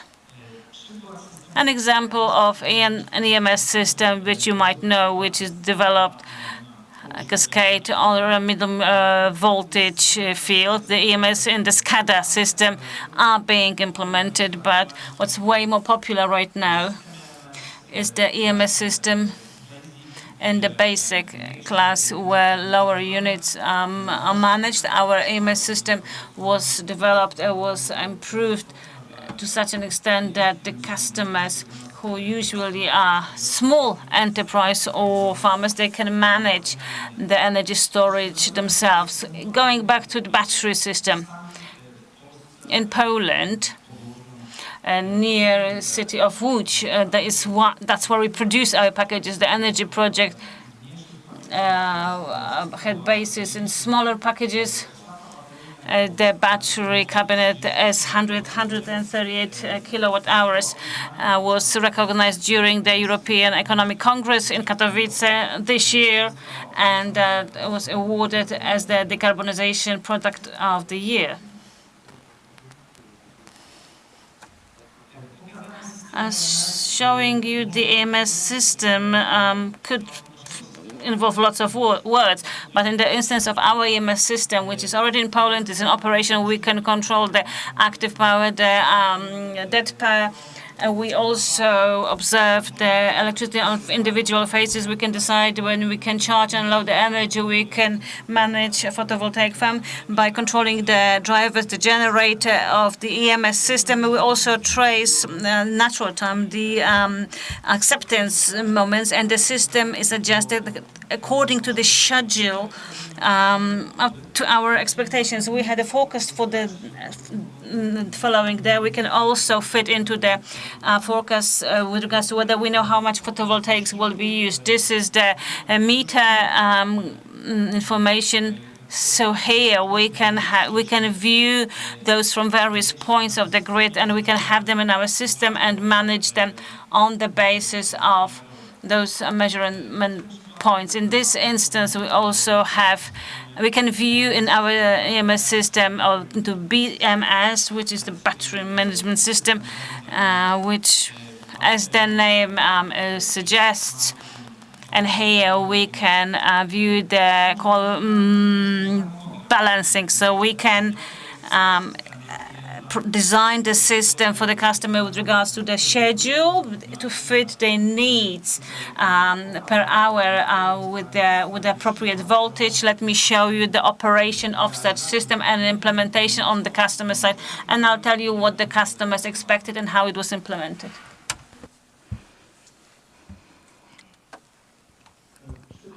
In the case of this energy storage, the system was EMS.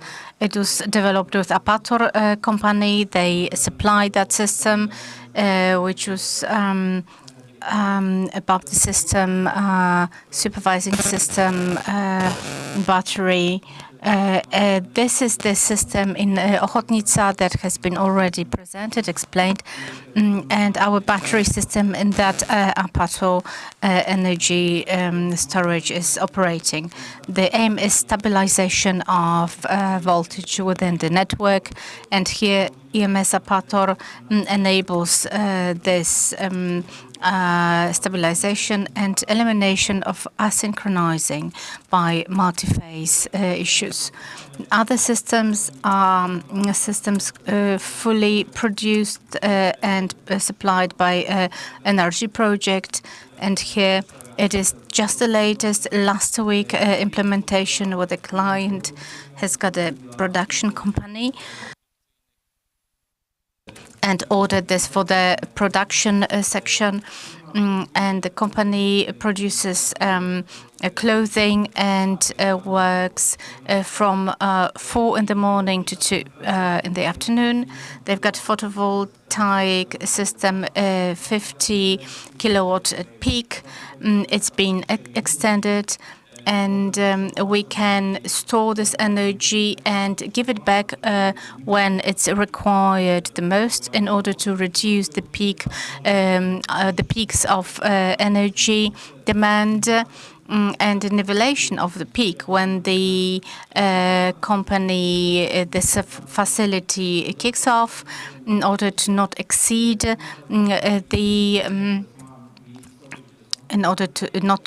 the values. And in the case of advanced electronics, there may also be a problem of unstable voltage. Our storage of energy at the clients can also provide emergency connection, and another storage can be a bit larger. Here the cabinet, 138 kilowatt hours. It will be a poultry farm. The aim is to obtain 1 kilowatt hour, and now they have got 750 hours peak. And here we also can storage the energy in order to use it in the afternoon in the afternoon and at night. This system is going to mainly supply the ventilation system. It's very important to keep the energy feed at a stable level, and we also we use the weather forecast, and then we can adjust our schedule both according to the weather forecast but also RDN. So the market of the following day. So we have the energy price for the following day, and then we can adjust when the storage can purchase the energy if the following day is not going to be sunny.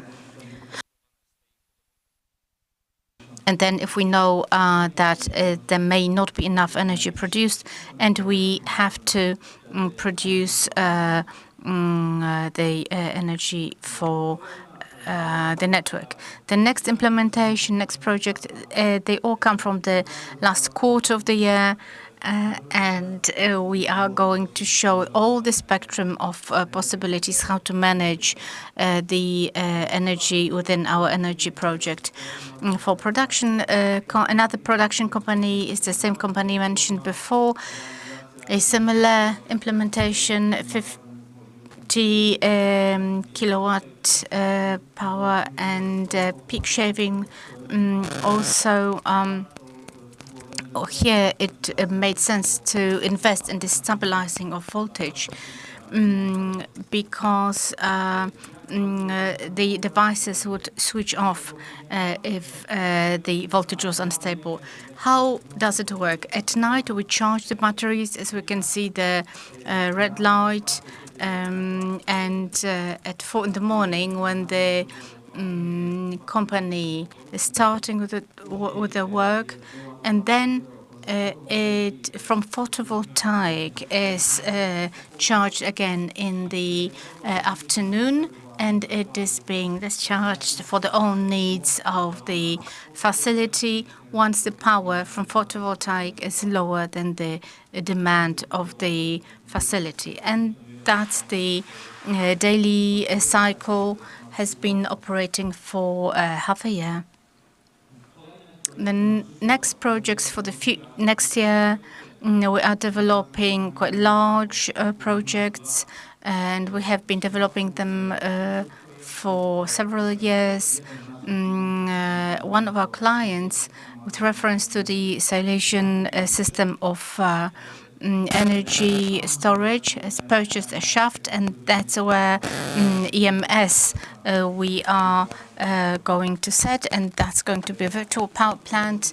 And in the case of that shaft, it will be power provision guaranteed for the facility, for the enterprise, and as well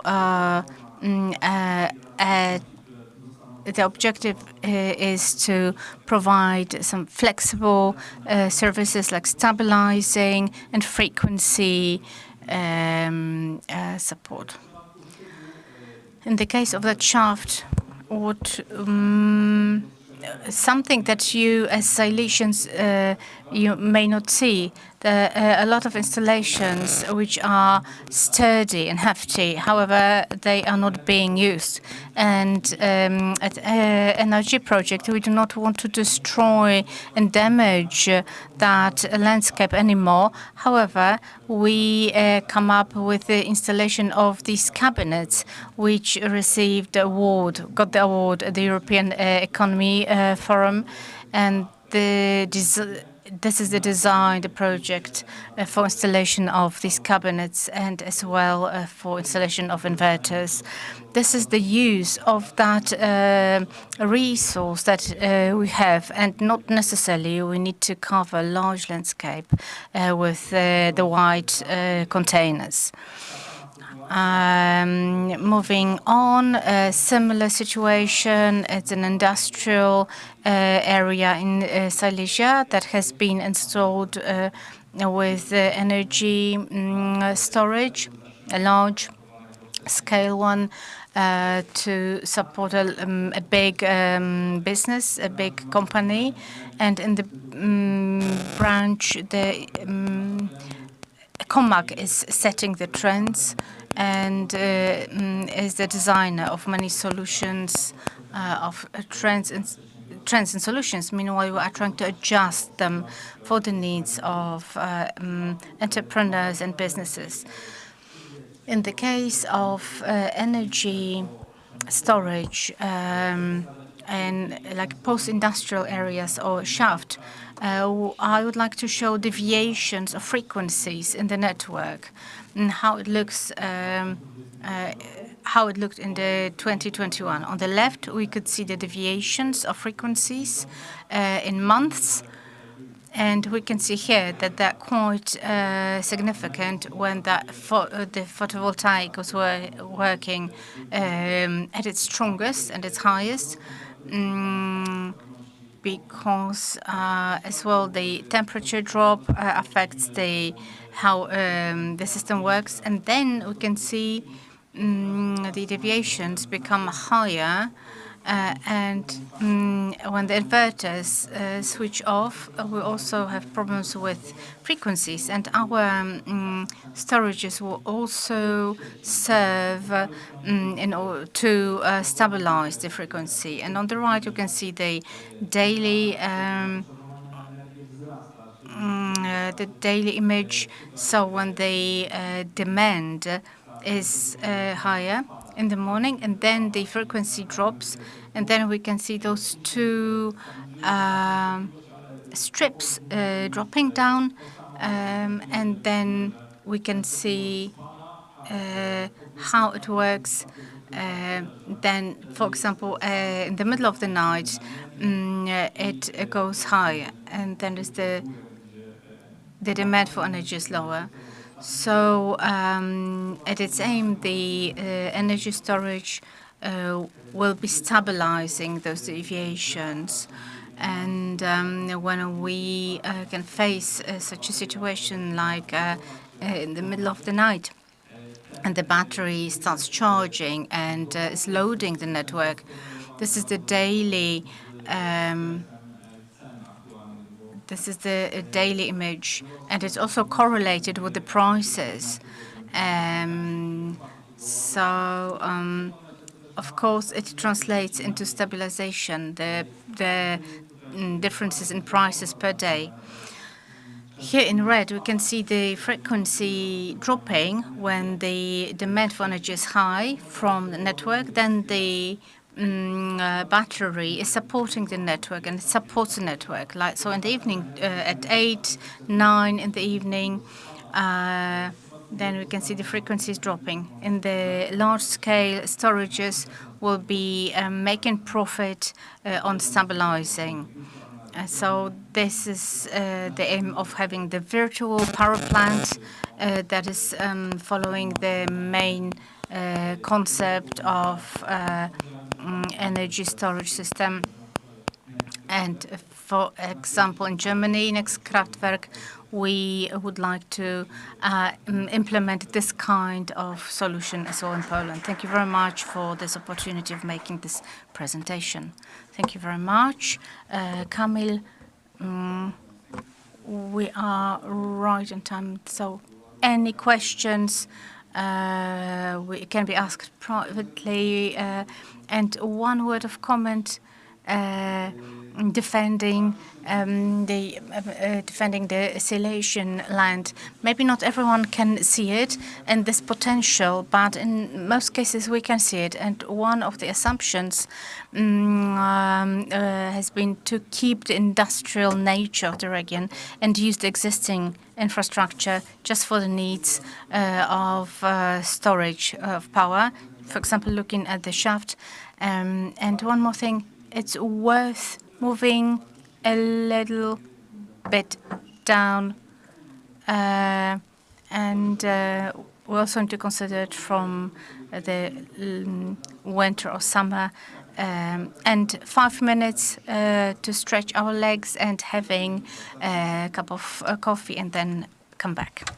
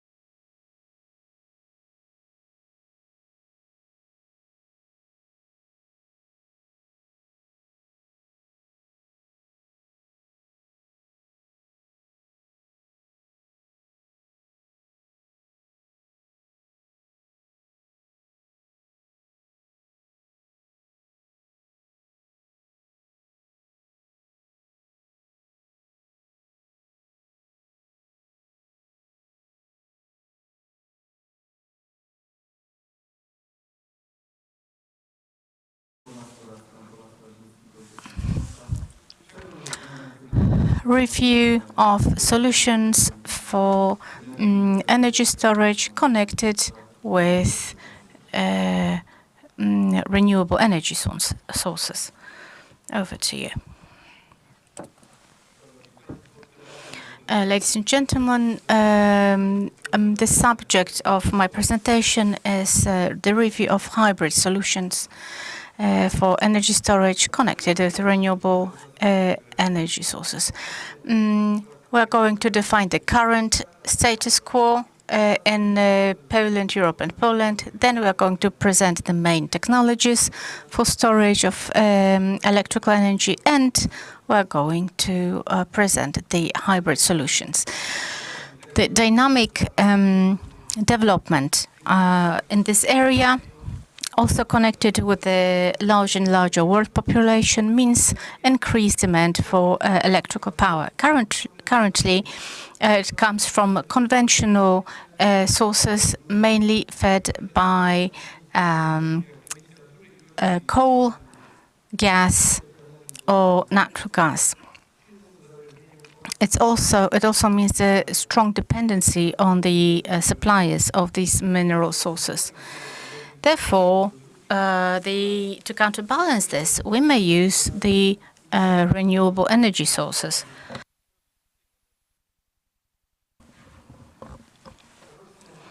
An annual consumption of the world annually, it's for 2019, makes about 22,800 terawatt hours, which means about 1.7% year-on-year compared with 2018.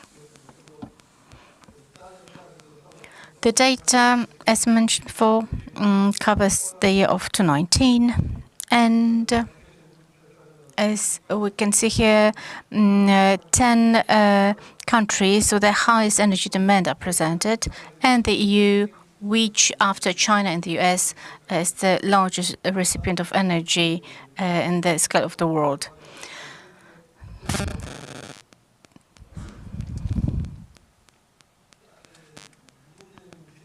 The main factor related with energy demand, electrical energy, is the economical development and the population size.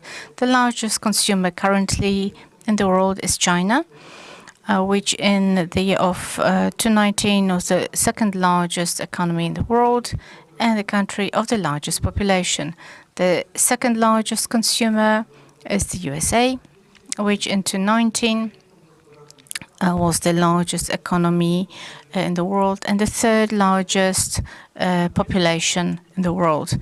The first position is India, which in 2019 were the second largest population, and based on the current data, it means the largest, the highest populated country. First three largest energy-consuming countries are responsible for the intake of over 9% in total of energy. Meanwhile, the other 10 countries are responsible for about 10%, 70% of the energy demand around the world. The energy demand of the EU, based on Eurostat data in 2019, was around 2,480 terawatt hours. The slide presents the 10 largest electrical energy consumers for the years 2018 to 2020. Based on the Eurostat analysis, the largest recipient within the EU are Germany, and globally, they take the 9th position. The second place is France. Meanwhile, globally, France takes 10th place. On the third position is the UK. However, after taking into consideration Brexit, the third largest recipient within the EU remain Italy. Poland in the statistics is on the 7th position in Europe and 5th in the EU.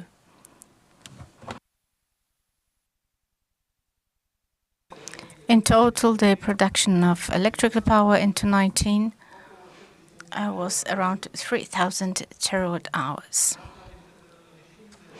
The slide presents here 10 largest energy producers between 2018 and 2020, and based on Eurostat, the largest producer are Germany, France, and the third position takes the UK. However, after Brexit, the third largest producer of energy are Italy.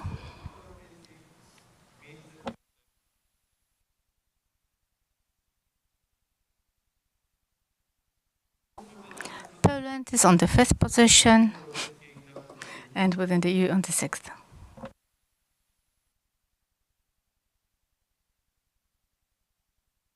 In 2019, the total production of energy was 1,600 terawatt hours. Now we have the 10 largest green energy producers based on Eurostat. The largest producer of green energy are Germany and Norway. On the 3rd position, there is France. Poland in the statistics is only on the 13th position. Meanwhile, on the European scale, we are taking only the 10th position. Currently, we can observe that the renewable energy sources are becoming more and more popular in Poland. And here we can see the dynamic development of the sources of green power. Particularly, we can see the development of the renewable sources based on wind and solar energy. In particular, the solar energy, in solar energy, we could see particular development.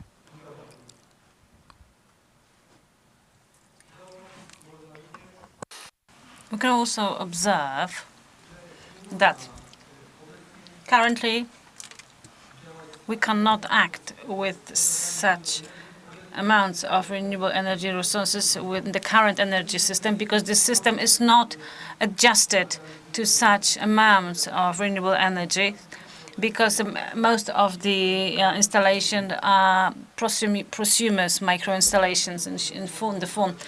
The solution could be energy storage, due to the fact that they can reduce negative impact of renewable energy due to its unstable and periodical system of operation. We have the following energy storage: mechanical, chemical, thermal, electrical. Each of them have particular unique features. Lithium cells which have high energy density, but when they are scaled, it involves a cost increase. So hybridization becomes an option of energy resources in order to achieve proper parameters which would be suitable for the user. An example of such hybrid energy storage could be the energy demonstrator installation, which operates at the research center Kezo. In the slide, we have the hybrid energy storage. Is a part of a microgrid of the entire research center, and its main target is to balance energy created from RES under the installation. The entire system is made of the following storage: batteries, transfer batteries, lithium, phosphor, ferrous battery, carbon lead battery, and acid lead battery. And the demonstrator is at the center research-centered CASA. We also here maintain high efficiency of the system and long shelf life of individual storage systems. Another example of hybrid energy storage is installation, which could be dedicated to the operation with speed rail. The system visible is railway condenser and energy storage, which has a battery and magnetic storage of energy. This system has been applied because the grid with the installations involving high-speed rails, there was a series of negative impulses on the network, and the development of the technology, there was an increasing cost of traction substations, which involved changing and readjusting the transformers and ordering more energy connections. Due to the use of hybrid energy storage and together with the railway conditioner that allowed to reduce the peak energy consumption, the cost of the transformers, improved parameters of the grid, reducing the impulses which had a negative impact, and the hybridization will serve an increase of efficiency of the battery energy storage. Another example could be the solution presented by Merkel. They presented electroenergetic storage of MPS, which allows integration of the structure such as photovoltaics and wind turbines with different storage and recipients of variable current. The system presents couple of smaller subsets, which is U1 and U2.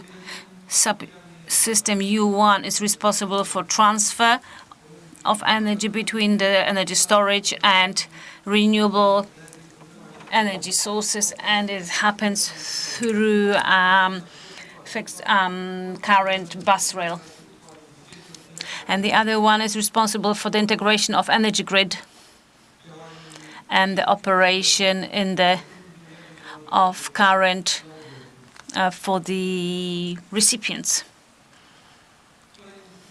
Another example of hybrid energy storage, which makes it available to integration of renewable resources, battery storage, and hydrogen technologies, is a multi-port DC router, which is composed of 6 basic ports, network, energy of wind, of energy, solar energy, and battery and 2 electrolyzers for hydrogen productions.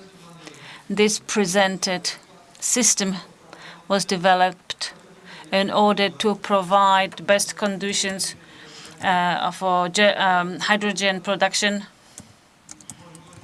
with the potential of grid supplies. Hybridization of energy sources was also applied in the instance of fast charging of electrics. The patent in the slide is like roofing with renewable energy sources over it. We had photovoltaic panels and wind turbines. Additional element is the energy electronics boxes and storage. This system is connected to the grid by a 2-way transformer AC/DC. This presented system makes it available to charge electric vehicles through direct current and through the transformer AC, DC, AC with 3-phase alternate current. The hybridization here involves combining battery energy storage with supercondensers. Such connection makes it available mainly to charge batteries from the energy accumulated from RES, and at the same time connection with the energy connection which does not exceed 20 kilowatts. With the development of the sector of RES, it is necessary to develop, implement, and use modern energy storage in order to eliminate the risk of destabilization of the electro-energy systems. Currently, the most expensive component of electricity is the cost involving transfer, but also energy production. That's why it seems necessary to depart from the central energy storage for the sake of small local energy storages which are connected with RES installations. Such configuration of the energy grid minimizes the risk of energy disappearance at the moment of a failure of one of the elements, because the other ones can also work and function independently. Thank you very much.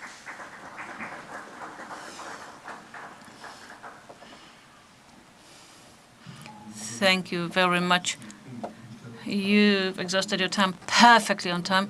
We can have questions in the later on after the panel. Very interesting subject. Also, this is the subject of part of your doctoral thesis. Ladies and gentlemen, great round of applause for his work. And now, I would like to, because we have our prominent guests from other countries, and our guests from abroad, and we are very glad that we can host you here in Szczyrk. And I can wait your session, which will start around 5:15. So mam nadzieję, że Państwo również zostaną i będą na sali, bo sesja dotycząca... will stay with us because biodiversity sessions are going to be really interesting. But now Mr. Hilla has sort of directed into the other options like other storage, energy storage and chemical ones. And now I would like to invite Krzysztof Kaczmarczyk, Piotr Dobrzaniecki to present their speech as energy storage with compressed air. This is yet another alternative and idea how to store energy. Thank you. Good afternoon. Let me show you some issues involving the potential of energy storage in such as compressed air. This subject was undertaken on the basis of talks with one of the companies, a company which deals with construction exploitation of photovoltaic farms. This company, due to its location, was able to develop a farm of such kind. We see here in this table the development could be 6 times as bigger as what they had at the farm at that point. But due to the size of the connection, the potential to provide the energy would be limited, and this farm would work, or it would generate surplus of electricity. Here it's been presented over a period of a year. So we've used the available data here, the data coming from this company. This surplus is presented, and we see the characteristics of the photovoltaic panels in our country. The average per month, starting from March until September, which are the months where this farm generates most of its energy. A daily production could even reach up to an average of 32 megawatt hours. In a year, this value of that surplus could amount to over 7,500 megawatt hours. And considering the price here, I've used materials made available on URE website, and this value of the energy could amount over 2 million. We're talking about złotych, Polish currency. This is the value that we should use better. Here, This slide presents the daily distribution of energy production over a month, and here it is March. So this is the surplus distribution. This has been presented like that so we can address the issue of the power of such warehouse that could cooperate with the fund. Because one is the capacity and its power. That's another issue. This warehouse and as we can tell what it can do with regards to the surplus and how much it can store. This has been adjusted on the basis of assumptions, and we've decided an optimal power could amount 3.2 megawatts with such an assumption that in this month there would be 219 hours working for the benefit of the storage, were 109 with real output, 155 below this power output. This has been presented with the colors. We have hourly distribution. We have the values of energy. We can treat them as power that this farm operates on within a particular hour. And when we think about energy storage, we mainly think about the battery ones. And in the world, it looks slightly differently. I also used graphics which comes from the WWF graphics. It comes from the report. It's the 96% of the energy stored in the world. It is stored at of the pumped storage plants, and the other ones are just the ways of energy storage. We can only get such information from literal basis where our Western neighbors, which is Germany, they also had in the concept the idea of the connection between the countries. And the surplus from photovoltaics generated in Germany could be stored in the pumped storage power plants somewhere in Norway. So that stemmed from the geographical conditions. Such power plants, due to those conditions, are available to be constructed. If we are talking about the 4% of other storage than pumped storage, we also thinking about storage based on the compressed air. And here, the most recognizable ones are power plants Huntorf in Germany and McIntosh in the US. And here I would like to show you those two facilities. When it comes to Huntorf, this was developed in 1978, and initially its task was to store surplus of energy from the nearby nuclear plant. With years, its significance was going down, but the increase of the meaning of the RES energy also changed the meaning of that power plant. Here, we see this is a power plant which uses gas turbine, where air is delivered from the compressed air energy storage, which is stored in two caverns under the ground in salt workings. And the advantage of this system was that it was not necessary to compress air for this turbine.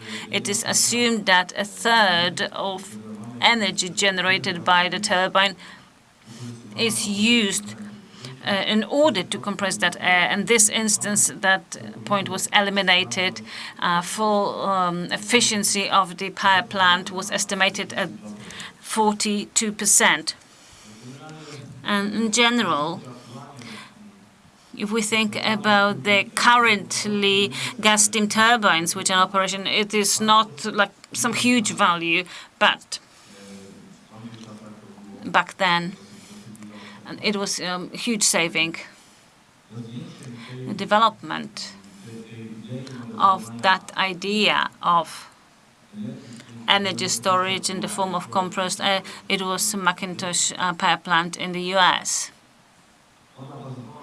It based on the experience on Huntorf power plant, but they also used the heat recuperator, and this application reduced fuel consumption by 20%.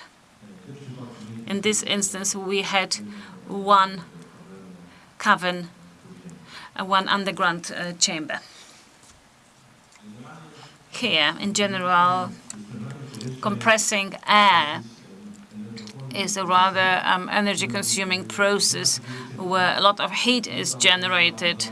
This was also observed by all sorts of research institutes. That's why we had also a project implemented in Switzerland, which involved combining the compressed air as storage with thermal air storage.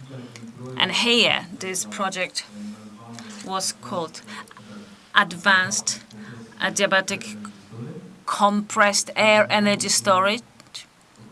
And there were around 20 entities involved in that project. In this project, the turbine or generator were not installed. They were installed, and their efficiency was assessed at the level of 65–75%.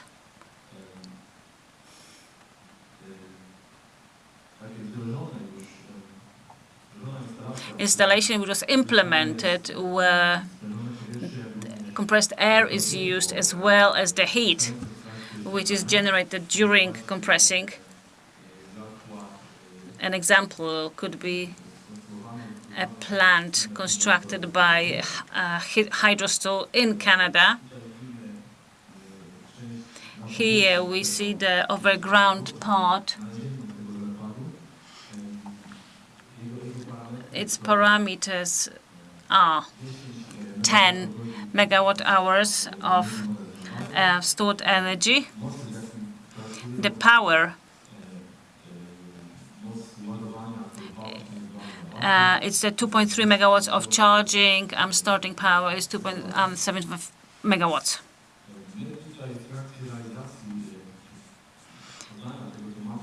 During the implementation of the compressed air storage, we also analyzed a potential if we could use the sets available on the market, pneumatic engines and the compressor, put them together, and those bases we could construct such storage, because those solutions that we've seen presented, they refer rightly, they refer to like professional energy for smaller installations.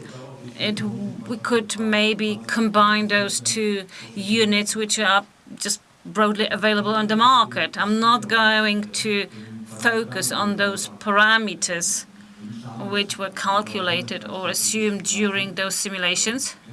In general, 3 options have been implemented.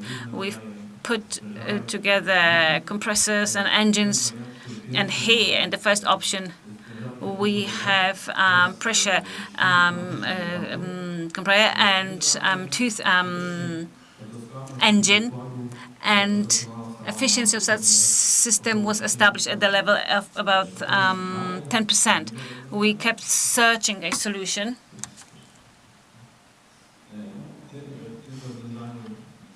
In this solution, the compressor was used the pressure compressor with a tooth, like cogwheel engine with higher parameters. What we saw further on are the values which are satisfactory due to efficiency and energy consumption due to involved in air compression. Next to the tables on the red, we see those indicators which show the value where we have power to the generated flow of the airflow. We see how energy consuming the compression process is. One more option which has been analyzed and a transfer compressor and shaft engine.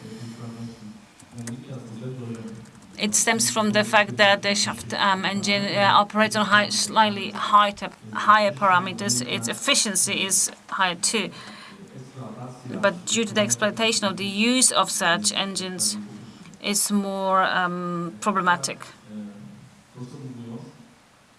Summing up, this research of those solutions that we base on the storage of compressed air, they show that all the solutions that are available in the world are based on underground chambers, and they use the existing infrastructure, and in general they are dedicated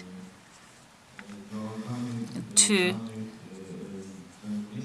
a particular place and surroundings. But we need to remember that they are mainly the solutions which cooperate with gas turbines. Here we use the excess of air in order to increase its efficiency, eliminating the need of compressing the air during the operation of the gas turbine. The highest losses are the losses involving the operation of the compressor where a lot of heat is generated. An example for a compressor operating at the power of 250 kilowatts, such a compressor generates about 190 kilowatts of heat.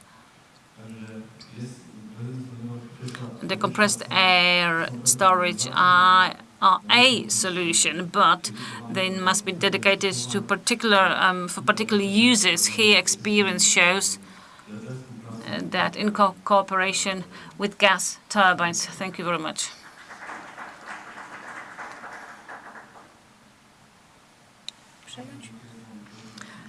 Thank you very much. Thank you for showing us the subject. We see the storage potential is huge. We have time for one short question, but a very, very short one, if somebody wishes to ask at all. If not, then, later on in the lobby, you are free to discuss this interesting subject. If what you've heard is interesting, now we're going to be having an out-of-this-world subject, very interesting subject. And one of the initiators who said it, then we thought, well, why not? But the engineering works showed that it's not as easy as it might seem. The subject of household slow-rotating kinetic energy storage solutions. Sebastian Janas.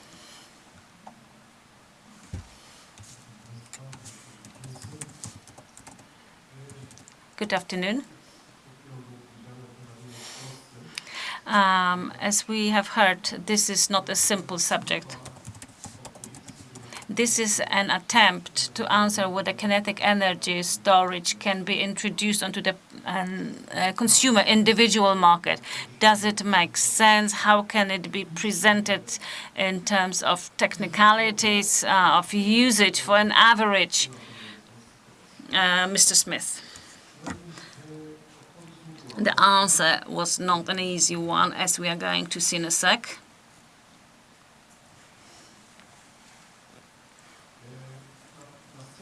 Initially, let me present what are the solutions.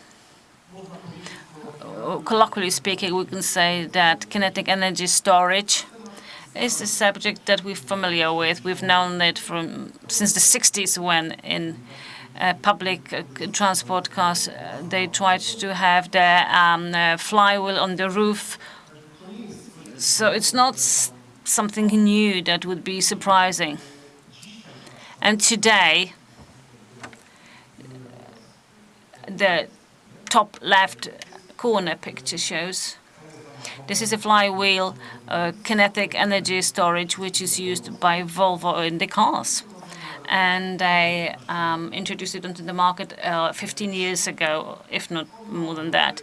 Its nominal revolution is 60,000.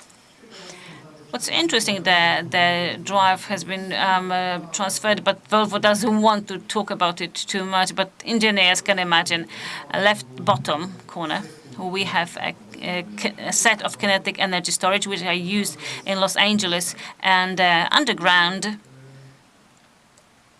which recover the braking energy of electric sets, because when it wasn't there, let's say this energy, the braking energy, was transferred into heat on the resistors and it was lost, or if there was another traction set, it would receive this energy at the moment when it was starting. But they were non-standard cases, and most of this energy was being lost. So they decided to have a solution that with a third rail, the energy would be transferred to a kinetic storage, and this kinetic storage in a brief time would produce this energy, so trains could start drawing the energy from the storage, which gave the effect of energy consumption at the station even reduced by 20%. So it makes sense. The image on the right, those three sets, they present the application in a medium power loco.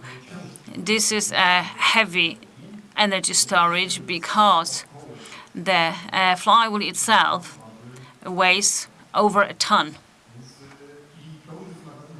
So this is a slow rotation storage, because the previous ones were a fast rotation, over 10,000 revolutions per minute. So this is defined over 10,000 revolutions. They are fast rotating. Below 10,000 revolutions are slow revolution. The one on the right has the system of is equipped with stabilization, so have Coriolis power reduced during the startup of the train. And if we did no reading, no searching, then kinetic storage is implemented, but in industry, in industrial applications. It is hard to find, or actually it's impossible to find commercial, individual applications. I've not seen anything like that in Poland, haven't heard of that. Maybe somebody has got it in private. Maybe in Rembilice Królewskie, one person built his own wind farm.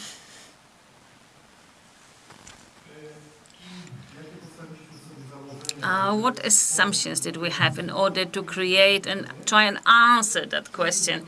First of all, it's supposed to be slow rotation storage, and that stemmed from the fact that it would be cheaper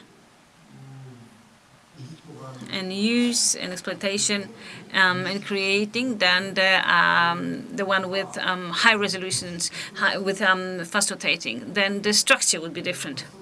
The simplicity of use, it would be no man use, because an average person at home, they shouldn't just touch it at all. It should work independent of anything. It should be just plugged into the system, connected, but the user would not need to handle it. Its size should allow to shift it, that it could be fitted or transported to different locations, like standard connections. We assume that the minimal time of returning energy should be 60 minutes, so there'll be some profit, because previously the industrial storage, which I presented here, for example at Volvo, it is an energy storage which works no more than a minute, 1 or 2. It's supposed to return energy, so the car can accelerate, and during the brake it recovers the energy. And they're perfect in cities where there is huge braking and starting cycle, and such energy storage, fast revolution are perfect in its roles. And here we would need a little bit more, so it could give back the energy. There might be a situation when it is going to stop, because we have a huge energy recapturing, so we assume 150 minutes because of the power of the machine, because it needs to have huge power in order to start up. So we don't have the generator being too big. So it has to have a larger startup points and module construction, so we can shift it and fit it, preferably at the ground level, but it's not doable always.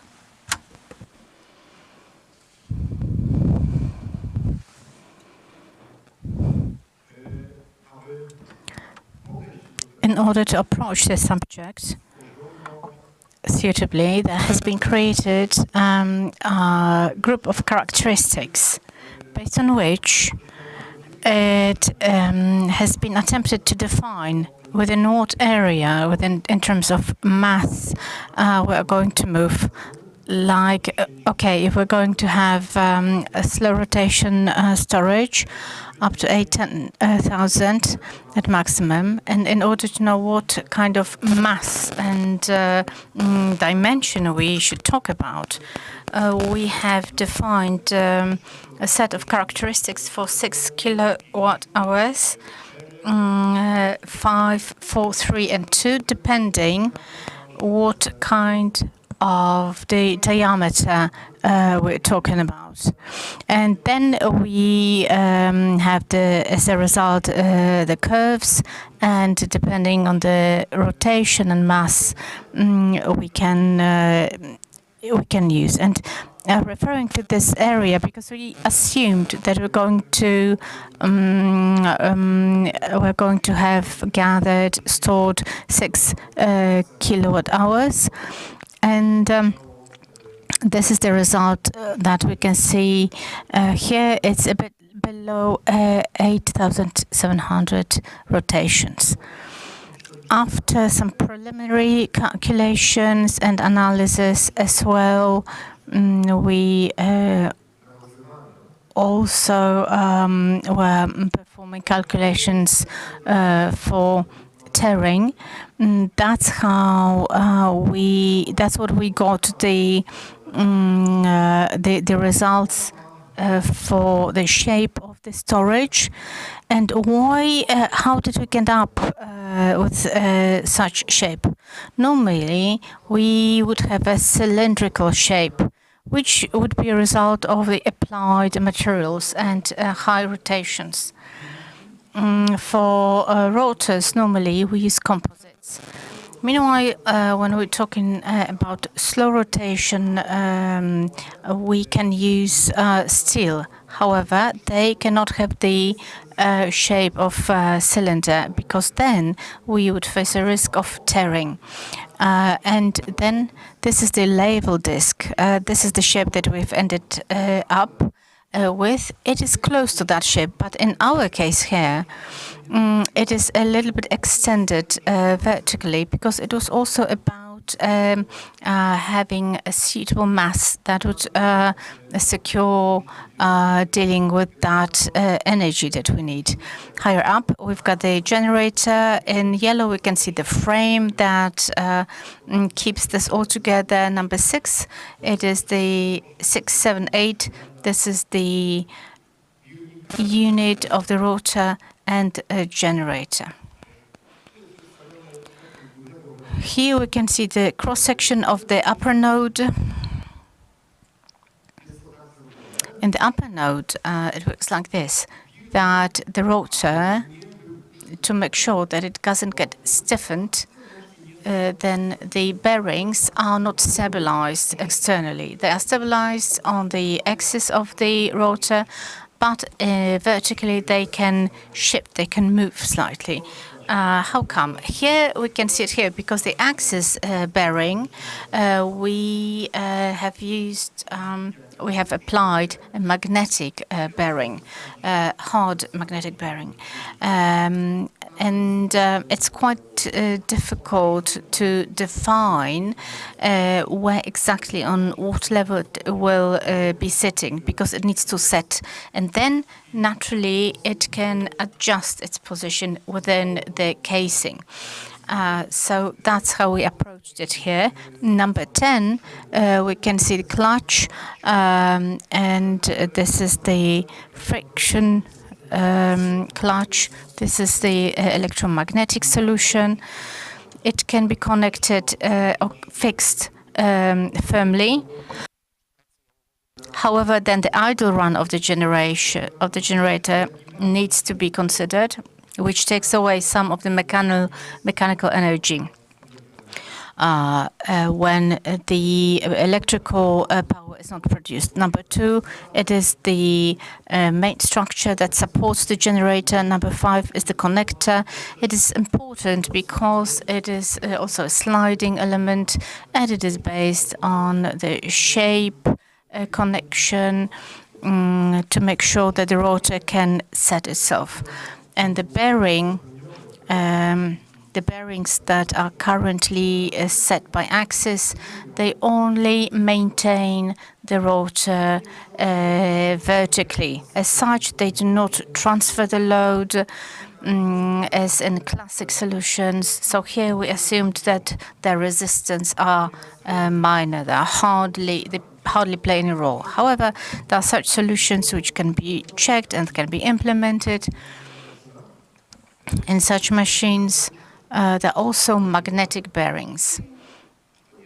And, well, it could also be applied in here. In the case of an axis bearing, it is set a unit of magnets, and here the gap that we have here has 11 millimeters. After the rotor sets and stabilizes itself. It was calculated in software, suitable software for fixed magnets. And here we, in number 10, we can see the bearing that keeps the axis in place. Using the classic bearing, mechanical bearing was out of the question here. Potentially a ceramic one could be used, but still it would mean quite significant losses in rotations.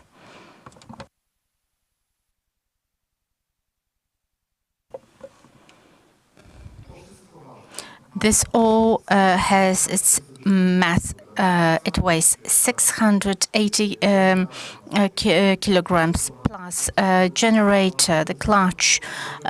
So to make sure that it can be resistant enough, the resistance analysis just of the base has been made, and it gives us at maximum 60 megapascals. So the safety coefficient is met. A classical steel can be used. And the storage of which we tried to create a vision of some design, its dimensions would be quite large. In the case of 6 kilowatt hours for kinetic storage. So the dimension 800 millimeters of the rotor, and we end up with such dimensions. The frame has to be strong. If some material or some issues with production, with manufacturing, if something falls apart, the frame has to keep it all. Otherwise, the damage would be absolutely horrendous. We can find on the internet some images how torn apart rotors, both the composite and metal ones. It doesn't look well, so the frame has to keep it all together, even in the case of the failure. However, it has to remain inside in the casing, and that's what dictates and implies the sizing. The energy has been calculated that at this mass and with those nominal rotations, we can make it with this 6 kilowatts, and after 60 minutes, the rotations will drop to about 2,500, and that would mean the end. Then it may drop still, but then it makes no sense to take energy from it. And as well, what we are showing here is a purely mechanical matter. We also need to consider the electrical issue and control in order to, when the rotations drop, we can still gain some energy. As I have mentioned, 150 minutes of startup, then it determines the power of the electrical machine. For example, if we would like to start such a rotor within 20 minutes, then the power would be over 70 kilowatts. So a slow rotation storages have to be started up slowly. The power of the machine, 5 kilowatts, connected with the 150 minutes. And here, the density of energy may be as much, or on average, 21 watt-hour per kilogram. Any materials used and research performed show that can't be reached higher in the slow rotation storages than 40 watt-hour per kilogram. It's not a bad result for sure. We might squeeze out a little bit more from the rotor, but this would take additional analysis and research. Summing up, in our national market, at least here in Poland, we do not have such solutions. So there is some vision. We may try to develop the subject, but it's not an easy one. We can reduce the diameter, but then we will end up with less energy stored. Or we would have to face a high rotation storage, which is far more complex and complicated in its structure. In the slow rotation solutions, as mentioned before, the higher energy collection means larger massing and dimensions. It also means additional cost.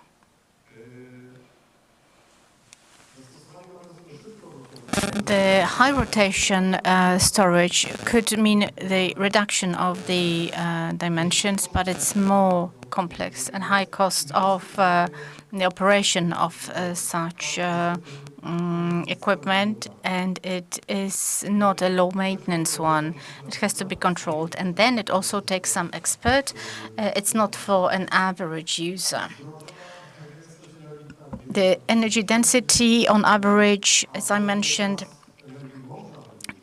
is there, and the time can be extended, but in a cascade, by a cascade approach. And the cascade solution would mean that once gives away energy, automatically it's taken by another one. But we still need to remember that the other storage is still moving, rotating without energy, because it's waiting for the first one. And in the meantime, it's already losing some of its energy. There may be 3, 4 storages, not more, but we still need to bear in mind the losses in such a solution. Well, that's all. Thank you very much for your attention. Thank you very much. He has used the maximum of his time. As you can see, there are some alternatives, other possibilities. Technically, it is possible. It works in the industry, but could it work as a household storage? Well, we should answer ourselves. And to finish and sum up, for the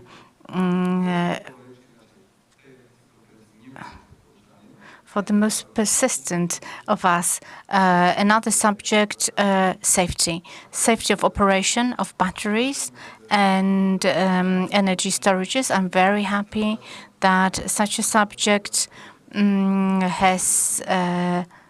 can be present, and this is about the threats coming from accumulators, batteries, and methods of neutralization of such threats and dangers.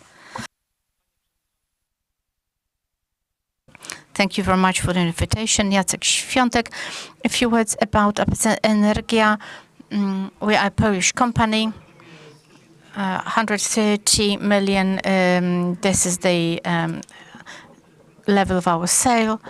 We are not well known here, and we are better known in the large energy power sector. The subject of my presentation are threats.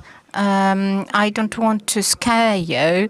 I would like to inform you. I need to pass on some information and knowledge and how we can eliminate threats and prevent them.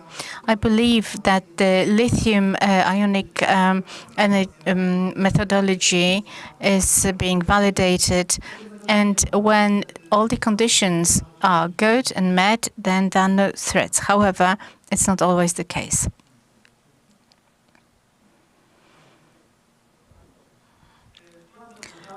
And the presentation, at the beginning, I would like to say what we should do in order to avoid such threats, and then we can divide the presentation into two parts. One, the acid-based batteries, because in hybrids, where the capacity function is present, acids can be used. And I'm going to talk about the lithium ionic batteries and the regulatory functions. Thermal runaway is going to be discussed, how we call it, and how the zones are being set, and what we often skip, what still poses some threat. And we are going to say a few words about this, what happens when the battery burns. It's not discovery. For each type of battery, we need to operate them according to the conditions of the manufacturer. We cannot overcharge them. We need to make sure that internal unity of the system is provided, and if these points are not met, the issues may happen. Of course, ventilation and short circuit has to be avoided by all means. It's a broad subject, so I'm going to explain this phenomenon of potential fire and setting up the AX zone, because I believe that the ventilation is very often omitted. And if such calculations are, then it's some damage. For those batteries, lithium ionic batteries, the thermal runaway, and the main failures are due to temperature and overcharging and deep damage of separators. The thermal runaway for acid batteries. The key is the image where we can see those three lines. So the higher temperature, the higher the voltage. However, there is a limit point. It's 45, 50 centigrades, where the configuration of LED phases changes, and the resistance drops, and then the voltage drops. High temperature has its impact, and it becomes we have got the Ohm rule, Ohm right, and then the Joule right, and then a drop of voltage. And this is the cyclic process of uncontrolled increase of temperature. How can it be avoided? The battery cannot work in critical conditions. Keep the battery in the cabinets.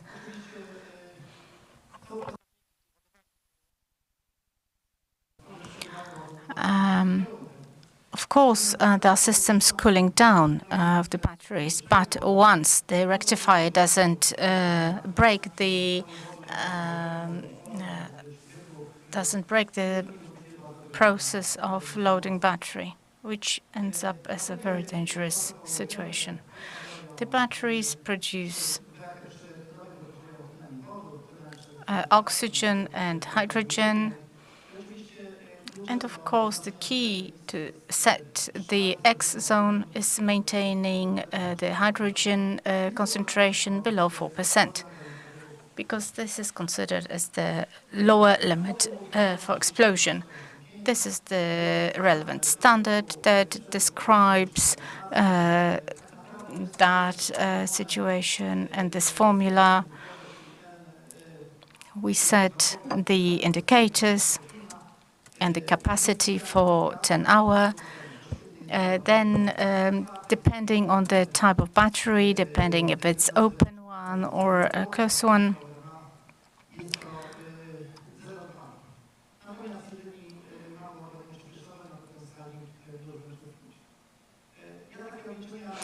I do such calculations for about 15 minutes, and 99% of batteries meet those requirements. However, I can observe that these calculations are not always performed, and then we may be in a critical situation. So then, ventilation grill, we need to calculate if we need to provide suitable airflow by gravity, or we need to provide forced gravity, forced ventilation. We can also install devices in the battery enclosure, provided that the values are maintained. This how the X zone looks. So we said there's a red zone where we absolutely cannot approach with any spark, which we need to keep away from. That's all when it comes to the acid. And then what is not very well known, alloy batteries, like alloy like poly with polymer. And here the electrochemical system is the same. However, internally the contact slightly differ. The batteries use the integration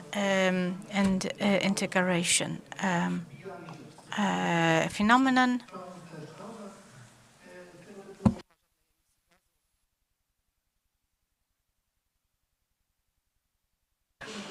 We have different types of casings, and that's how the batteries look.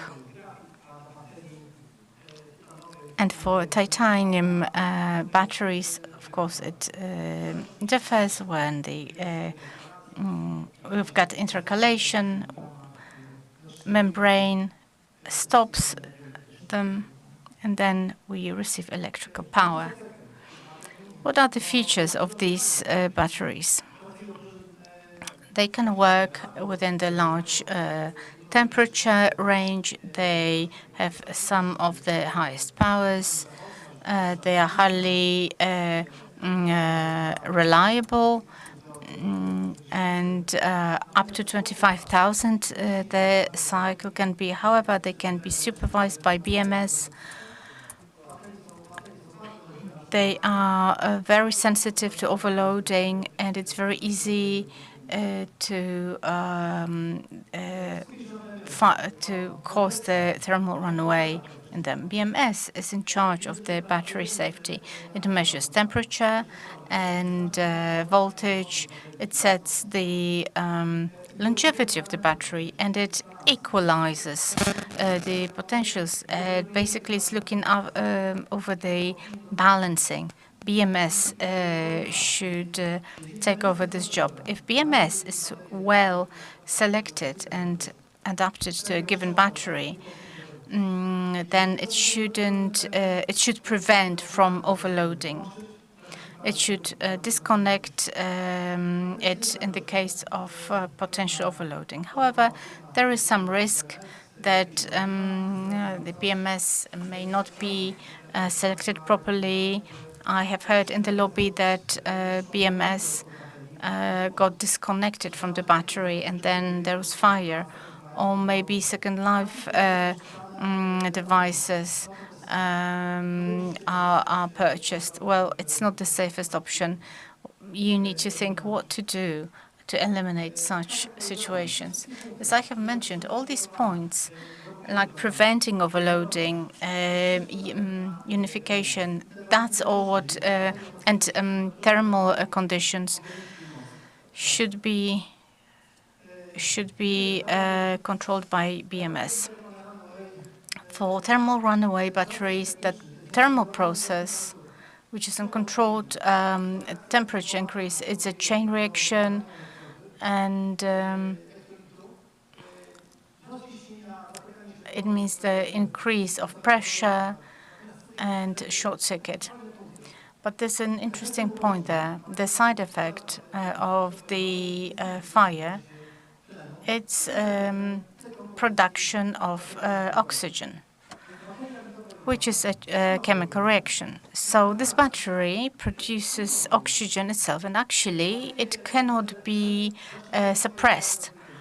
They start from producing smoke, and then the fire appears. However, the gases that we have there is hydrogen. Some burning may happen, may get burned, and fire suppression methods have to be implemented, suitable ones.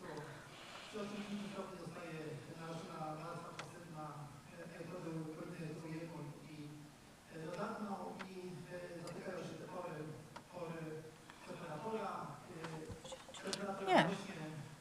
Temperature increases, then the components get released, then the pressure gets higher, and oxygen appears.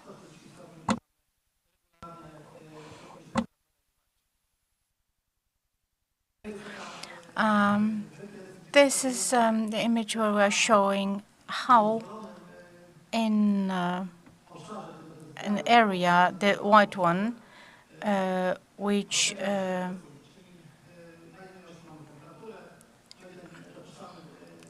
can be that. Then, so the scope of temperature is 20 to 60 degrees, and the voltage of the batteries between 2 to 4 voltage, depending on the chemistry. However, above, the dangerous processes start occurring, and they may damage the battery. And what happens in the case of fire? In the beginning, we wouldn't recommend using water for suppression because lithium is active, interactive. However, it's still a good method of suppressing fire, because we need to cool down the battery, and it burns out, and it has to burn out. But Germans, what they do when an electrical car is burning, they put it into water. It still keeps burning there, but the temperature is still lower, and other elements, other components don't get on fire. Preferably, it should be water sim. Samochód przykryć kocem gaśniczym, oczywiście ograniczamy dostęp tlenu. Limit the oxygen access. The temperature goes up to 1,000 to 1,200 degrees. So the temperature goes down to. Then we get the blanket, and we have reignition. And we need to remember that lithium needs to burn out. And whatever we do, this reignition is going to happen with a bit higher oxygen excess. And then after some time, lithium is going to burn out. There is a lithium ionide HD extinguisher which uses vermiculite. There are granules which at the level about 900,000 degrees, which allows stops the oxygen excess. So they create like a sort of like a casing which prevents further distribution. It is hard to cover the whole system, but some fragments of the battery are going, well, it's suitable for them. There is one by Siemens, which is recommended. So many of those elements from the elements of Siemens are recommended. It's for the wipers. It is for the gas neutral containers, and we don't quench it. We just limit oxygen access, and quenching with granules. We can surround the batteries with the granules which melt at the, about 1,000 degrees and then create the casing again. So the battery burning can just be completed, and that's what it's like. And we can compare here various fire extinguishing carriers.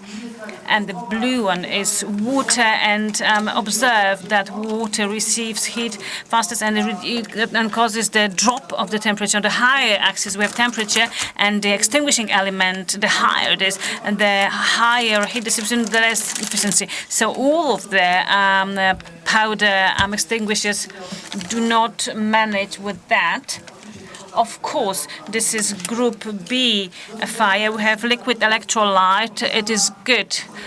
We have description of water extinguishing with F500, which distributes the heat in quite a good way. And finally, the last slide. I hope I have not spoken for too long. Quenching is one thing. Safety is another. There's one more thing. Fire density indicator, whether it's a container, whether it's a building. We need to get in touch with the firefighter who's going to calculate the fire density, specify the areas of fire hazards and the number of hydrants, fire exits. We also have installations where the battery is inside the building. We don't do yet again the fire density, although we should have intensification. We have the battery calculated in the container. I'm not a firefighter, but I'd like you to pay attention to certain facts, because all of that is your safety, and then it helps with the whole quenching system. And here I would like to thank you for your attention.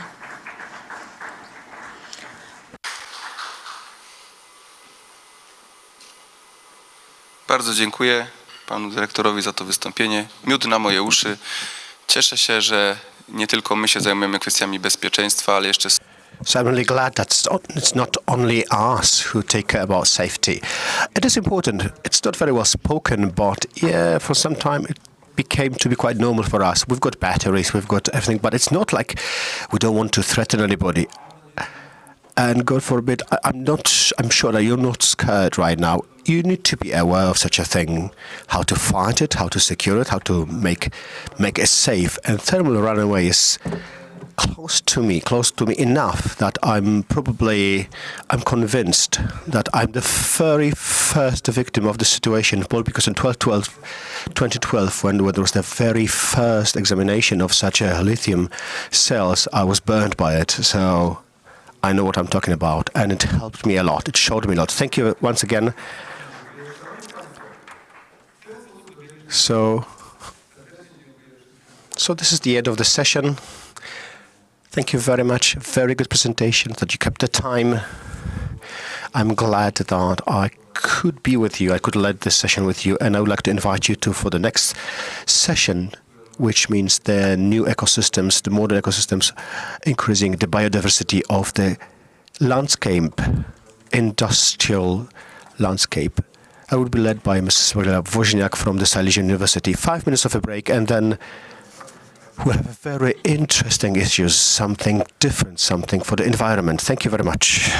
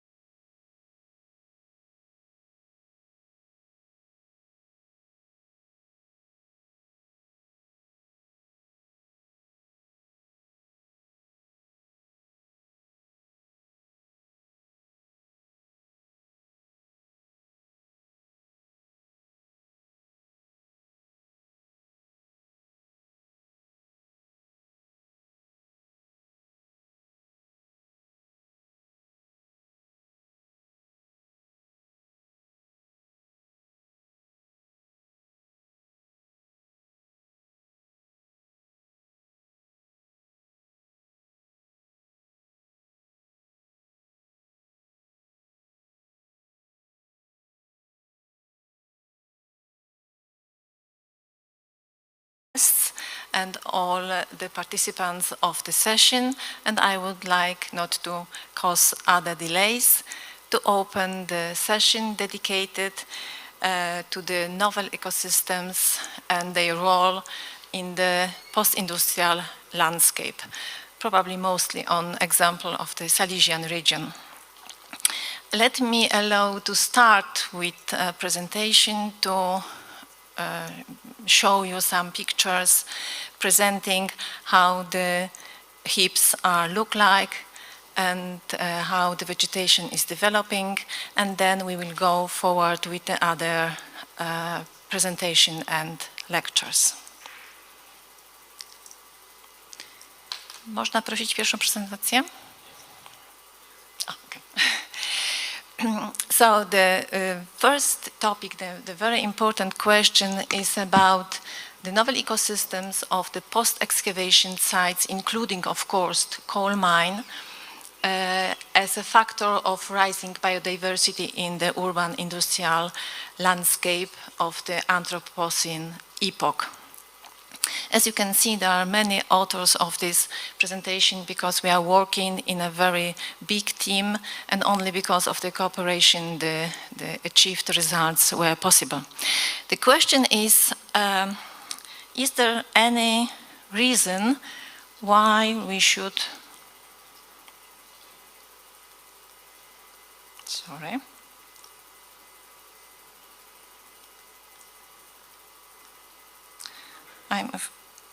I am too much slides. I have to be more patient. Now our knowledge about ecology and how the ecosystem are functioning were built for a lot of time. So we are expected to know a lot about the role of the biodiversity in... I'm afraid I need some help.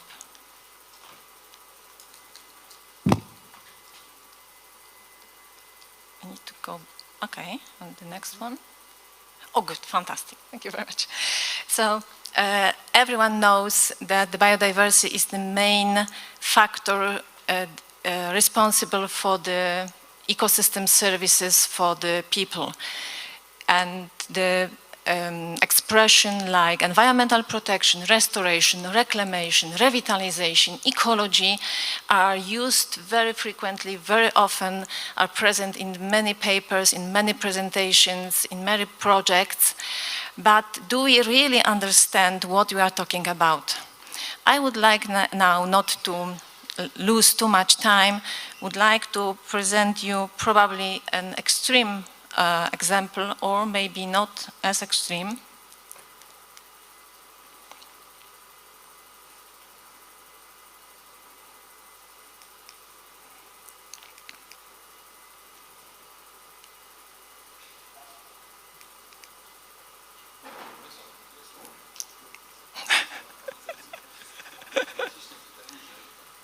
Tego absolutnie nie dotykać.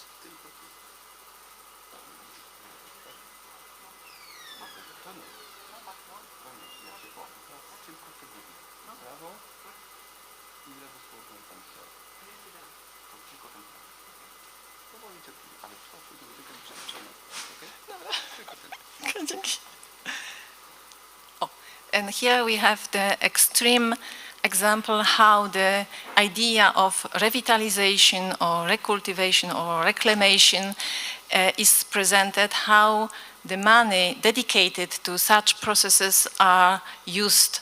And you can see that this is presented as a great achievement of the revitalization of one of the city center.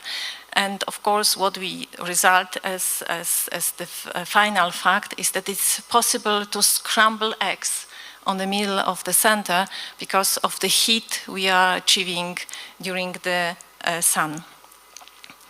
So on the top of the clear not understanding of how the natural processes are dealt and how the natural processes are ruled, we have additional phenomenon that has been described not so far away in 2013, and this phenomenon is called as novel ecosystems.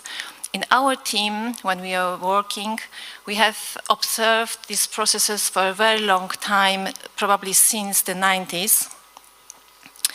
But it started to be described by the authors in 2013, and now we have the ability to refer to those processes.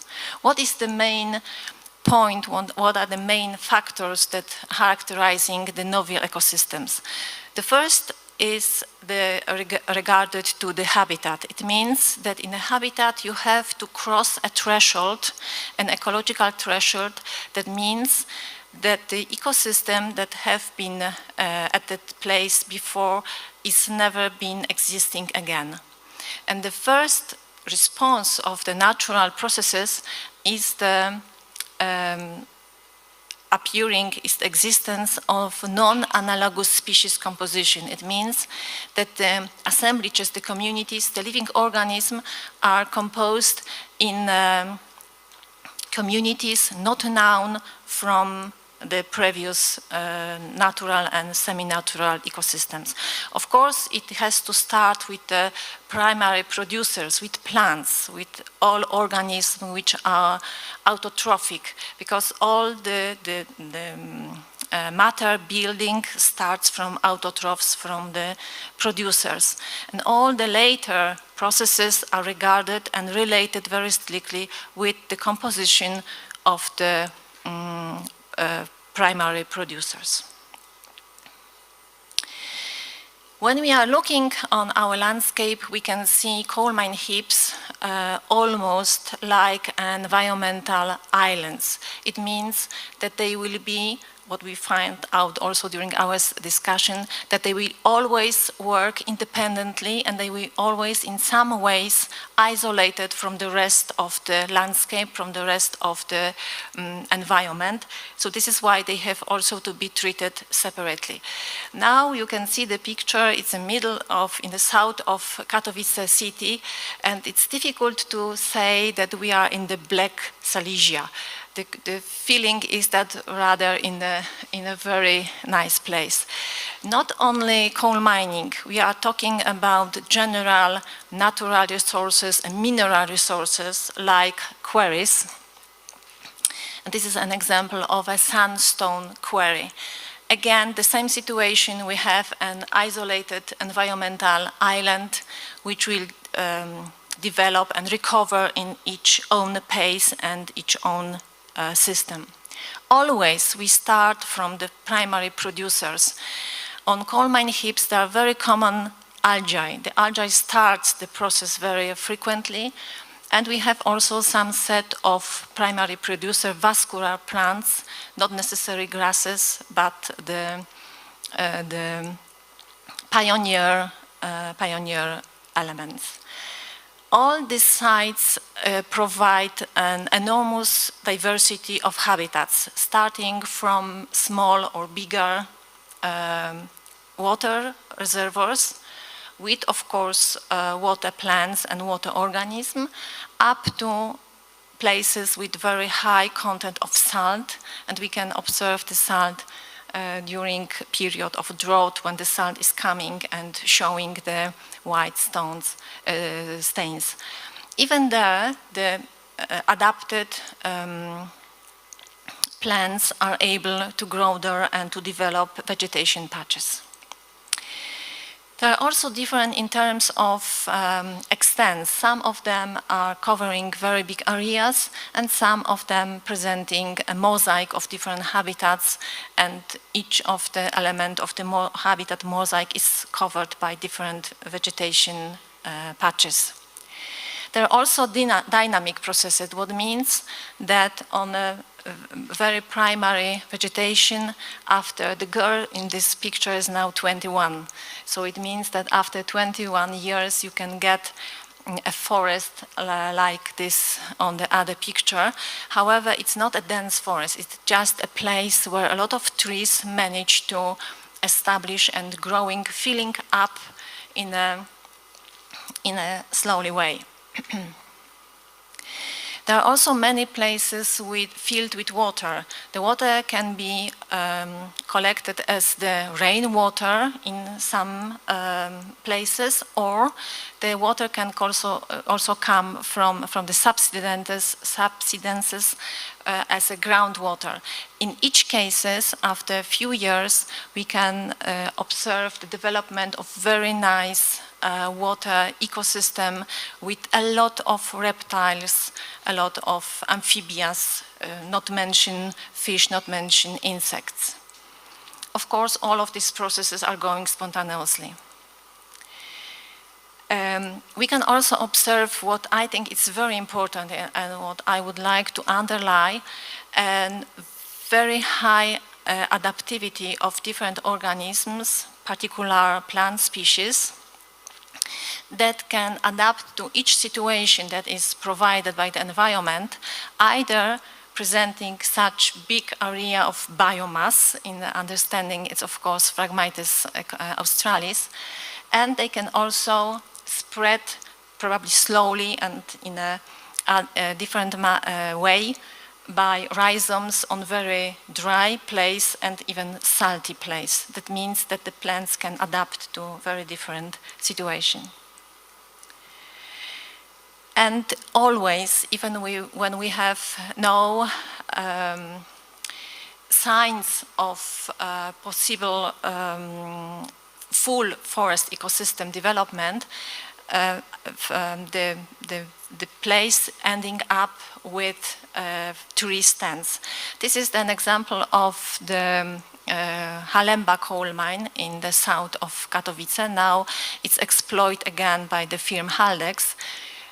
This is an older picture, but it seems that after some year, again, something like 20 years, looking on our children, how they growing, after 20 years, you will get in each side such kind of tree stand, regardless of the habitat conditions.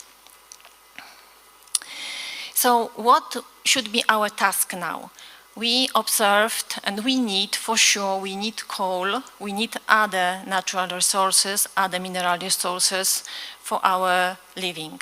Those exploitation of mineral resources causes changes in the environment. We cannot avoid this. But the question is how important is that the human will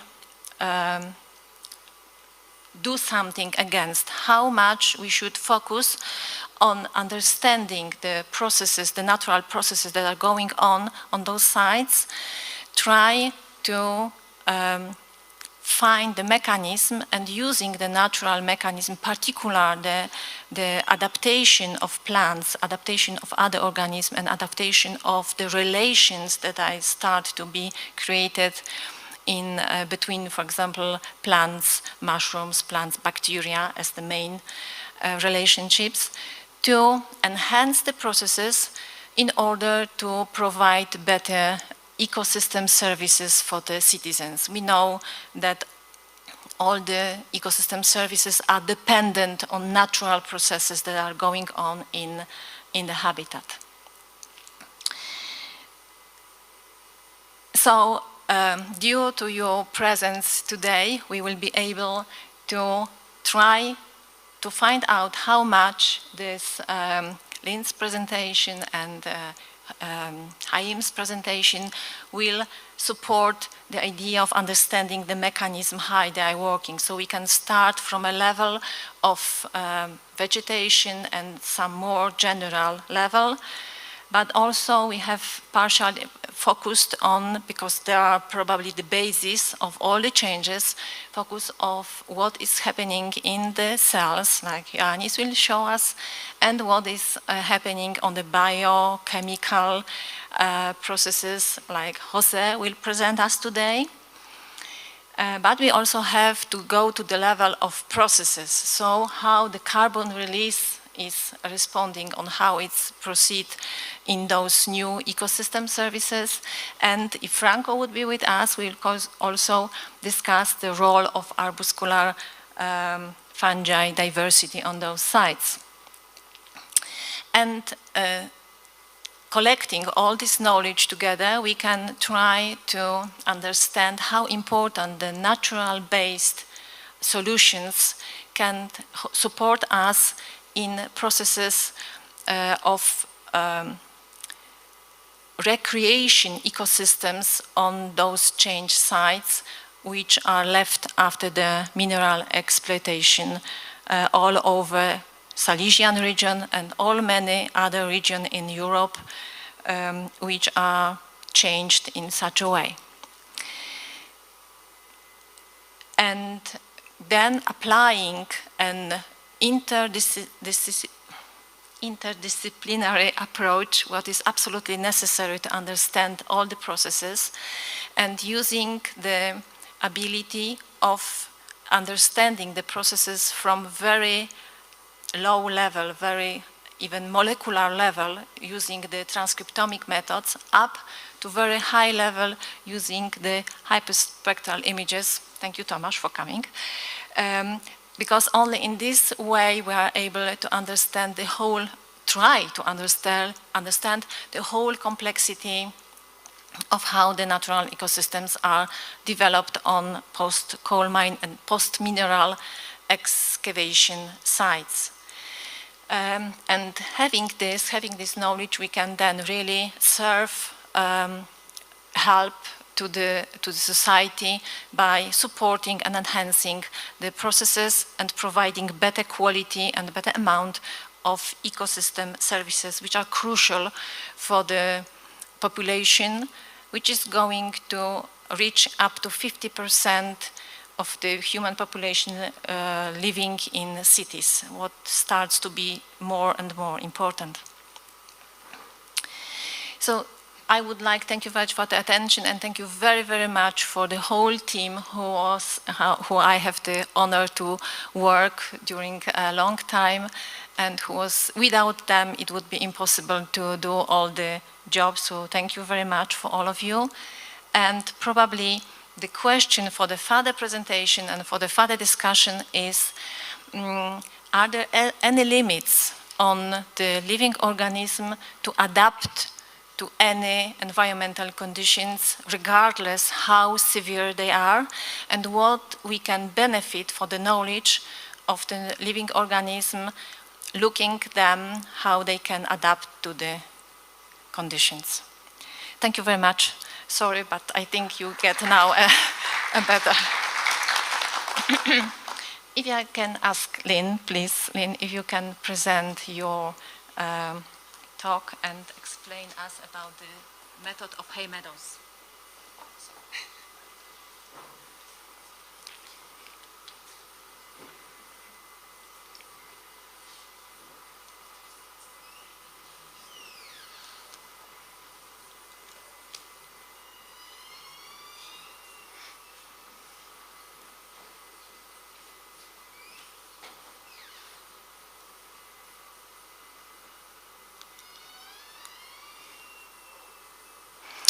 Good afternoon, everybody. I'd like to talk to you, as Gabby said, about creating hay meadows. Creating hay meadows and considering what kind of ecosystem services they provide within a natural system. So I'm Lynn Bechenier from the University of Wolverhampton. I'm an ecologist. I've looked at hay meadow creation for a number of years now. So I've got some examples here of meadow creation in post-industrial sites in the West Midlands in England.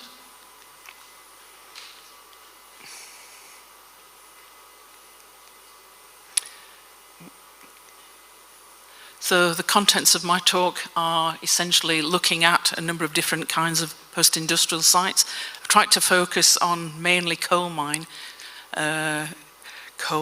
sites, but there are a number of other sites that are perhaps old quarries or other kinds of factories, industrial areas as well. Ecosystem services, I've given a consideration of that, and then looking at how to create the meadows and how to manage them afterwards, and then looking at the different kinds of biodiversity that are contained within those areas.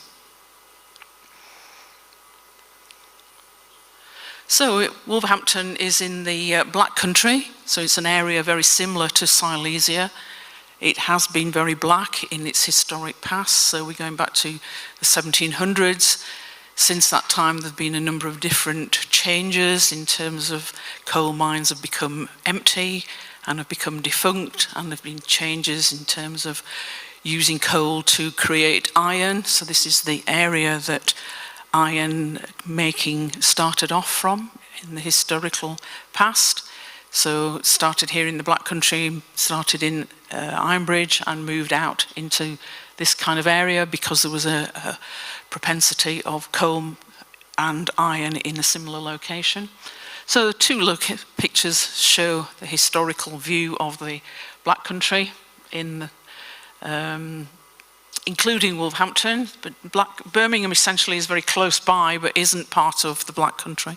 So people from this area are very touchy if you say Birmingham is part of the Black Country, but some of my examples actually include Birmingham as well. So looking at some of these post-industrial sites, they are actually sites that include quite a lot of biodiversity. So they have been havens for nature recolonisation over many, many years and have been left intact. But in some locations, they've had a little bit of help from humans. So in terms of our coal mines in the UK, most of them became defunct by the end of the 70s or even before that time at the end of the 60s, and coal mine spoil heaps were flattened and then topsoil was strewn over them, and then some seeds that usually contained only about 3 different species, perhaps 2 species of grass and some clovers, and that was the restoration at the time. So I think it's much better to try to do a natural restoration that includes providing the natural biota that live within that area, if that's at all possible. But some of these sites, because they're very old, have some services for humans as well as the biodiversity that are in the area as well. So humans are now using them for recreation and for cultural purposes. People are interested in the historical aspects of coal mines. Perhaps their family members have actually historically worked there in the past. So we're also looking at this consideration of using ecosystems services as a way of accounting for different values that nature is providing for us. So a wide variety of different contents, essentially looking at this process of hay meadow creation and then looking at how to manage it, and then looking at the ecosystem services that are part and parcel of those processes. So in terms of hay meadows generally, you've probably got quite a few of those left here in Poland, but we've lost 97% of our naturally occurring meadows. So these are semi-natural systems that have come about as a process whereby humans have actually been responsible for their management, and usually to create hay that as a support system for livestock to be eating during the winter time.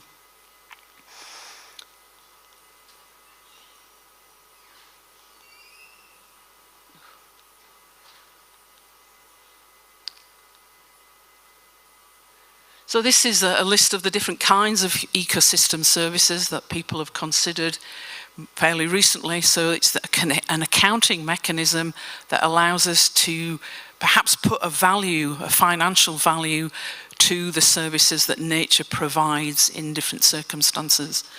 So mainly the supporting circumstances are providing soils, providing plant species that are photosynthesizing, that then are providing carbon, and generally speaking, providing systems like water retention and water evaporation.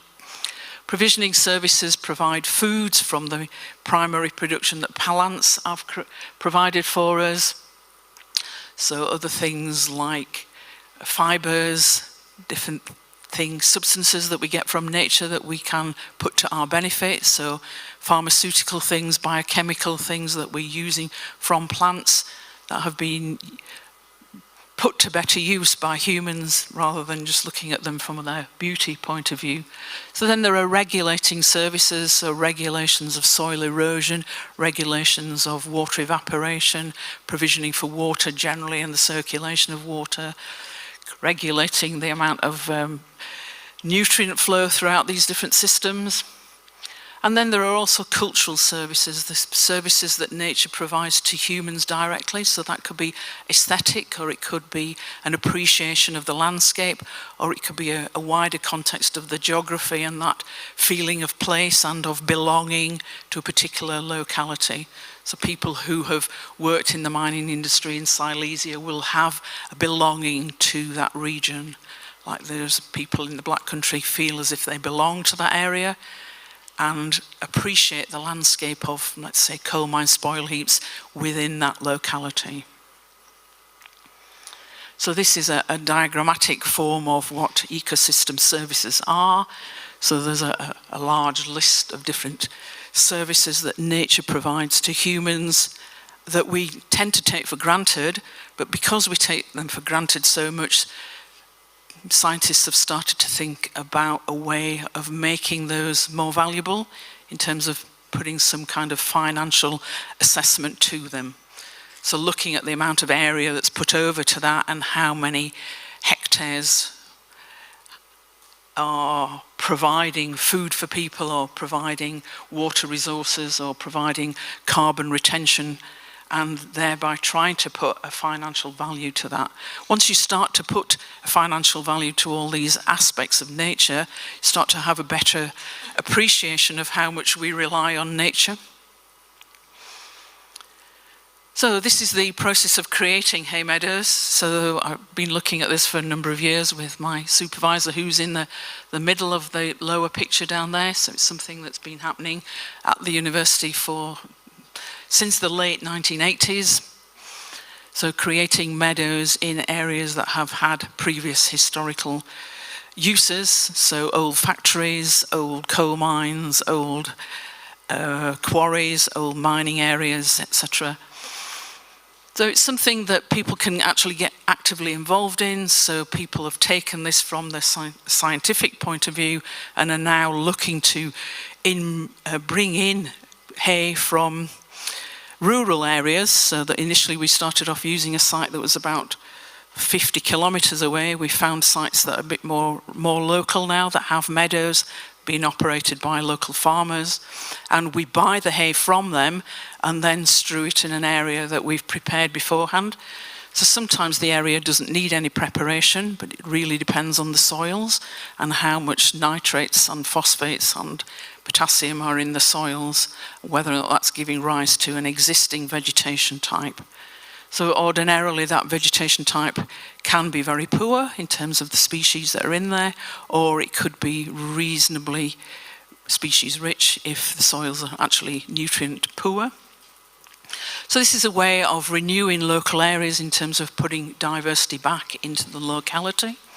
And it's also a way of provisioning biodiversity, because when you bring in the hay, you're not just bringing in the plants and the plant seeds, you're also bringing in the associated invertebrates, you're also bringing in various types of fungi, including mycorrhiza, you're also bringing in a variety of other things, bacteria as well are actually there. So it's providing not only the seeds, but a covering to protect those seeds as they start to grow as well. So the more you can involve the local people, the more they feel that they have a belonging to that area and will perhaps help to manage that site as well. So obviously some of that needs some hefty machinery, but people can also get involved in picking up the hay and strewing it as well. So some of these places have resulted in being classified as nature reserves, so that the diversities come back so well that they're considered to be of value from a nature conservation point of view. So the local Wildlife Trust, which is a charity, have been not so much selling this as a method, but they've been passing on the word and actively being involved in creating a large number of meadows over time. This is a meadow creation project at the campus, one of the campuses in a neighbouring town called Walsall. So hay is brought in by a big digger or on the flatback lorry, then moved about by a digger. So it's a big round bale, and then it's pushed out by your volunteers. One of those volunteers is my son on the right. 2 students always make good volunteers as well. So essentially you're starting off with a blank canvas and you're trying to bring in an assemblage of species that you know because you've previously surveyed the previous hay meadow.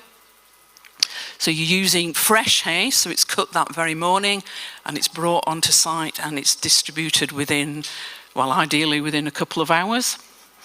So we usually try to test the soils in the area as well. So we send those off to a laboratory, particularly looking for how much nitrates, how much potassium, how much phosphorus. So too much phosphorus and too much nitrates particularly often make the project inviable because they're too rich.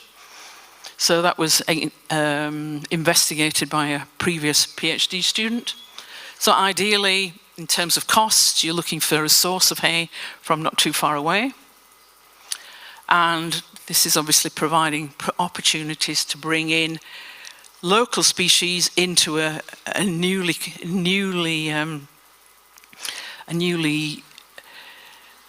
blank canvas, essentially, a new area that hasn't previously, or has had previous biodiversity, but it's been lost over a number of years because of various uses that humans have put it to.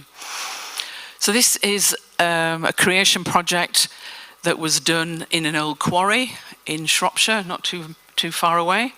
And these are the bales being unloaded. So the existing vegetation after the quarry had been infilled, so the quarry company sold that to a local bird charity for a penny, and then the local bird charity organised for it to be filled in. They also created 2 ponds at the same time, and then allowed some vegetation to become established. And by looking at that vegetation, we were able then to see how much nutrients were in there. And then a creation project took place in 2000. And very soon after that, the species were established quite quickly. So within 3 or 4 years, we can have a species-rich assemblage of plants that's almost 90% similar to the donor meadow that we've used. Oops, sorry. So these kind of sites as well need to be managed. So we need to bring in machinery to cut them. So that's the minimum requirement of the management, is that they're cut for hay at the end of July, early August, and that the arisings are removed. And then ideally we aftermath graze. In other words, we try to get some livestock on. So at Venus Pool we manage that because it's in a rural area, but quite difficult to have livestock in urban areas. So we've looked at trying to manage those sites by just cutting perhaps fortnightly until the end of October, or even, depending on how rich the soils are, we might even not do that, perhaps one more cut in the autumn period. So these are some examples now of meadows that have been created. So Stowlawn was an old coal mine in Wolverhampton. So now it's very much a green area within the town. So it's surrounded by a large amount of housing. So the green areas for recreation for the local people. So species-rich hay was brought in from a neighbouring area, perhaps about 5 or 6 kilometres away, and hay was strewn in the area that, one of the areas down here, over to the right. So this was before we classified our nature conservation communities and plant communities, and the mixture of assemblages was put together by our professor, and he bought the species in, so they were bought as seeds in different measures in terms of percentages, how much of different species were in there. So this isn't actually created by strewing green hay, but it is a collection of grassland species that would normally be found together. So now it's a public open space. It hasn't been very well managed, so the coal mine company sold it to the local council and they're responsible for looking after it, but the local council contract people to mow the grass, and that's not always, they don't seem to be able to understand the instructions that are given to them, so it's not always managed very effectively. So this is a site in Birmingham that used to be a factory. They built aircraft. The Spitfire, that was very successful in the Second World War, was built here. So there are some levels of toxicity that were in the soils, so they tried to wash those soils to try to improve them. There's some elements of toxicity still left. So this is inner city Birmingham. It's a little bit east of the actual city centre, but it's very close to Birmingham. Again, it's in an urban area that's mainly housing, so lots of houses nearby, a few factories as well in place. So again, a number of,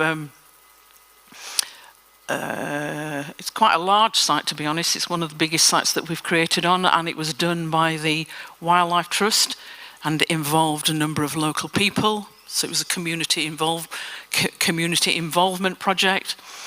They did 2 different hay meadows were used as the donors, and hay was strewn on 2 different Saturdays in July. It was brought in from the local area. And now it was also a PhD student looked at improving that method by perhaps strewing twice.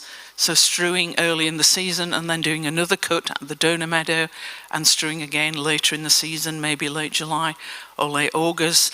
So thereby trying to ensure that we've brought in all of the different species that flower at different times throughout the meadow, throughout the flowering season. So somebody has recently surveyed it and found that not only was it very floristic in terms of we've also brought in quite a number of orchids, but we've also got a large number of different invertebrates there.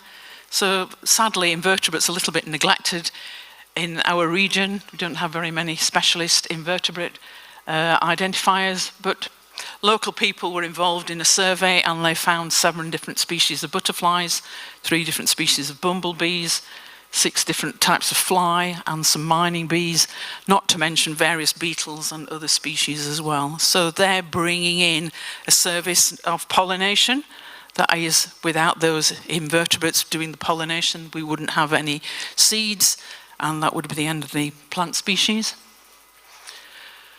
This is another meadow in Wolverhampton, again an old colliery. So various different aspects to that. So tried different kinds of management and various things were fairly successful. This was quite damp, so it had a bit of a depression in there. So a pond was created as well as trying to use a meadow that was a bit more damp than some of the others that we tried. So these are the top 15 flowering species that were found at that site. So it just shows after 14 years, there were a number of species, almost all of the species had finally appeared and in almost the same quantities as were found at the original meadow. So again, this is another green infrastructure project that looked to diversify the existing 2 or 3 species that were in the majority of the grasslands and trying to make it a little bit more diverse than what we found, particularly targeting the Psylleum psylleus species in the top right-hand corner. So in addition to the pollination services that we're getting from these hay meadows, we're also provisioning soils there. So in terms of the old collieries that were in these locations, they were covered with topsoil mostly. Sometimes we had to remove the topsoil that had been put there in the 70s in order to be able to reduce the nutrients in the soil, and then looked at trying to provision with providing seeds, etc. And over time, the seeds and the plants have decayed and added in an organic component to the soils.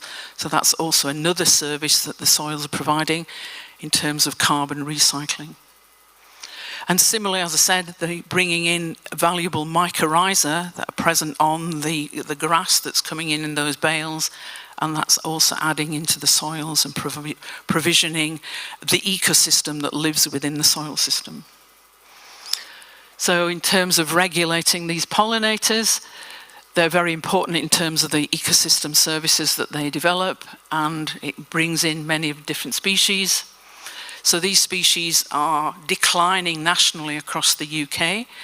Part of the reason for that is the fact these neonicotinoids that are sprayed on seeds in agricultural areas, those are the ones that are killing off huge amounts of biodiversity. And at the moment, we had a moratorium on whether or not we would use these neonicotinoids.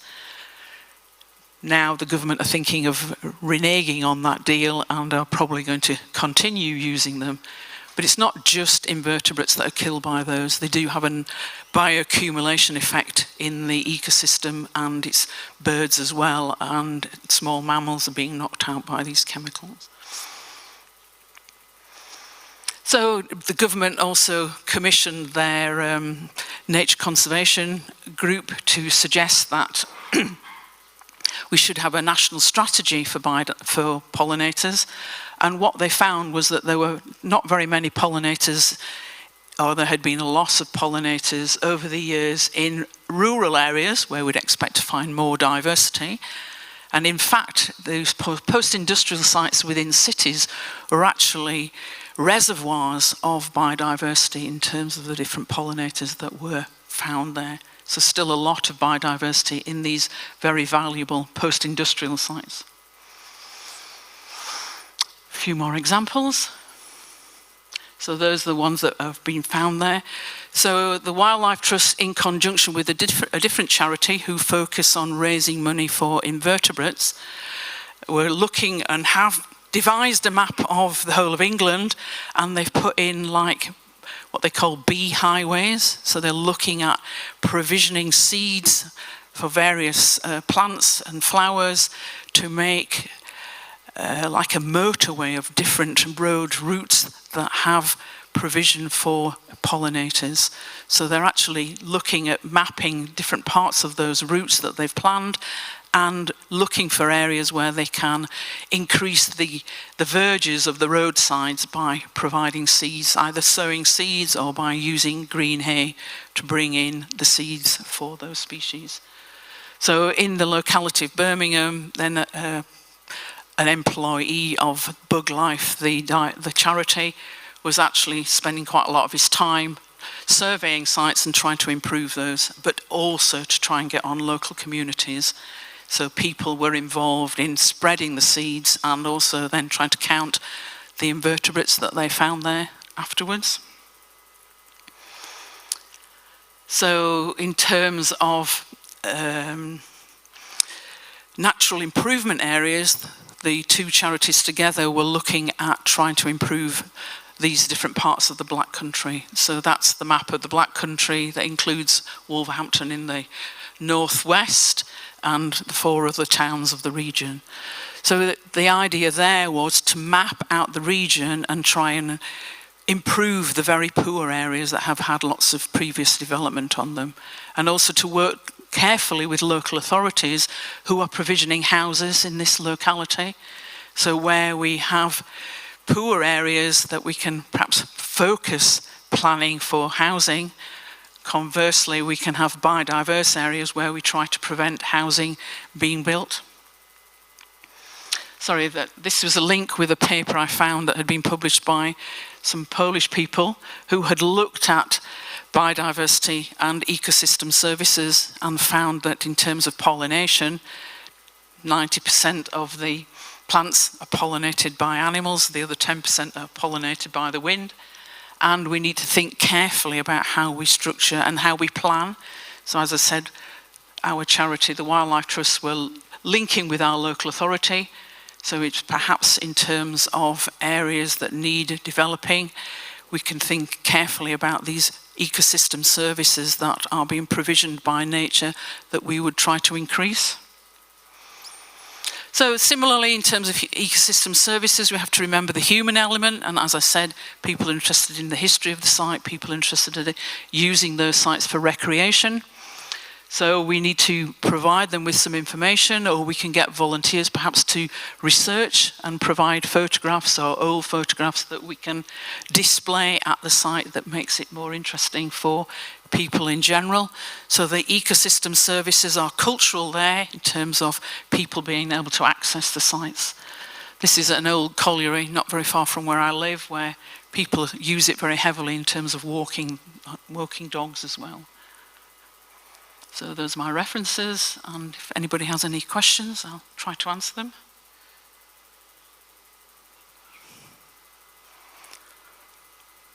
Okay. No questions?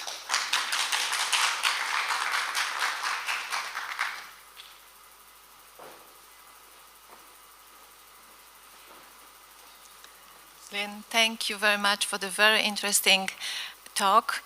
And before we come to the more molecular and more processes functioning part of the presentation, I would like, 2 minutes, I would like to thank you very much to the organizers, to Professor Prostański, to invite us, because the...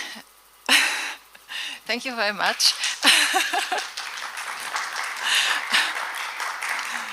Because Professor Prostański decided to do a very hard job, to consolidate, to join together the coal miners and the environmentalists, and we are all sure and know that this will take a little bit unless the both society manage to understand each other without any problems. Probably the good start for such understanding is the book that we managed to write together.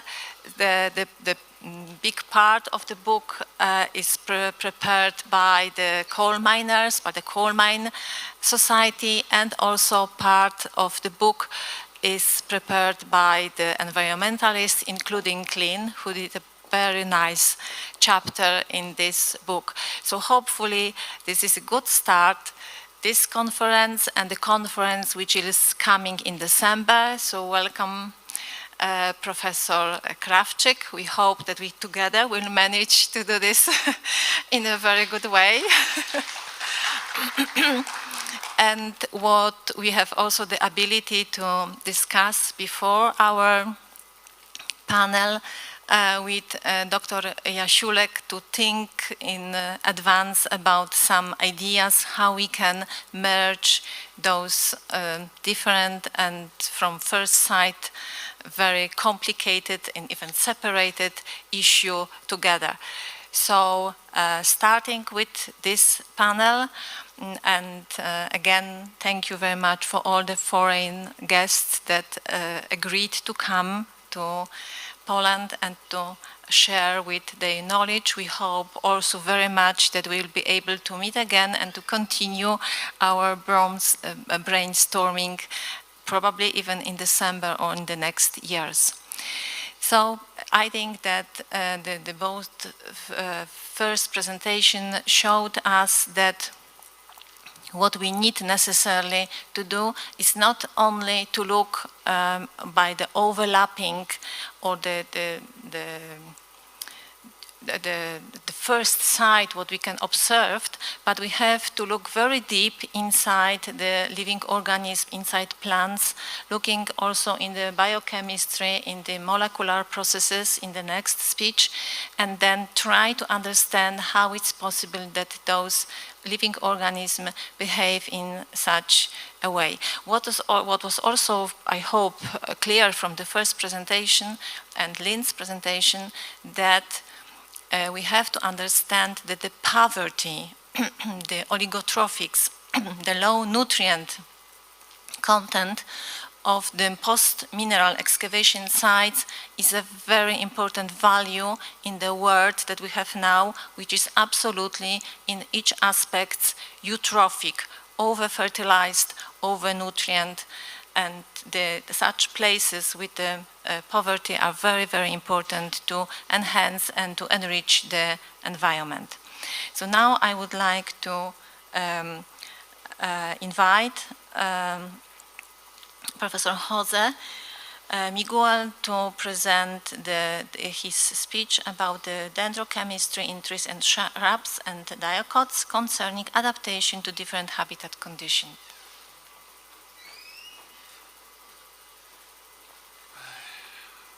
Okay. Well, first I want to appreciate the invitation to be here, and I'll try to explain. I'm not working on coal means on mines. I went to a tool where we can understand the story of the recovery of vegetation in many places. And for that, we are going to explain and work on the potential, not only of trees, but also of forbs, also of grass, not grassland, but forbs, and also shrubs in the annual rains to get information of them. I'm going to show some sample of the things you can do with it. Okay. But first, everybody knows that trees have annual rains, and you could debouch, and you make fire, and you can see how old they are. It's not so commonly known that not only trees, but also shrubs have annual rings, which is known from the 19th century, but also many forbs, perennial forbs. I mean, the dicots have annual rings. This is Eleburus fetidus. It's close to Eleburus viridis. It's here in Poland, and they have very nice annual rings. And they can be very old or very young. You never know until you cut it. Okay. The thing is that this presence of annual rings in these plants provides us a lot of windows, doors, to see in the past and the history of those lands or that species. For example, very, very simple question. How old are the plants? They may seem trivial. Maybe it's trivial for a tree, but do you know how old is a shrub that is in that land? Do you know how old is the plant in a grassland? We don't identify shrubs or forbs as individual entities. We just see they are there. But sometimes you know how old they are. And how does the age differs between different places. And if you go in this direction,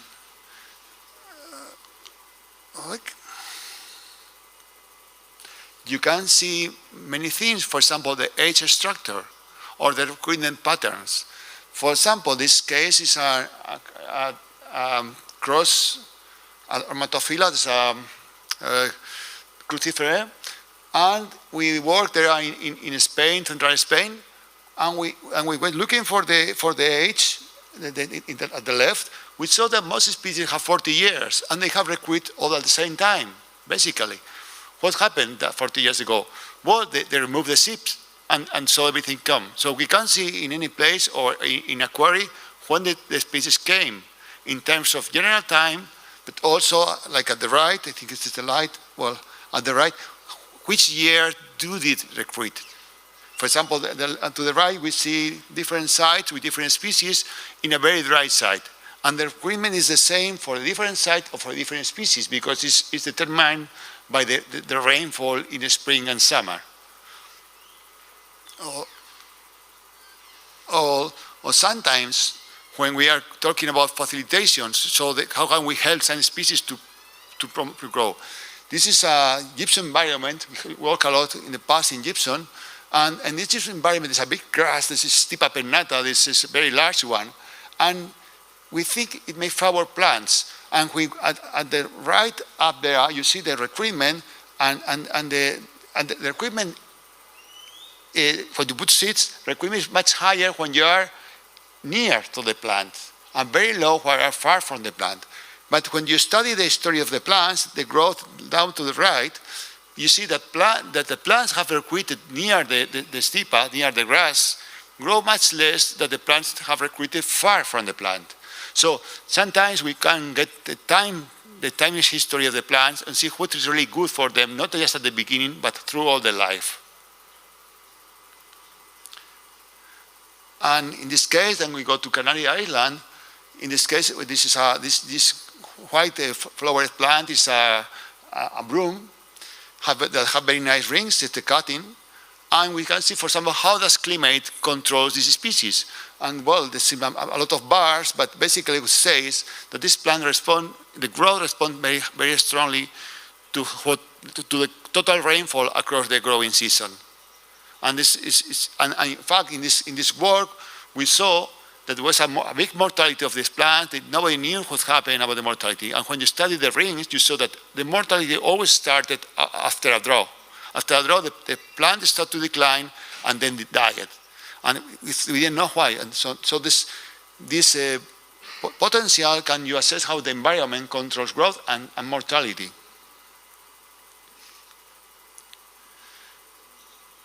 Also, when you think about annual rains, you say how many they are, the age, how big they are, how much they grow, and also the timing. But also we can look for more things inside of them. And basically there are two main things. First, the anatomy, how they change along the time, along their life, and different sites, and also the composition. And you have two different things. One are the composition in terms of which minerals are in the annual rings, and the second is the isotopic signal. I'm going to show some example of them. Just to show here this image, this is a very small shrub. This is Bupleurum fructicensis, this being this big. And this is a young one, but you can have 40 years. When you look at it, you cannot imagine that single plant is 40 years old, because you expect a big tree. Here in 40 years, you have 20, 30 meter high trees. And this is very important, particularly in very harsh environmental coal mines, where the plants grow very slowly. For example, just to have a look, this is a cut of a very small shrub, Linum subfruticosum, also growing in gypsum. And what we do is we identify if the years are very easy to see. You see more or less the lines. And you see there are the white things, they are the vessels. In fact, plants are a big pipeline with water moving from the roots to the leaves. And that vessels change within the year and between years and along the life of the plants. For example, that at the left you see, at the right, we see how it changes out of the age of the plant, and we can have how wood it grows. And we can, for example, in this case, this is in the southern Spain. This is Sierra Nevada. It's 3,000 meters high, so it's no forest, and this plant is an endemic plant from there. And we wanted to know how it responded to the environment, how the anatomy of the plant responded to the environment. And we look at the density of the vessel, how much vessels were every year, but also on the size of the vessel. That's very important, because the vessels, an increase in the vessel have 4 times the increase in the conduction. And also how this the groupment. They can be together or isolated. We saw that it changed depending on the south or north position, how high they were, and also there was interaction of these factors. And also we can question how these factors combine with other parts of the plant. I say it later, but our technique is destructive. So in this case, we related the vessel anatomy with the leaves, how thick the leaves are, how many leaves are, how the shape of the plants. So we can have information on how the plant varies a long time, and also how the plants varies between sites. For example, in a coal mine or outside. This is another question. This is also in a mountain. It's Central Spain mountain. This is a silene. Here also silene. Silene ciliata is an endemic plant. It's a southern limit of the species in Spain, and it's a species that is on a big risk because of climate warming. Because these mountains are not higher than 2,400, and it reaches to the top. And in this case, we measure also the vessels. We can identify the years and measure the vessels. We relate with different things. How it changed out of the gradient, and how it relate the vessel quality with the growth in different sites. And so we can see there you can make complicated hypotheses on how the plant works. I'm going to go to detail, but we saw, for example, that the best places for the plant were in the middle of the growth, not in the lower sides, which was very dry, but also not in the upper side. So we found that the places was going up, was changing the distribution. Also, we can look for functional things in the plant. For example, the isotopic ratio. The xylem of the plants is produced 1 year, and it's forever. The wood is something the plant produces and dies very fast. So we can the anatomy, not only anatomy, but also the composition of that wood doesn't change a long time. So we can reconstruct the the isotopic composition. And there's a very easy relation between isotopic composition and water use efficiency. So we can know how much molecules of water the plant transpirated to produce every molecule of carbon.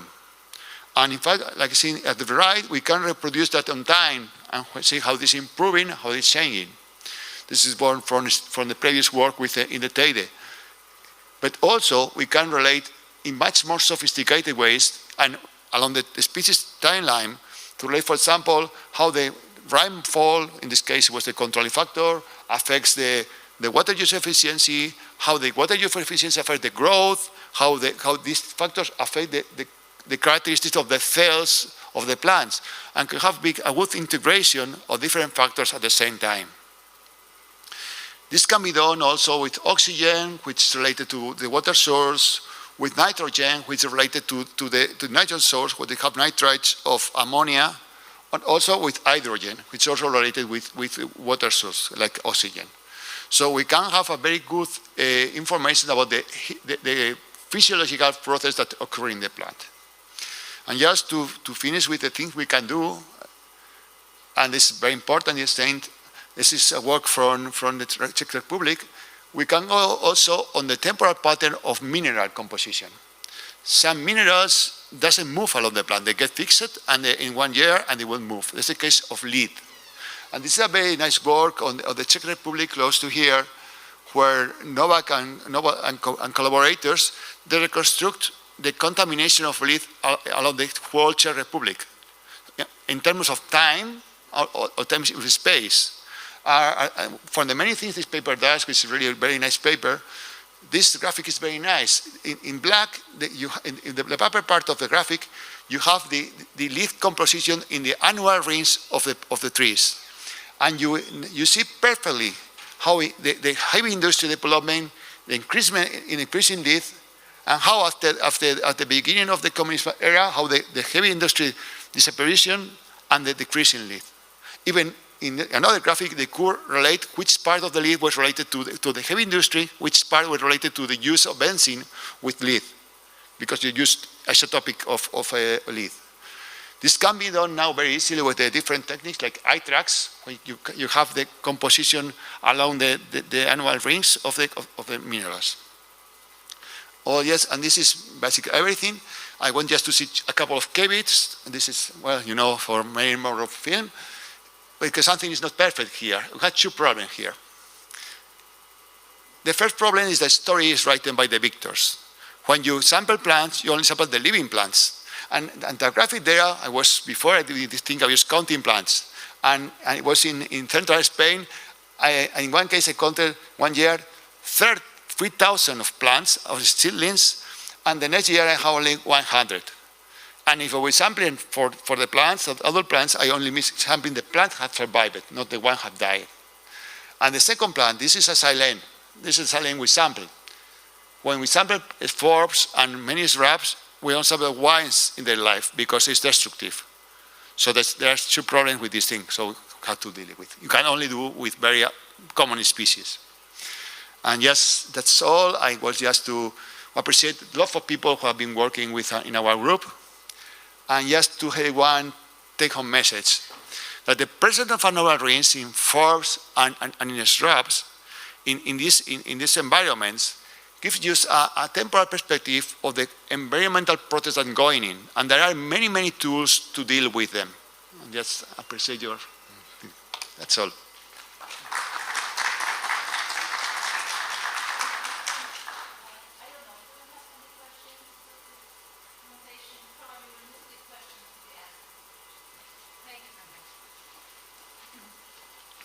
I think that after the first presentation dealing with the molecular or biochemical processes, it's absolutely clear for us that at this stage and at this complexity of what is happened on those drastically transformed places, we don't need specialists who are working on coal mine heaps.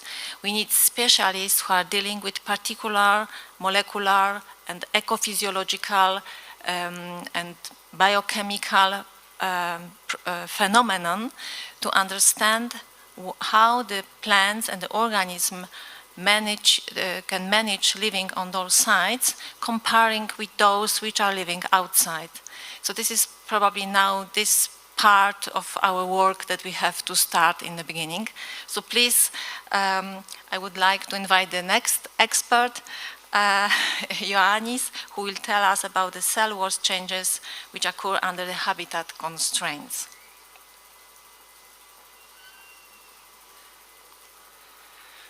So, I would like to first thank the organizers for inviting me here. It's been a pleasure. So I will speak about the cell walls, but before that, I want to say some words about the sources of heavy metals and what habitats are created. So we have natural sources of heavy metals that create primary habitats, and there we can find the real, let's say, metallophytes. And we have anthropogenic sources that create secondary habitats, and there we find potential metallophytes. So the natural sources of heavy metals are disintegration and erosion, and of course volcanic eruption. But the anthropogenic sources are phosphate fertilizers, domestic sewage, and I'm so sorry to say that in a mining conference, mining. So you have an old heap of mining waste, and in this heap you can find several heavy metals such as zinc, lead, cadmium. But this causes a problem. So you have heavy metal soil pollution. And EU came and said, you must find an environmental, substantial, let's say, solution. So metallophytes can be one part of this solution. So there are 6 different categories of metallophytes.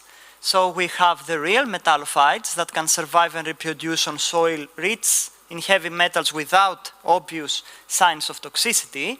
We have the pseudo-metallophytes, the plant organisms that form populations on soils with and without heavy metals. We have the hyperaccumulators that can absorb and store large amounts of heavy metals. We have simply the accumulators. We have the excluders that do not like at all heavy metals. And of course, the indicators that bind heavy metals in their body and are used as species indicators for the state of the soil. So, why to have these plants? So there are theories of these plants' evolution. For example, these plants started accumulating trace elements that gave resistance to the plant body for the accumulation of heavy metals. Overaccumulation could act as a defense mechanism, for example, against grazing, against several pathogens, or could be protecting the plant against osmotic pressure and providing drought resistance. Or it could be a random event. We still don't know. But let's move into the cellular level. So why the cell wall is so important and why should I talk about it? So the cell wall is the outside skin of the cell, of the plant cell. And if we studied it, then we can help understand the evolution and the adaptation of plant organisms.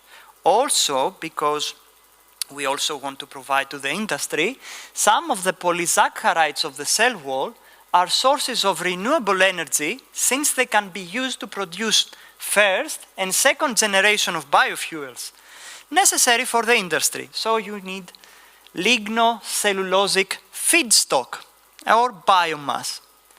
Based on our knowledge about cell walls, new techniques and strategies for crops may be developed to address the climate change / crisis.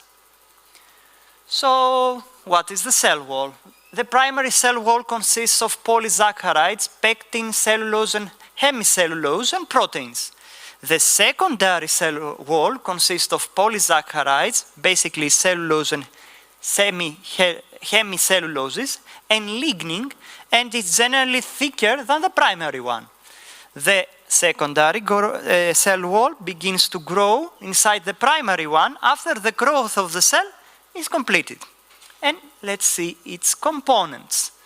So this is a basic schematic of how a primary and a secondary cell wall is formed, and what you may realize that it's not so biochemically simple.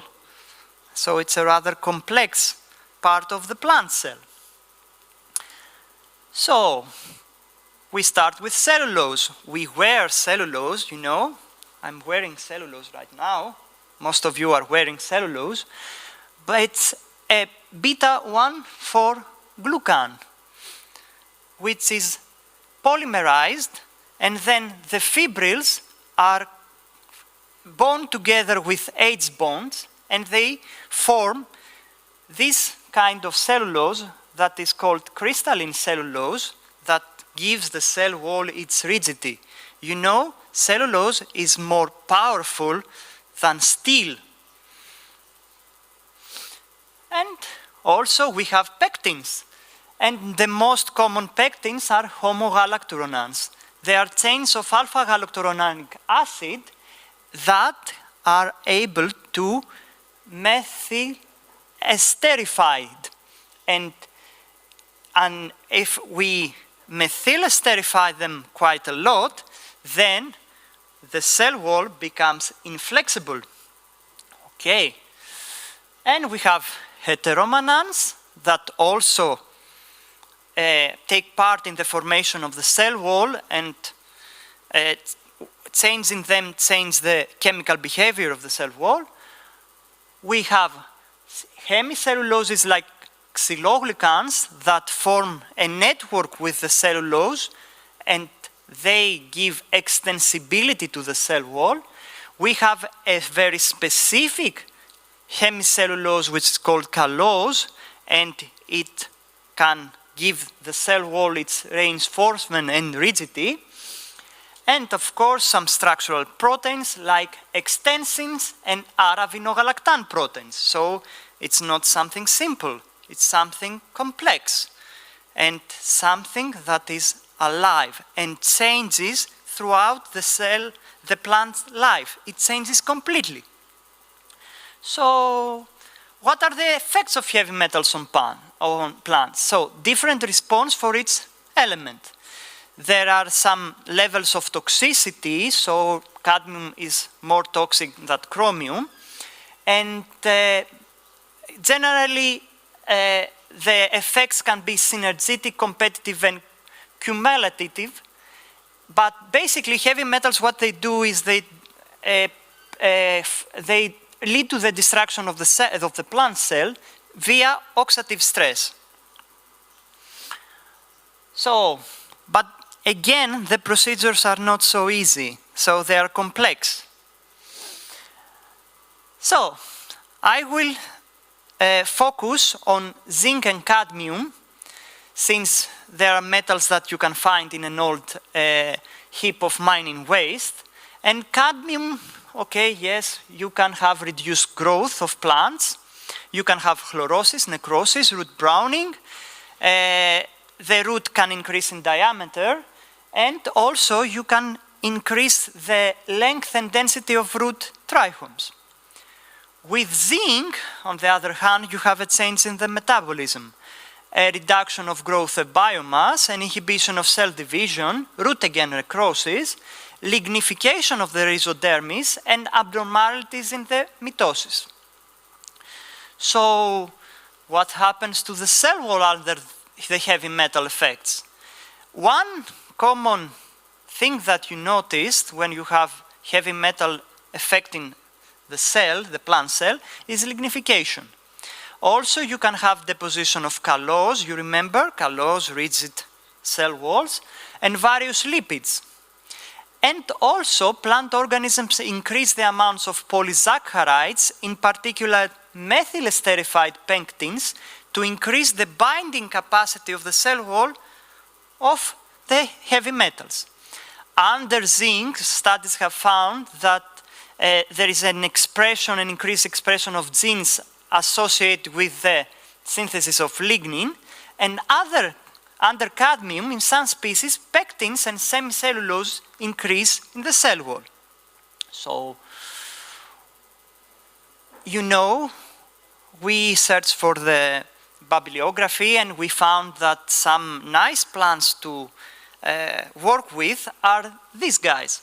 The Arabidopsis lyrata, the Arabidopsis halleri, Arabidopsis arenosa. So there are plant species for a specific purpose. So we wanted to study the composition of the cell wall of two pseudometallophytes, Arabidopsis halleri and Arabidopsis arenosa, and make a comparative study on the structure and the morphology between them and the known species of Arabidopsis, the Arabidopsis thaliana, which is a model organism.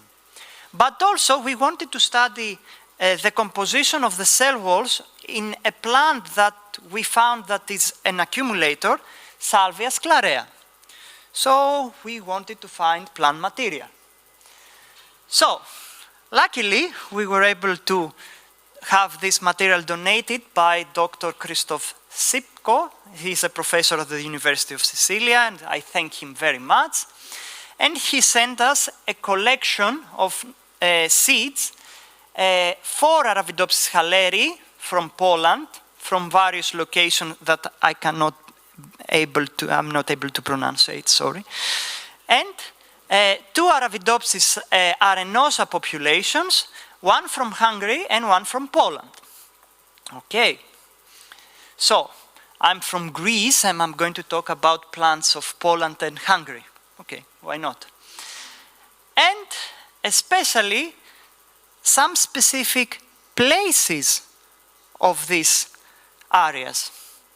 So, let's say, we have one population of Arabidopsis arenosa that we call it MS for brevity, and it's from a metalliferous site, and one population of Arabidopsis arenosa, which we call SE, which is from Hungary, and it's in a park, a forest, something like that.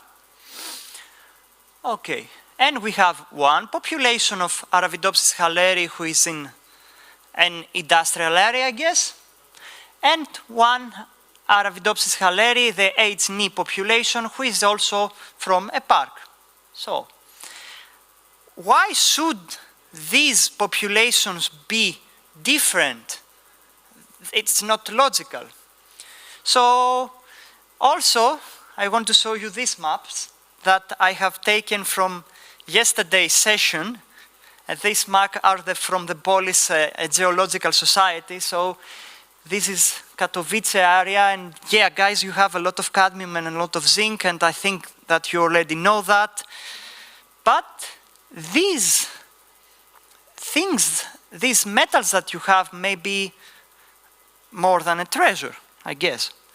So, we have the seeds, and we have grown them in a completely metal-free environment. And, you know, they look different. The metalliferous population from the non-metalliferous population have different phenotypes.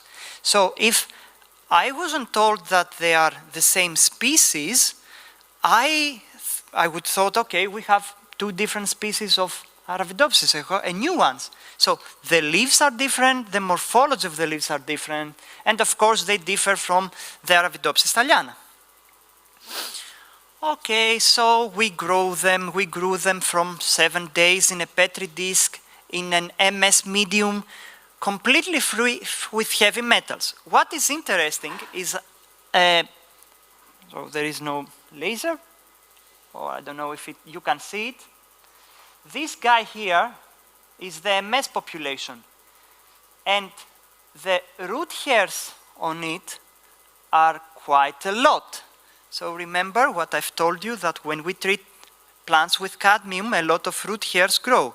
This guy grows in a non-heavy metal conditions. No cadmium was applied to it. Okay. So, then we made a fixation, a post-fixation, a dehydration, and finally embed the plant material in capsules with LR white rising. So these are the capsules. So we made sections of the roots with an ultramicrotope, and we performed an immunolocalization with monoclonal antibodies that each monoclonal antibodies recognize a specific cell wall epitope. So these are the antibodies that we used. So we used LM19 to detect low methylesterified homogalacturonans, LM20 to detect methylesterified homogalacturonans, LM6 to detect arabinans, LM15 and LM27 to detect xyloglycans, LM14 to detect extensin, ZIM13 to detect arabinogalactan proteins. Yeah, okay. So, most of the pictures that you're going to see are resembling to this schematic. So Arabidopsis has a very plain anatomy of the root. So from outer to inner, the first tissue that a heavy metal or another contaminant meets as it enters and goes inside the root, so the root is the first organ that meets everything, is the epidermis. In root, it's called rhizodermis. Afterwards, we have the cortex, the endodermis, the pericycle, and at the middle, we have the vascular body. The two basic controls that exist in this root is the rhizodermis and, of course, the endodermis. And I will ask the students why this happens. They should know, right? You know? Come on. No? No answer, okay. So, okay. So, let's see what we get. So, first, we studied the LM20 distribution, which recognizes, let's say, methylesterified homogalacturonans. In blue, there are pictures of Arabidopsis plants from non-metalliferous soils, and in gray you can see Arabidopsis that are from metalliferous soils. So what do you see? Are the arrows correct?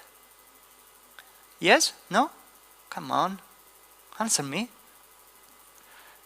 I think they are correct. So, in non-metalliferous soils, we have a low degree of methylesterified homogalacturonans, while in the metalliferous ones, we have a very high abundance of this substance. Let me remind you that this substance causes the cell walls to become inflexible, so more rigid. So, why is happening that? So we have performed, let's say, a PME activity test, and the PME stands for pectin methylesterification enzymes that go and remove the methyl groups from pectinase. So in the metalliferous population, these enzymes have very low activity, while in the non-metalliferous population, they have high activity. Interesting. But, okay, let's see the other components of the cell wall. So we checked also the demethylesterified homogalacturonans, and we saw a differential distribution from what we observed in the model Arabidopsis species, Arabidopsis thaliana, and among different populations. Okay, let's see the other cell wall components. So we checked the arabinans, and yeah, they had similar distribution among each other and also to Arabidopsis thaliana. Okay, let's move on.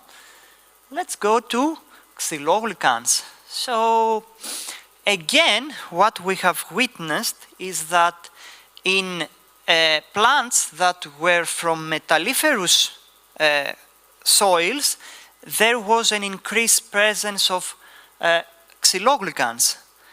And, okay, what's the deal now? So they have increased methylesterified homogalacturonans and increased xyloglycans. These two components seems to be reacting, seems to cause to the cell wall different abilities.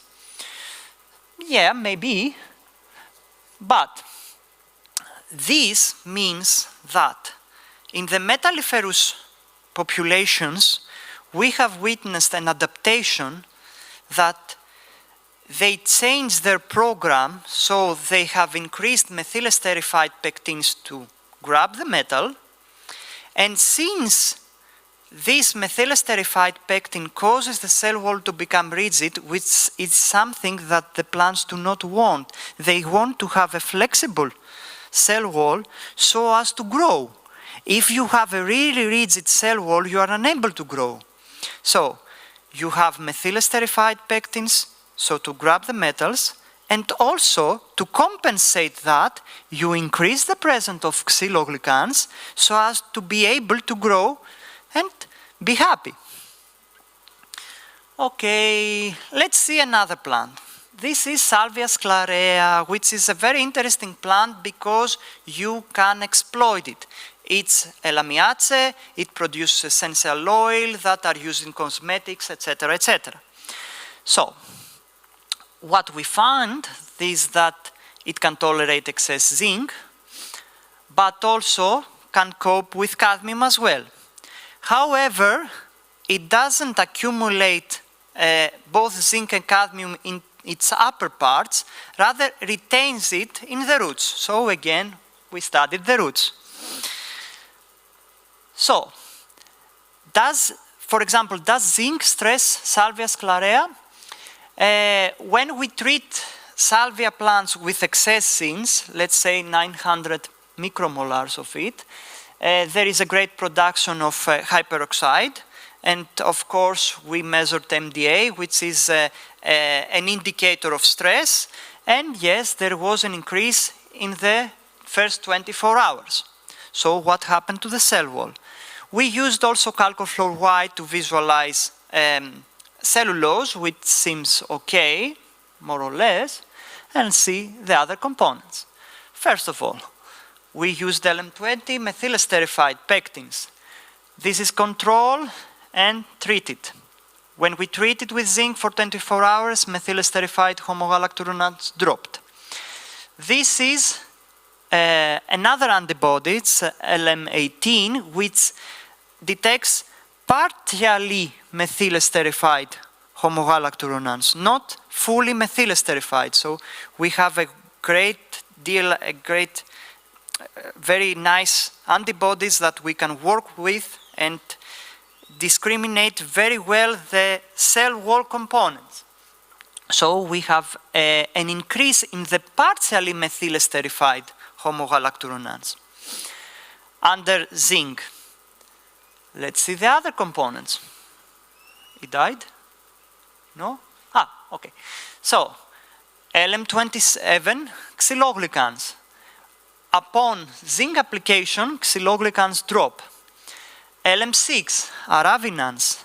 Upon zinc application, aravinans seem to be redistributed and be relocated to the pericycle and to the endodermis surrounding the vascular bundle.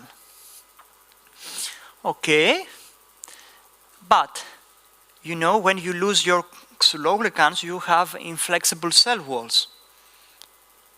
Okay, this is not good.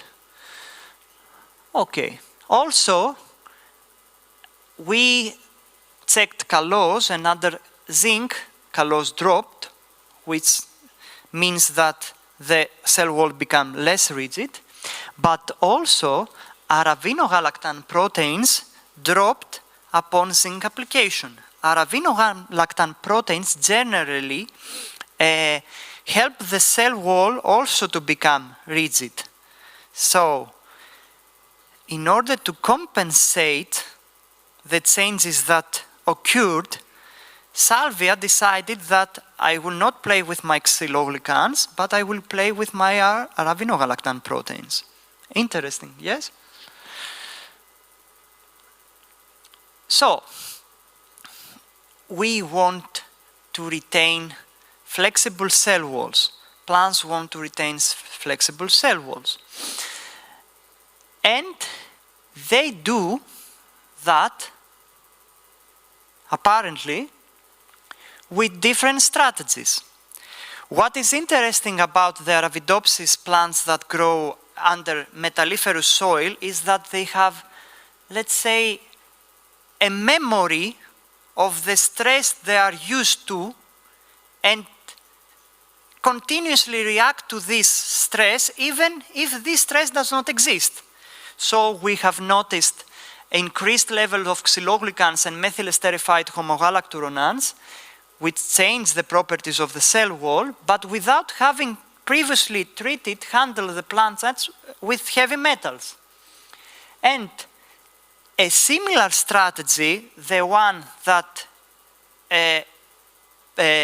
is to increase the rigidness of the cell wall upon heavy metal application, is done by Salvia sclarea, but in a different manner. So each plant species, and especially its population of the same plant species either, reacted completely different, not only in a physiological level, but also to the cellular level. So I don't know if I'm tiring you. So I would like very much to thank you. I will find you and I will thank you. Thank you. And thank you. So any questions?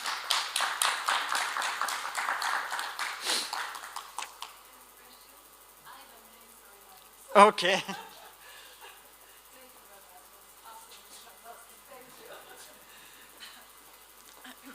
So I can imagine after the very impressive presentation of Ioannis that we can come to a very important question at this stage, because both presentations, Jose and Ioannis, could cause a basic question. What does this have together with coal mine heaps? Well, the answer is absolutely obvious. There are two reasons. The first reason is that we decided in the first and second presentation of Lynn that the basis of each ecosystem services and of the success of ecosystem functioning is biodiversity. What Jose and particularly Ioannis showed us, species is not the limit of biodiversity. In fact, what Ioannis showed us, we can discriminate singular population and they present different features and they also will influence the way of functioning, what probably will be shown in those two others presentations.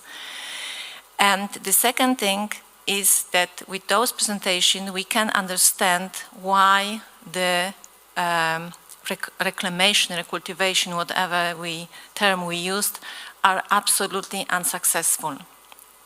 It is impossible to use plants where we're growing or germinating in a different habitat to replant those in such challenging habitats like the coal mines, like lead zinc situation, like the places which very changeable drought and moisture situation, and with salt in the substrate.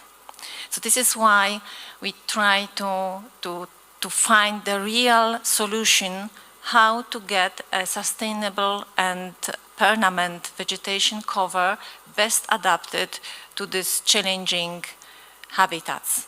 And it would be probably impossible to be done without understanding how the plants, as an example of organism, because we are not mentioned, not tackle even bacteria, fungi, and all the others, because this would be even more complicated to understand. So I think that now we can shift to the processes, what means that I would like to ask Haim if he could explain to us the biotic relation, plasticity and adaptations, and how much does climate influence them.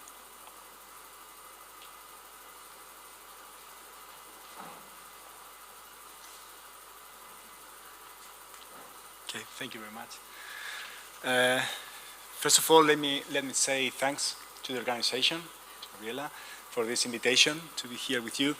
As you will see, I have changed a little bit the title, just because I want to focus very in some specific topic. And I'm not sure if this translation is good, because I did it with Google, so sorry for that. As you will see, I'm going to talk about climatic controls on biotic relations and species assembly as major processes driving communities, community ecology. And I will put the attention. I want to take your attention to this. It's not mine. This is from the internet, but it's just to talk about the importance of diversity in the field of community ecology.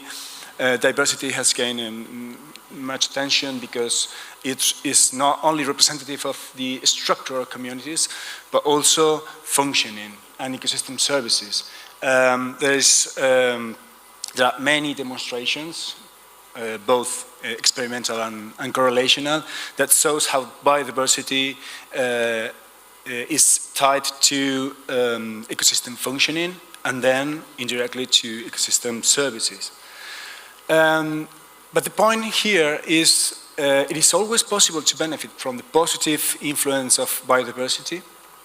And I see that because the most recent literature question the biodiversity as a major influence on ecosystem functioning everywhere.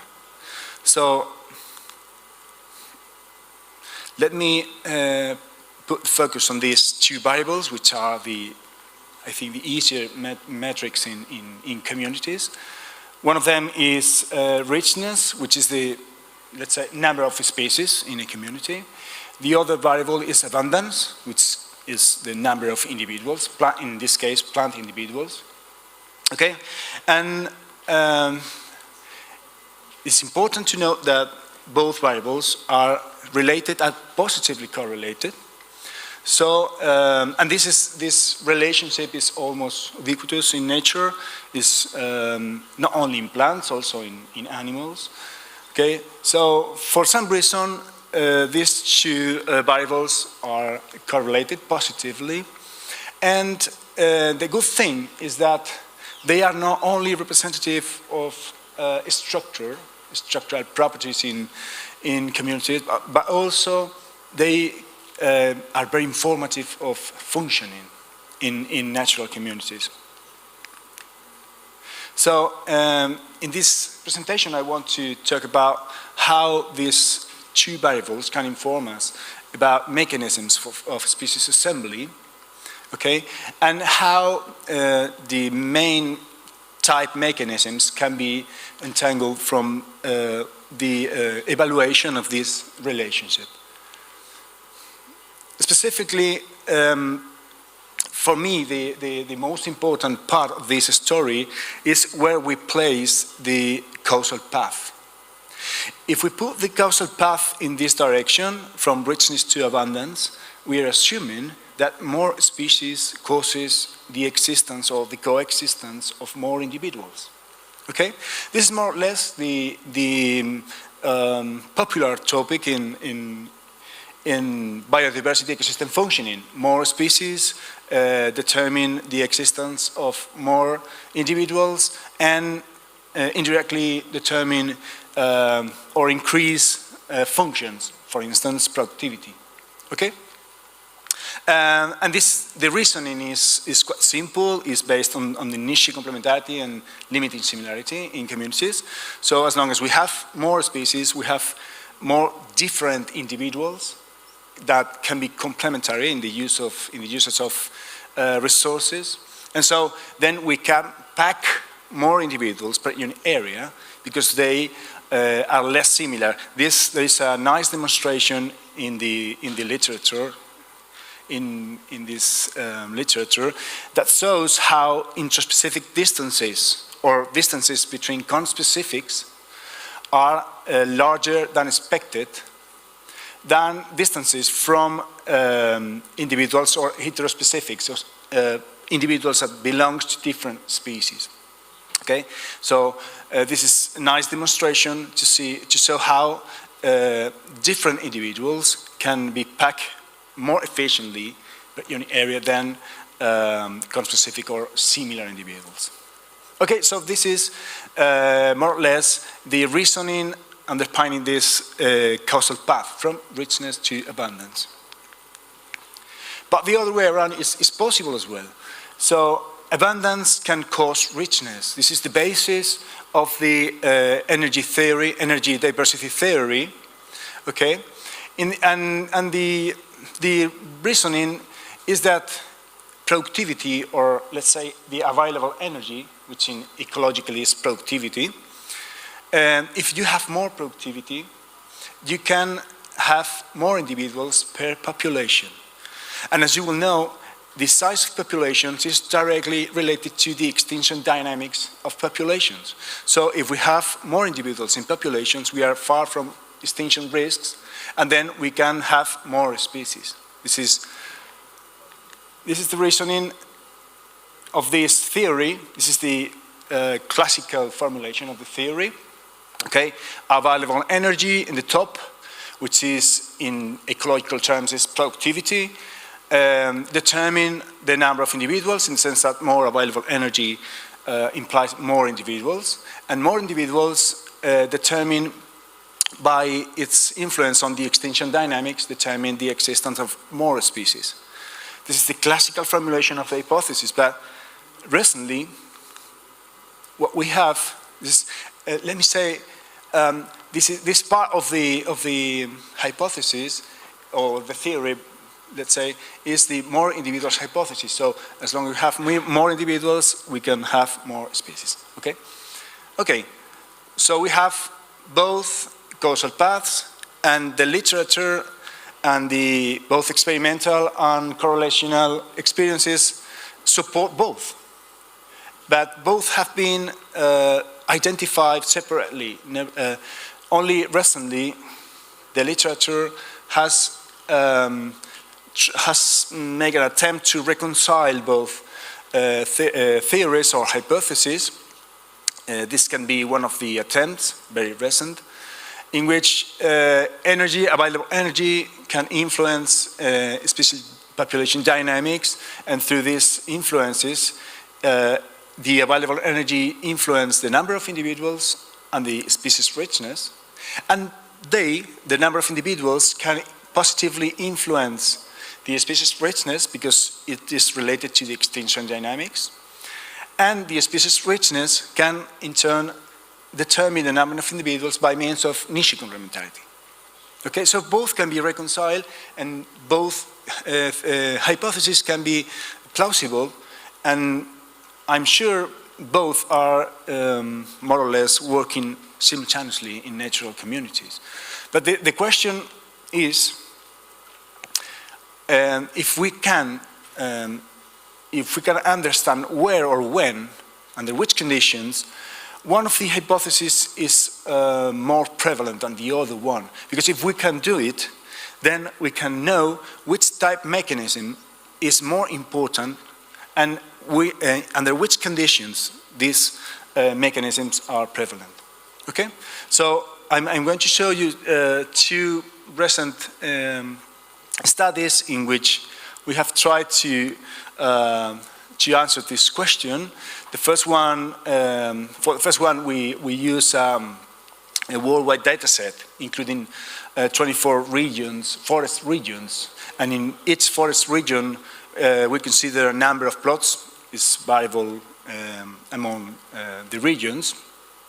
And what we did was to apply structural equation models, which allows you to solve these kind of theoretical formulations.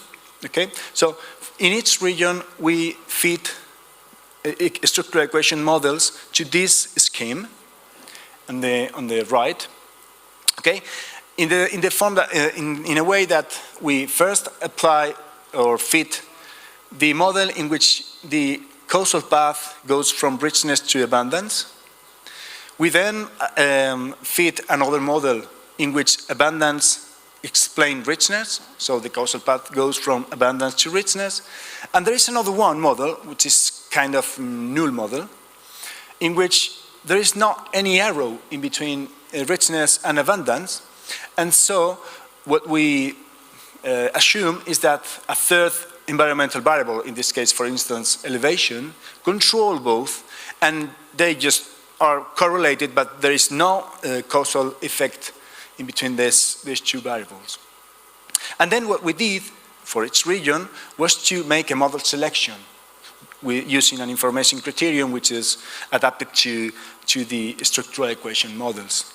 And what we have is this delta BIC, which is the Bayesian information criterion. Well, it's an adaptation, really, which means that if this index has a negative sign, what we have is support for the more individuals hypothesis.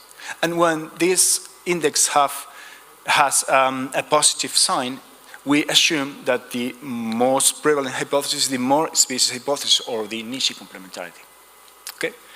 So the result, I show you the result. What we saw is that, as you will see here, the negative, in the negative section, which is the, so I think I say in the opposite direction. Negative values represent the more species hypothesis, so niche complementarity, and positive values the more individual hypothesis. I don't know if I said correctly in the last slide.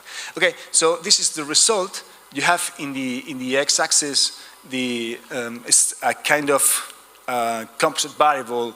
It's an MPP climatological variable which combines temperature and precipitation in a kind of net primary productivity variable. Okay, and in the y-axis you have this index. And what you can see here is that there is a strong relationship between climate and the prevalence of one or the other hypothesis.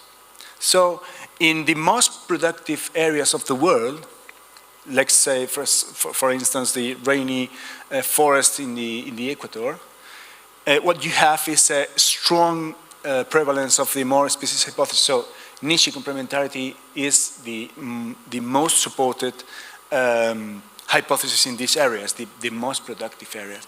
But when we are in the other side, in the less productive environments, what we have is the prevalence of the more individuals hypothesis, which means that when climatic conditions are difficult, are very harsh, what prevails are the abiotic filters, okay? And so diversity won't be longer a positive influence for productivity, but the other way around, okay?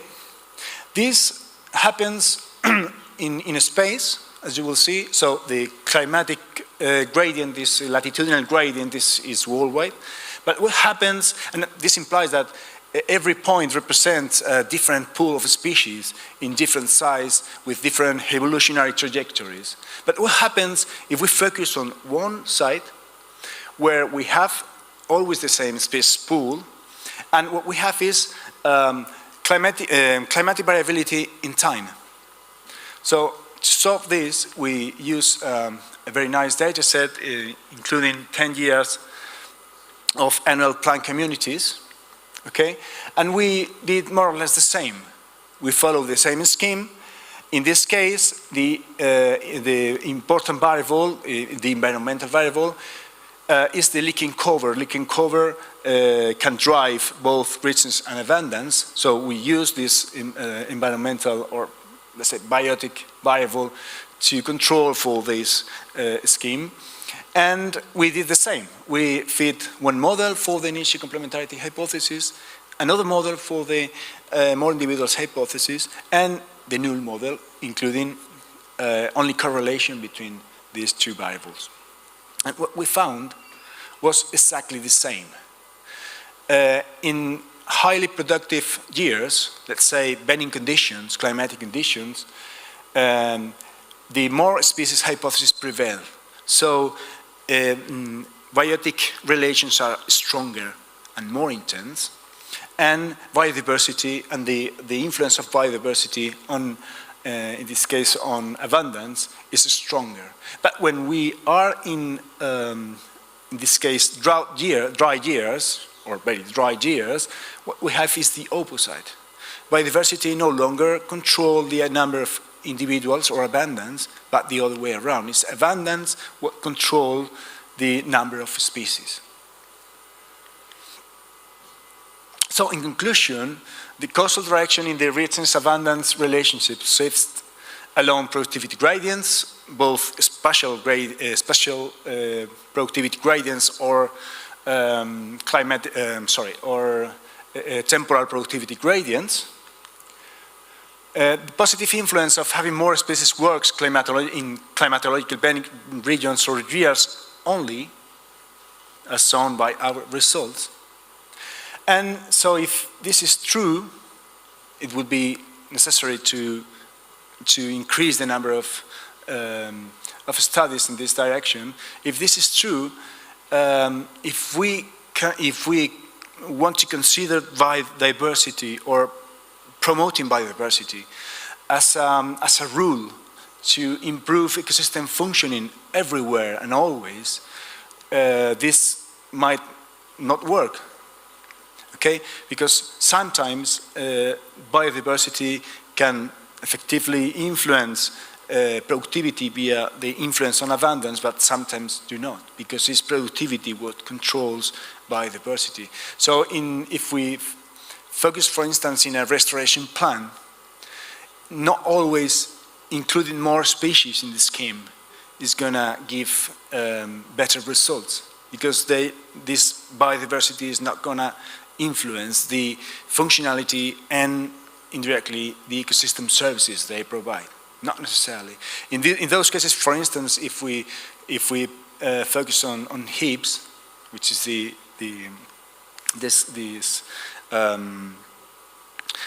this conference about, if we focus on this, probably at the beginning of the establishment, the plants biodiversity is not necessary, because it's not going to give you any positive influence on functioning.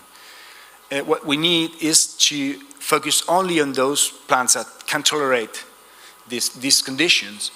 And then the nice thing, in my opinion, is to test when this causal path shifts.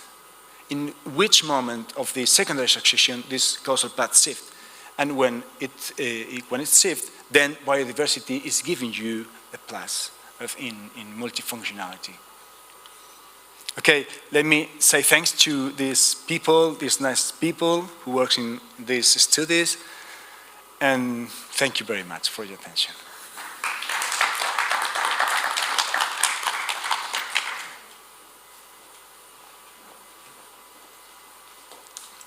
Thank you very much for a very interesting talk.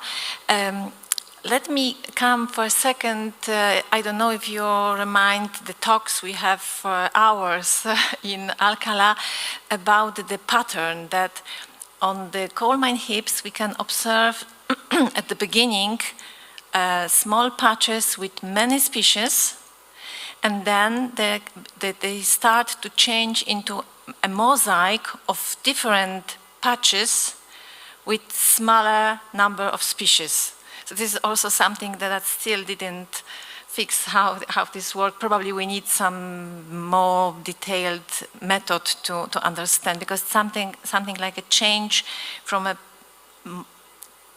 pattern in a patch to a pattern in a mosaic of patches. But this is very, very interesting, because this is another point that we have to discuss. So now we can do from one functional or talk, switch to the last one, but I think very, very important, because this talk will deal with the amount of carbon dioxide which is released in different patches of vegetation on coal mine heaps. What means that we can also ask question about the role of the different developmental stages of the coal mine heaps to the amount of carbon dioxide release in the whole landscape. Jorat.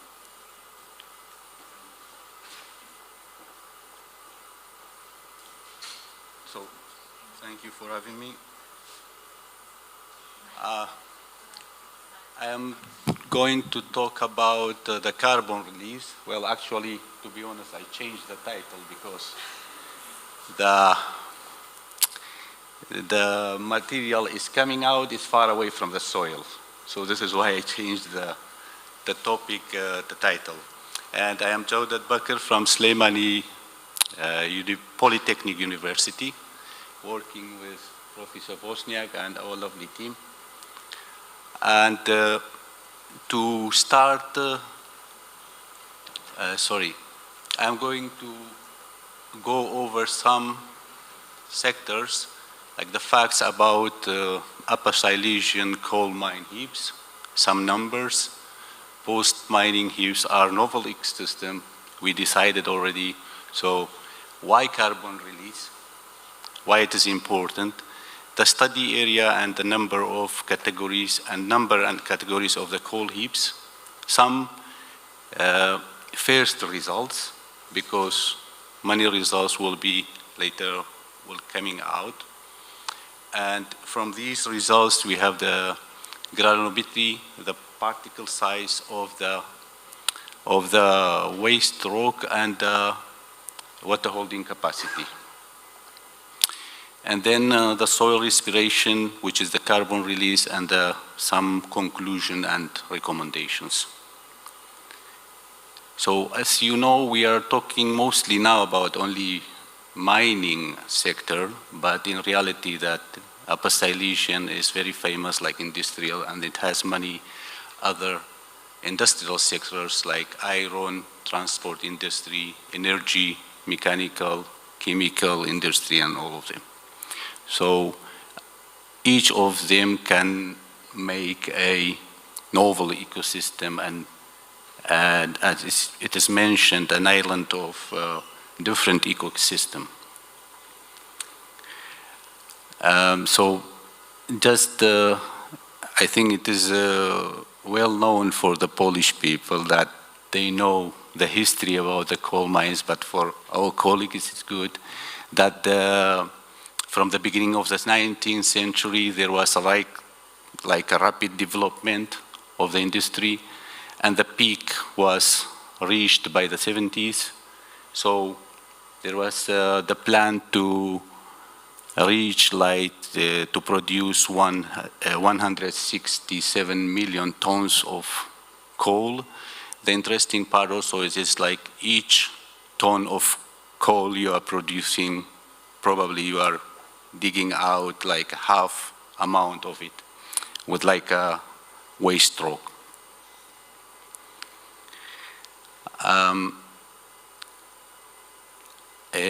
I got some numbers. Out of 259 coal mine heaps in Poland, mostly like more than 200 are in the Upper Silesia region. And they are directly affecting more than 40 square kilometers of land. For sure, when we are saying directly, that is a direct effect, but also we have everybody knows negative impacts that like affecting the surrounding area, which is caused by mostly by the depositing the secondary raw materials. And as numbers, I think in 2020 and 2021, there was like more than 28 million tons and 26 million tons in 2021 of the waste produced in the region.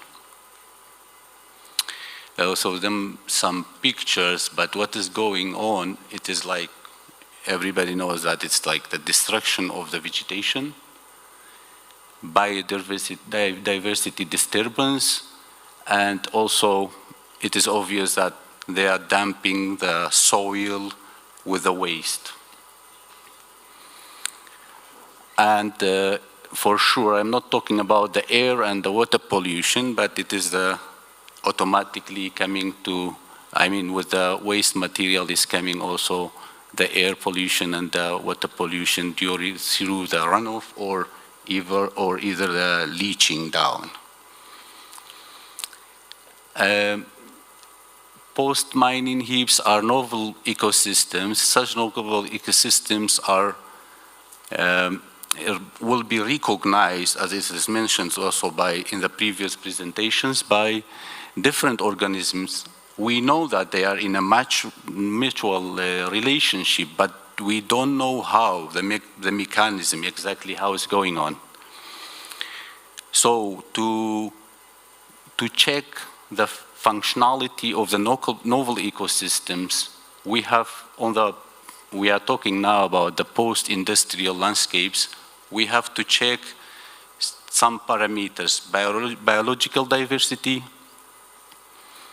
soil physical, chemical, and which is also, we have to connect it again to the biological diversity, and also plant biomass, which is also important, and organic matter decomposition. And as you know, it is resulting and also participating in the element cycling, and especially it's very important to talk about the carbon cycling. So why carbon is important to talk about? As you know that 2/3 of the whole total carbon on the earth is captured in the soil. And from this part, more than 17 is in the soil. And more than 17 are in the soil and also in the forests. And as you know, the European boreal and temperate forests are accounted for one of the most or the largest terrestrial ceasing pool on our planet. So this is why it is important. There are some people saying that till now our forests were sinking, capturing the carbon, but there are some concerns that maybe one day there are some even studies talking about maybe by 2050, I don't want to scare you, maybe they, instead of capturing, they will become the net source for the carbon. So instead of capturing it, releasing it. This is just a concern. I hope it won't be right. So any shifts and changes in carbon release directly affecting the CO2 concentration, and you know that is the most concerned in the world. Normally, when we are talking about the soil, normal soil, there is the soil respiration. It is consisted on two parts. One is the hetero by the microbes, which are decomposing the organic matter, and the other part is from the plant roots. That is in the normal condition, and it is very important indicator for the soil health. This is like indicating whether our soil is healthy or not, because it is indicating the level of microbial activity, soil organic matter content, and it is decomposition, which is normally affecting by two major elements. One of them is the water. My indicator, I cannot show you exactly, but let's say on your left, when we are starting the water content, feeling how many percent of the soil pores in the normal range, let's say between 15 until it will be saturated. This is the peak of soil respiration, and as you see, the peak is for the ammonification and the soil respiration. When the soil is filled with water, then the other part is starting, which is the anaerobic respiration, and also the denitrification. So that is for the normal, but we are talking about the coal mining heaps, which are totally different, and they have some extreme abiotic conditions. For sure, everybody knows that it is lack of water, low nutrient availability, high temperature, and high salinity. The temperature is very important because it is directly related to the soil respiration. So, despite such harsh condition, it is very interesting that the plants and animals are returning and to colonize again this territory. So, but in a complex process. And while digging for the coal waste is coming from any levels of them, like any layers, like limestone, shale, or clay mudstone. The main point for us is to know that it has a very high thermal conductivity. That's very important because not only getting hot, I didn't put some numbers because there was some numbers like getting to the degree, like getting hot to 70 or 80 degrees, but I didn't put because I was not sure, but at least what I am sure about is high thermal conductivity means that not only the upper layer, but also transferring the heat down very fast. For sure, when we are saying that getting hot, also cooling down is the same. When they are cooling down, and also transferring it to the deeper layers. This is if you compare it to the soil in the forest. Maybe 3 hours of sun, you cannot reach 2 degrees difference between the layers.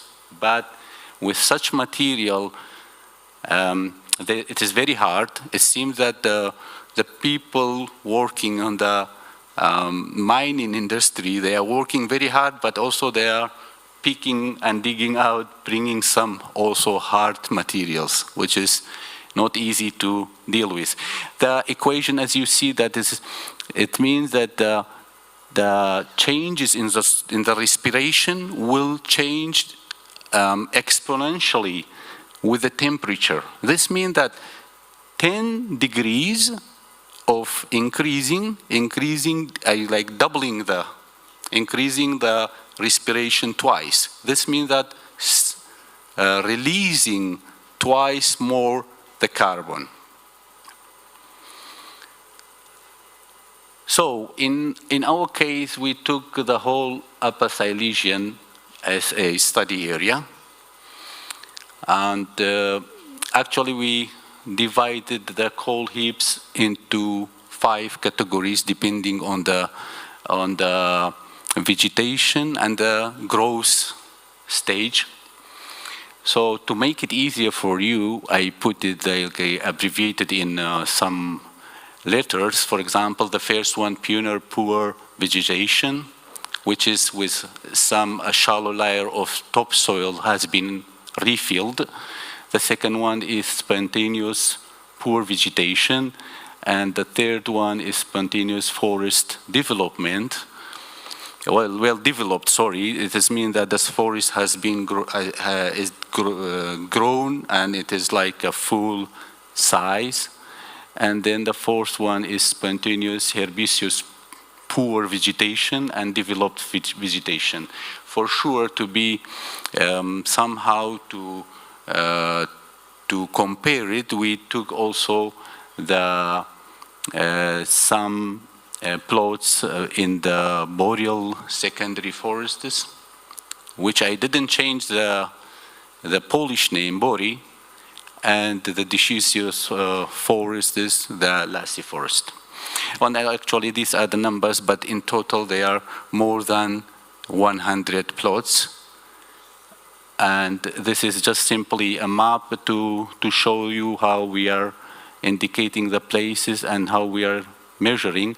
For example, the soil respiration, we took it only from the central of the plots, but we have for each plot, we have 4 subplots, which we rename it like depending on the direction, east, west, south, and north. And in general, as I mentioned, it is more than 100 plots and 400 subplots. And our team is taking not the soil, the material from all the subplots for further analyzing and the enzymal activity and the microbial activity, and then other soil physical and chemical analysis. So as a first result, as I mentioned before, we don't have too much result because we recently started. So the particle size, we wanted to somehow to find out, is it really related to the water holding capacity or not? Well, in general, these are, I don't know if you mentioned the previous categories, but for example, for the soil particles or the granulate particles, there are not much differences. But somehow the size of the granulate was affecting the water holding capacity in what is interesting, exactly opposite to the soil. The soil, as much as its finer particles, holding more water. But in our case, it is interesting that the bigger particles holding more water. As you see, the correlation is not very strong, but at least we have something to say that bigger granulates holding more water. For sure, we are going after this, and we will check it. But the two are for the forests here, which are not exactly related to the water holding capacity. But the main point for us are the soil heaps. For the soil respiration or the carbon release, we used the soil respiration chamber, which is a automatic closed chamber. It is working. We mounted on the Targas portable photosynthetic systems, and it is taking depending on the time and the releasing of the CO2.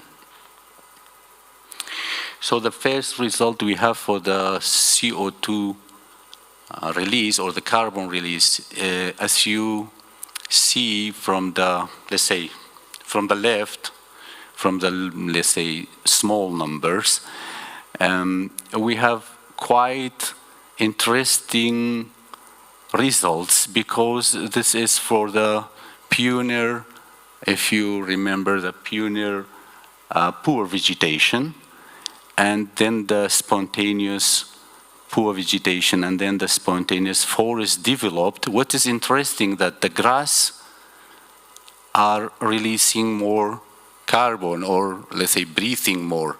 Actually, we don't know exactly because we have only taken the efflux, which is the CO2 release. In reality, to know, we have also to check from which part is coming.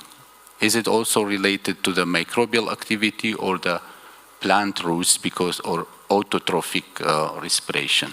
But the main point that we have differences, and we know that with depending on the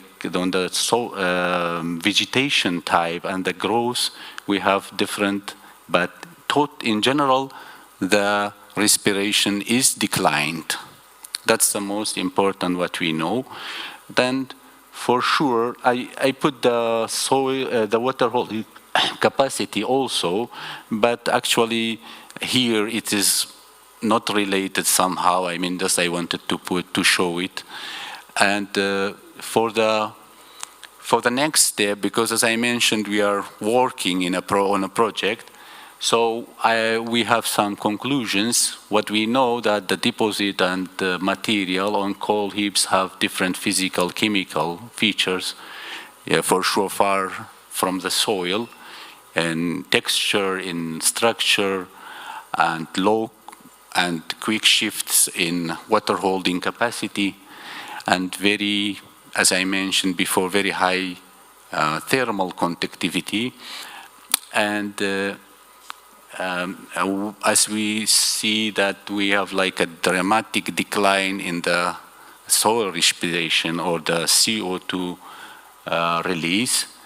And I will use the chance also to ask also Professor Wozniak that we have to, as a recommendation, to change and enhance some other stuff like a more physical, chemical, and biological features of the deposed material we need to check, and should be also closely related with the biodiversity to find out what is the relation. Another thing is the measure, the method we used, it was actually interrupted, not continuous measuring the CO2 release. This means that it has to be honest, it has the temporal and partial variation, I mean, in compared to the reality. Because if we can use something which is non-destructive and continuous measurement, then we can imagine and we can estimate more how is the cycle and the movement and the shifts of the carbon in such area as we mentioned. And also, we measured only the release. And what about the capturing? So this will be the second part that we have to complete to see exactly to check the whole cycle. And that's all, and thank you for having me. If there's any questions, okay.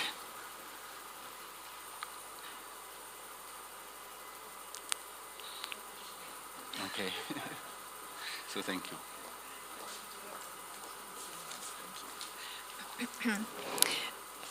I would like to thank you again to all those participants, to all those who prepared presentation and shared with us the knowledge.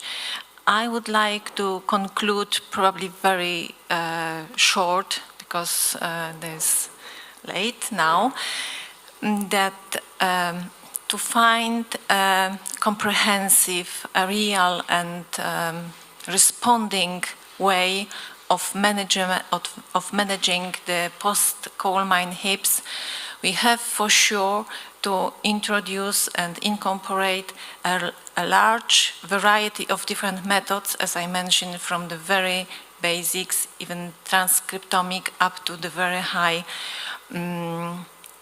hyperspectral images. And just during the talk of Joe that I came to a conclusion, we had a long talk with Dr. Jasiulek, and probably an equipment for continuous measurements of CO2 release would be also something that we can find out and understand how this natural spontaneous vegetation and afterwards ecosystem is functioning. I think that we know that in Europe have been used many different methods to manage the post-industrial sites, the post-coal mining sites. There was a big project in Germany, in France, in UK, and in probably other countries. But I am absolutely convinced with this amount of knowledge we already have, and with this understanding of the complexity of the novel ecosystem functioning, we are able to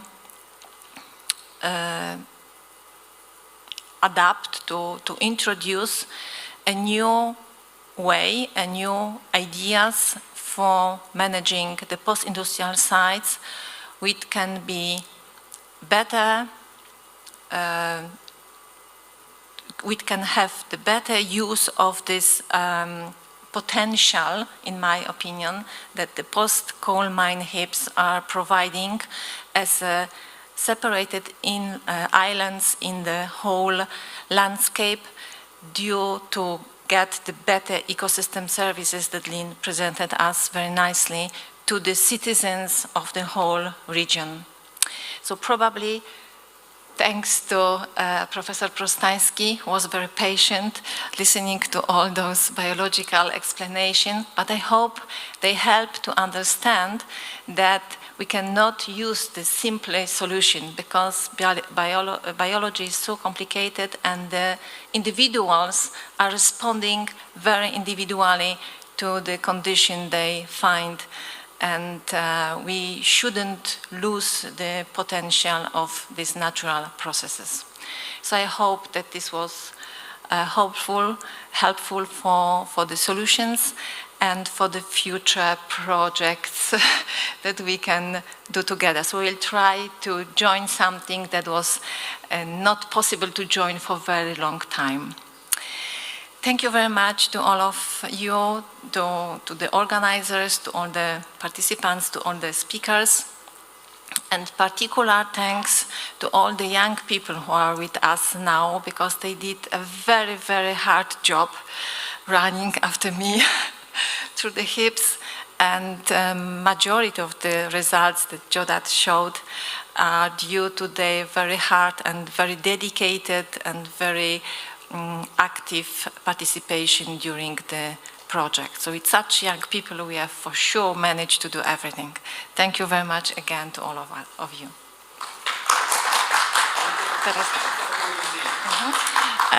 There's the request from the organizers. We would like to make a common picture to all of us.